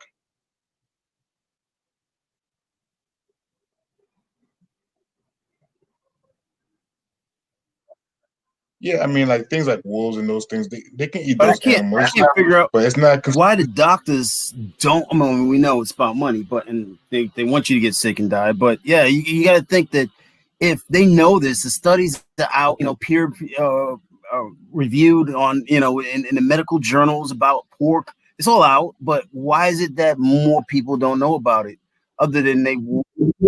It's like so it's like becoming a secure party creditor, right? They're not going to tell you if you're being misled, but if you know, they might speak on it with you per se, just you. But they're not going to tell the masses. There's so much money involved. Like whenever you get sick and you have to stay overnight in the hospital, they will not give you anything with pork in it. They'll recommend against pork. Because one time I went to a physical, right, and I told her I don't take no pills, I don't eat pork, I don't do this, that. She said, "Oh, that's good. Okay, that's great. That's good. You're not eating pork and good and all that stuff. It's good." Because she know better. She knows. If you don't know, it's not their job to educate you. Remember, they want your money or your fiat. One thing I think is really sad, though, is it's hard to tell our brethren. Yeah, and I'm gonna even break it down and see even my brother, from my blood, but from the same mother and father. I can't tell him. It takes him forever for him to learn anything, and then it has to be some pain associated with it that brings it into light. And I'm just at this point, I'm just like, okay, all right. I realize that it just I kind of feel like I'm in a situation where Esau, and Jacob, and I'm Jacob and he's Esau, and there's nothing I can do. So I mean, I can see how that's the case with people who aren't even, of your blood, and how you try to talk to them, and then they just, I mean, they can become hostile, downright hostile, about you trying to bring them into a higher light, bring them away from their ways. I mean, it almost seems like if someone doesn't have a calling, they're not coming, not to this camp, not to this stuff. They don't. No, they're not gonna come because either their eyes haven't opened yet or it's just not their time. But chance happens to all men. It may be a certain time when that person will wake up. Sometimes fear will do that to a person, but sometimes, I mean, all we can do is put the seed in the ground, and the Most High has to water it. If you don't water it, it ain't gonna grow. But it's your brother. You love him. You still gotta try anyways. But I won't kill myself trying. Yeah, I'm at that point now where I already know it's like there's that line. You cross that line, now we have problems. We're not brothers no more. It's mortal enemy time because I don't know how to keep myself on my side of the line. So I got that. Yeah, a couple of my family members started getting mad at me when I started telling them, talking about the laws, and you're supposed to keep the laws, not eating this and that. And I mean, I stopped, pushing it on them, but they starting to see how I move, and they starting to do what I do now. So, my grandma, she don't eat pork no more. It's been like almost a month now, and that's because of me, really. So if you set an example, It's not that simple. Because my brother, he doesn't eat meat at all. He's a vegan. He does even better than me. I'm a vegetarian. He's a vegan. So, but that's not the issue. It's about the word of the Most High. Just accepting the truth and the wisdom and the knowledge that comes straight from the Scripture. It's like no, because it's not in his heart to do that. So, I get that, and I have to respect that. And, at some point I feel like, well, I don't really, like you said, I love him and everything, but I don't feel like I want to be bothered with him, as sad as that is, like to have that kind of caring. And at the same time, because I can't share this aspect of who I am in any way without some, serious retribution, I just choose, I'm thinking about making a choice not to deal with him at all. That's where I'm coming to now. Yeah, you just gotta leave him alone. Let him alone, man. Leave him where you found him. Shake the dust off your feet. But this is to anyone who want to eat pork and don't want to listen. This is what they're going to inherit. So it says is Sirach chapter 10 verses 10. The physician cutteth off a long disease, and he that is today a king, tomorrow shall die. So after they continually putting these things in their bodies, then the next step going to be you go to the doctor, you got cancer, and they start cutting. And they're going to continue cutting and cutting and cutting until you're gone. You're dead. Yeah, I think they did say 80% of people are going to get cancer in their lifetime of some form. Another one we went over before. Matthew chapter 7, verse 21. Not everyone who says to me, Master, Master, will enter into the realm of eternity, but he who is doing the desire of my Father in the Shemayim. So you gotta be doing what the Most High says. Like, that's the bottom line. Many will say to me in that day, Master, Master, have we not prophesied by your authority and cast out demons by your authority and done many mighty works by your authority? Verse 23. And I will declare to them, I never knew you. Depart from me, you who work lawlessness. That right there. If I ever heard that, You're breaking up. You check your sound check, your mic or something, because we could hear you, but it sounded like a shadow. So y'all can hear me now? Also, no. It sounds like you're talking from a bottle. You're trapped in a genie's bottle or something. Yeah. Also, let me bring this one out. Revelations 22 and 14. Going with what Will was talking about before we got cut off. It says, "Blessed are they that do His commandments, that they may inherit the light. They might inherit the right to the tree of life, and may enter into the gates into that city." So it says, "Blessed are they that do His commandments." So if you're doing the commandments of the Most High, you know, 9 times out of 10, you might be able to make into that city, into the heavens. So they say. Hey, the water. And it says, sure. Can you get with me sometime and just let me just like put them all in writing? Oh, sure, yeah. Yeah, we can link up sometime. You ain't got really nothing to do. You know what I mean? We just go through. You got my number. Yeah, for sure. Number.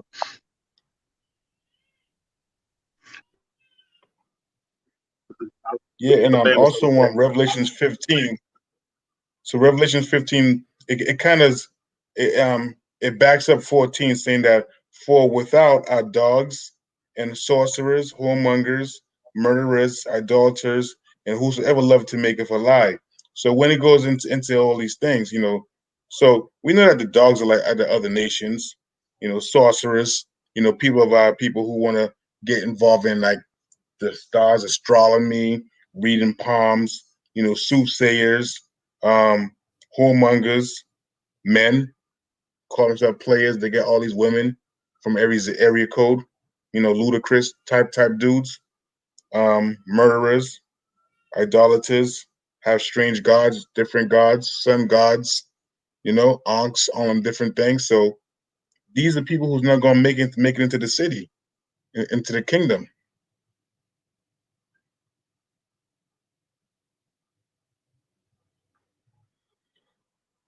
Yeah, so I mean, we gotta be watchful, wear fringes, and know what they stand for. I know we brought up brought out already fringes, Numbers 15 and 38 or 37. It says, and the Lord spake unto Moses, saying, speak unto the children of Israel, and bid them that they make them fringes in the borders of their garments throughout their generations, and that they put upon the fringes of the borders a ribbon of blue. And it shall be unto you for a fringe, that ye may look upon it, and remember all the commandments of Yahweh, and to do them, and that ye seek not after your own hearts and your own eyes, after which you used to go a whoring, that you may remember and to do all the commandments, and be holy or separate or set apart unto your power. So these are things that's there to help us, so that we don't fall to the right or to the left side. You know, we stay on the straight and narrow. You know. But I see everyone's falling out of the room, man. Maybe it's time for us to wrap it up. No one else got nothing to say? I think it's just you and me, Ark. Yeah.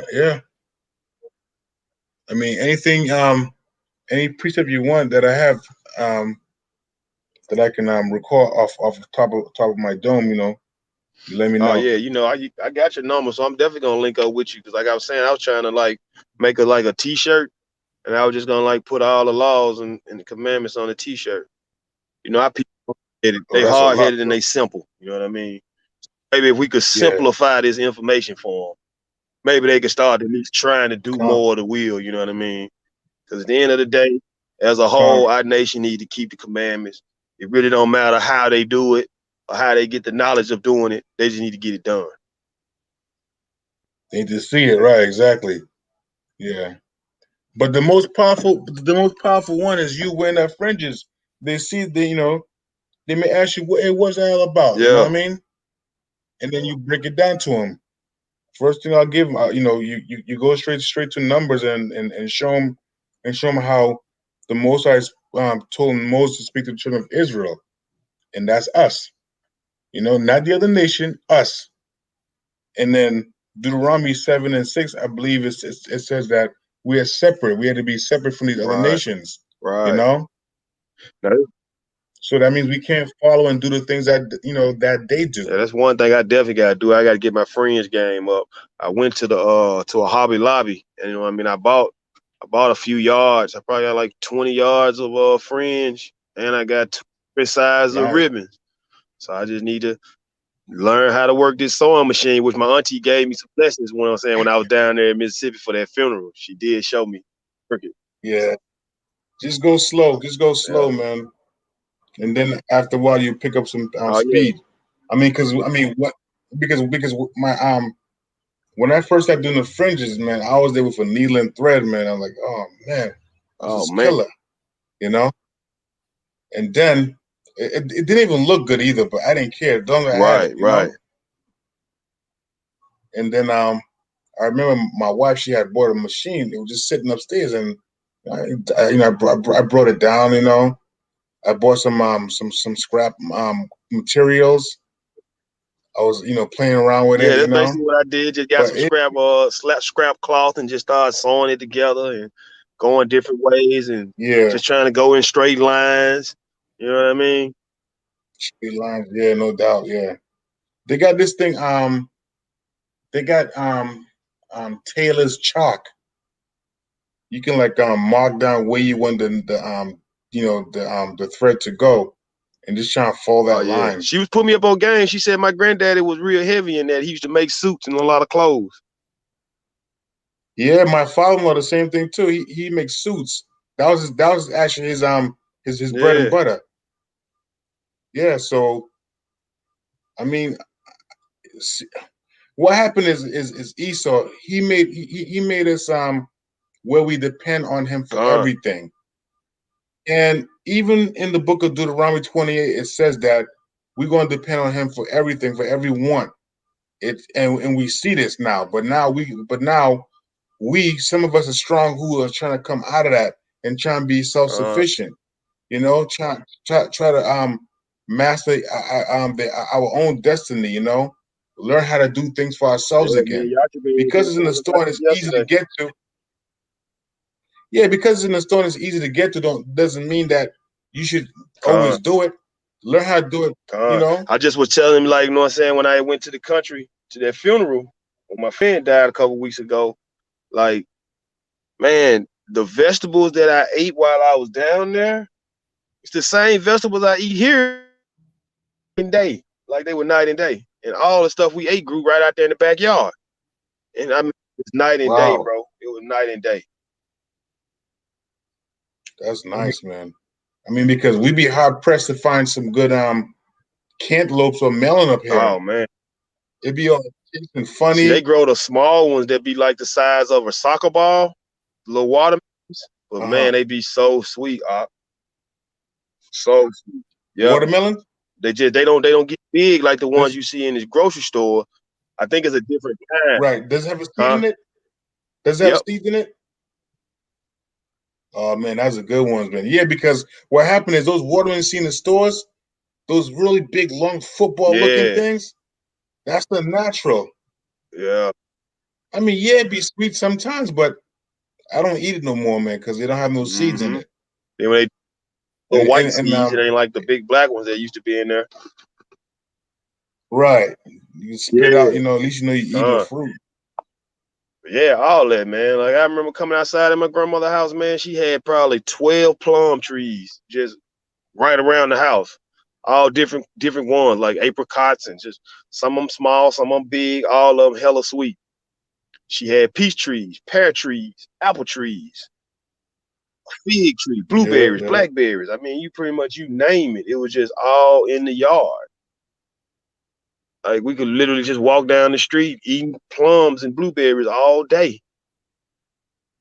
Yeah. Hey, Drake, the industrial sewing machine, those go for like thousands of dollars now. I was looking up some.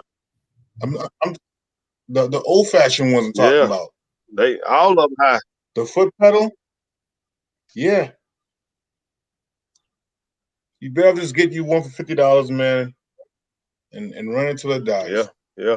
Well, I got me a little sidetrack. Like my mom, her best friend, she's an elderly lady. I think she's like 84. The lady, she's like a competitive Eve. So the lady across the street from her makes blankets and like the monogram quilts and stuff. Got this big embroidery machine. I think hers cost like $4,000 or $5,000. So she went and bought her one. Ain't used it one time. You got money? Yeah, she got good money, but she ain't used it one time, bro. So I think I'm just gonna tell my mama to call her and tell her I'm coming over there and start going over there a couple days a week and just sewing some fringes, you know what I'm saying, on some of my old t-shirts, just playing around, you know what I mean? At least show her that I'm interested. You know what I mean? She let me just start working on it. You know what I mean? You never know. Yeah. I want to get a printing machine so I can like print t-shirts. You know what I mean? Right. I looked into them too. The good one, it's gonna run you almost like right at almost 3,000 for the real good one. Yeah, I've been looking at all that, bro. There's a guy an Israelite brother. He's not in the truth of the law or anything by any stretch, but he has his own little business on printing shirts. But you know how Jake is, man. He don't open his store on time. There's always a bunch of people in there talking like it's a barber shop. No work is being done. You put an order in, you don't even get it. I just stopped going to him, man. Makes no sense. I'm trying to give you money, you don't want I it. got a homeboy like that, you know what I'm saying, from high school. I used to take my little print shirts to him, you know what I mean? And I tried to go a whole different route with bro. Like most people, he tell them just pay half up front, then you can pay the other half when your stuff get ready. To let him know I wasn't playing and I want you to go and start and do mine, I paid him all his money up front. He still didn't get me my shirts until the day of the 4th of July. And my shirts was basically with like, they was like United States of America. Then it had like a side down flag on it, kind of distressed and burnt on the ends. Then on the back said land of the free, home of the slave. So you know what I mean? I was gonna put them out, you know what I'm Right. saying, just to wear to cancel their 4th of July. You know what I mean? Right. He didn't get it to Right. me in time to try to give me no fringes on it. Like, you know what I'm saying? Damn, bro, I paid you, gave you 3 weeks, 3 weeks in advance, and I gotta wait till the day of to get my stuff, and then it still ain't right. It looked like you just rushed and did it at 3 o'clock the morning before. Yep. It was only one T-shirt, or was it like more 5 than one? T-shirts, 5 T-shirts. Like that ain't even no lot of work. You know what I mean? It's killer. Right. Cause like I paid him to do me 10. You know what I mean? Cause I was gonna do 5 more. That was like it's what the coronavirus is not the end of the world. Esau is. You know what I mean? you beat up an Esau. Yeah, cause they trip out, you know what I mean? That's just how they look at you coming in the stores. Cause like I put the mask on, but I don't put it on, you know what I mean? I ain't finna sit there and breathe carbon monoxide when the Most High gave me clean oxygen. You know what I mean? That's crazy. That's crazy. So I ain't finna pollute my body like that. So I was gonna print them off just to, you know what I mean, be like a slapback, you know what I mean, trying to make everybody wear a damn mask. It's unconstitutional. Yeah, it's crazy, bro. How everything been on your end though? Ark, you good? Yeah, I can't complain, man. You know, only thing to complain about is Issa better make those checks right. He need to come clean one more time, don't he? Yeah. Give us another 6 months of that 600. Yeah, all that. Boost it up to 800. I take it off. He owe me more than that, but I'll take that. That's a start. That's a good start anyway. That's a start. Yeah. And by no means it's a covenant. By no means. You're supposed to be giving me gold and diamonds and silver anyways. Like how they did the Israelites when they were leaving Israel. I mean when they were leaving Egypt. They were just giving them gold. Here you go. But then, but those wicked ass Israelites, what they did was they made a golden calf when they couldn't find Moses no more. When he ain't coming back. He been gone for a while. Let me ask you this, Water. They made a golden calf, had an orgy. So when Moses led the Israelites out of Egypt, right? That was before Abraham, though, right? No, Abraham's the father of them all. That's what I thought. You remember he was talking about he was talking about which was the first kingdom to right, rule Babylon. the earth? Babylon, we found King Nimrod. Right. So Abraham wasn't going down with the program. He was a set aside man, and he followed Yahweh's laws and so forth. Abraham is the son of Nimrod's first right hand man. What was this? Terah.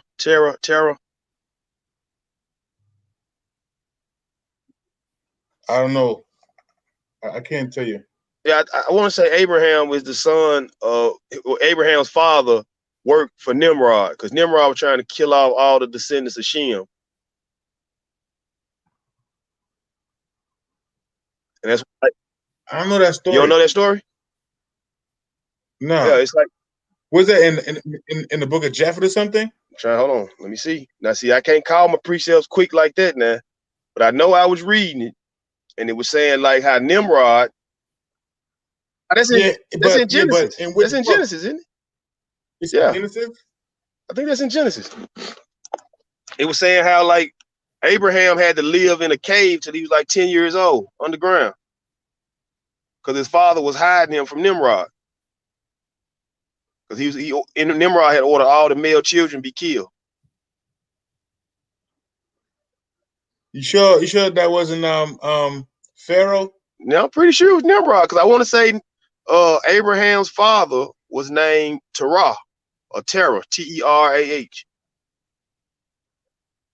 Yeah. What? You know what? Let's go in Genesis and find it. See, I'm on my phone. I don't know if it's gonna let me go to a separate Google page, but I'll try.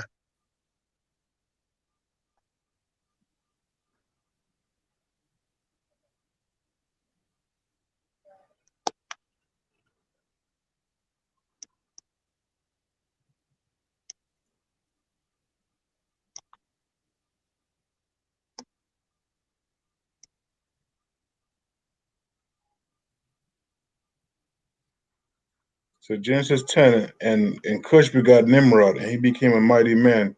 He became mighty one in the earth. He was a mighty hunter before Yahweh.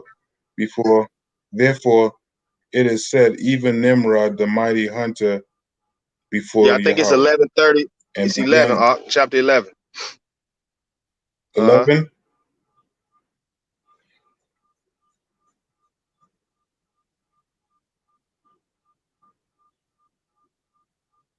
Nah, that ain't it. That ain't it. That just was a caption of Terah.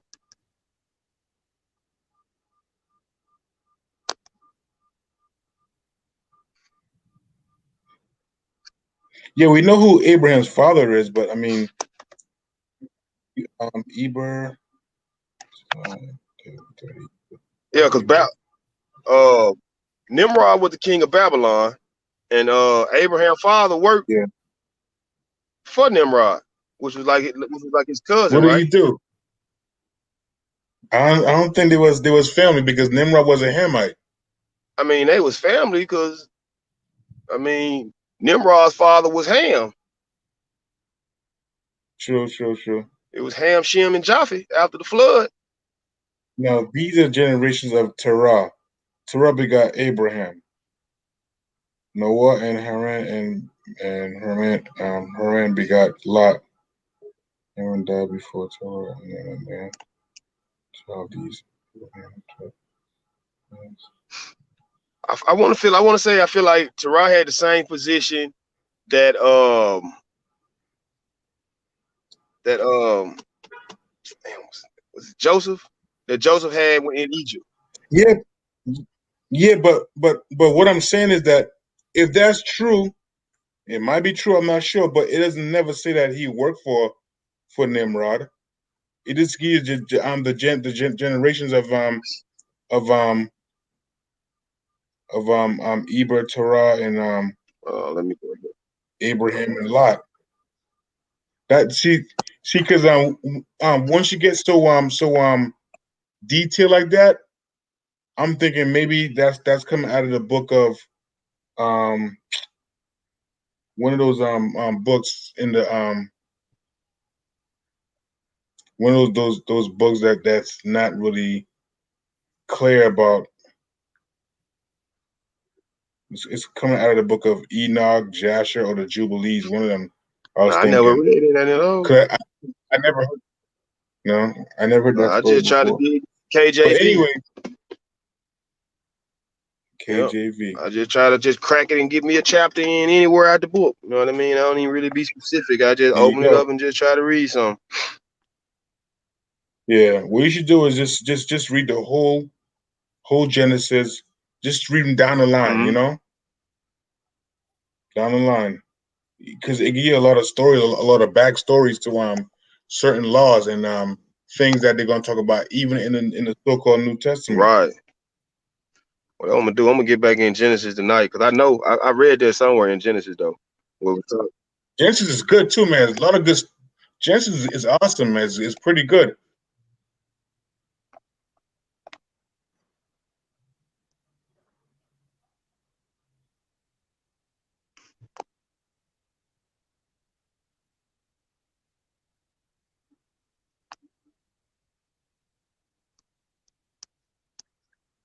Someone said Nimrod is Ham,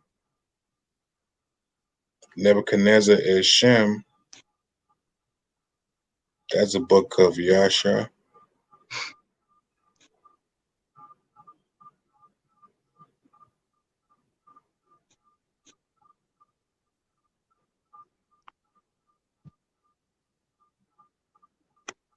You see.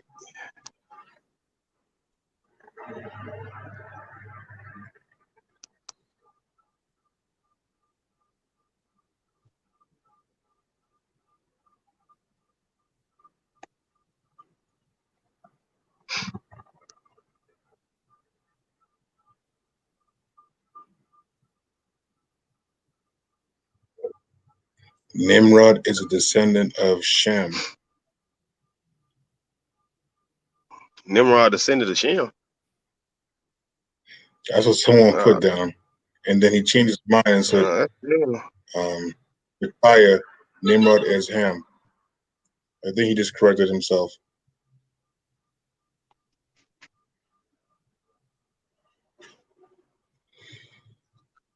Yeah, but I'm gonna say shalom to myself, brother. Yeah, shalom, shalom. I like I said, I got your number, Art. You know what I mean? I'll link up with you later. No doubt, no doubt. Shabbat shalom, Shalom. brother. Take Be it safe, easy. bro. All right. You too.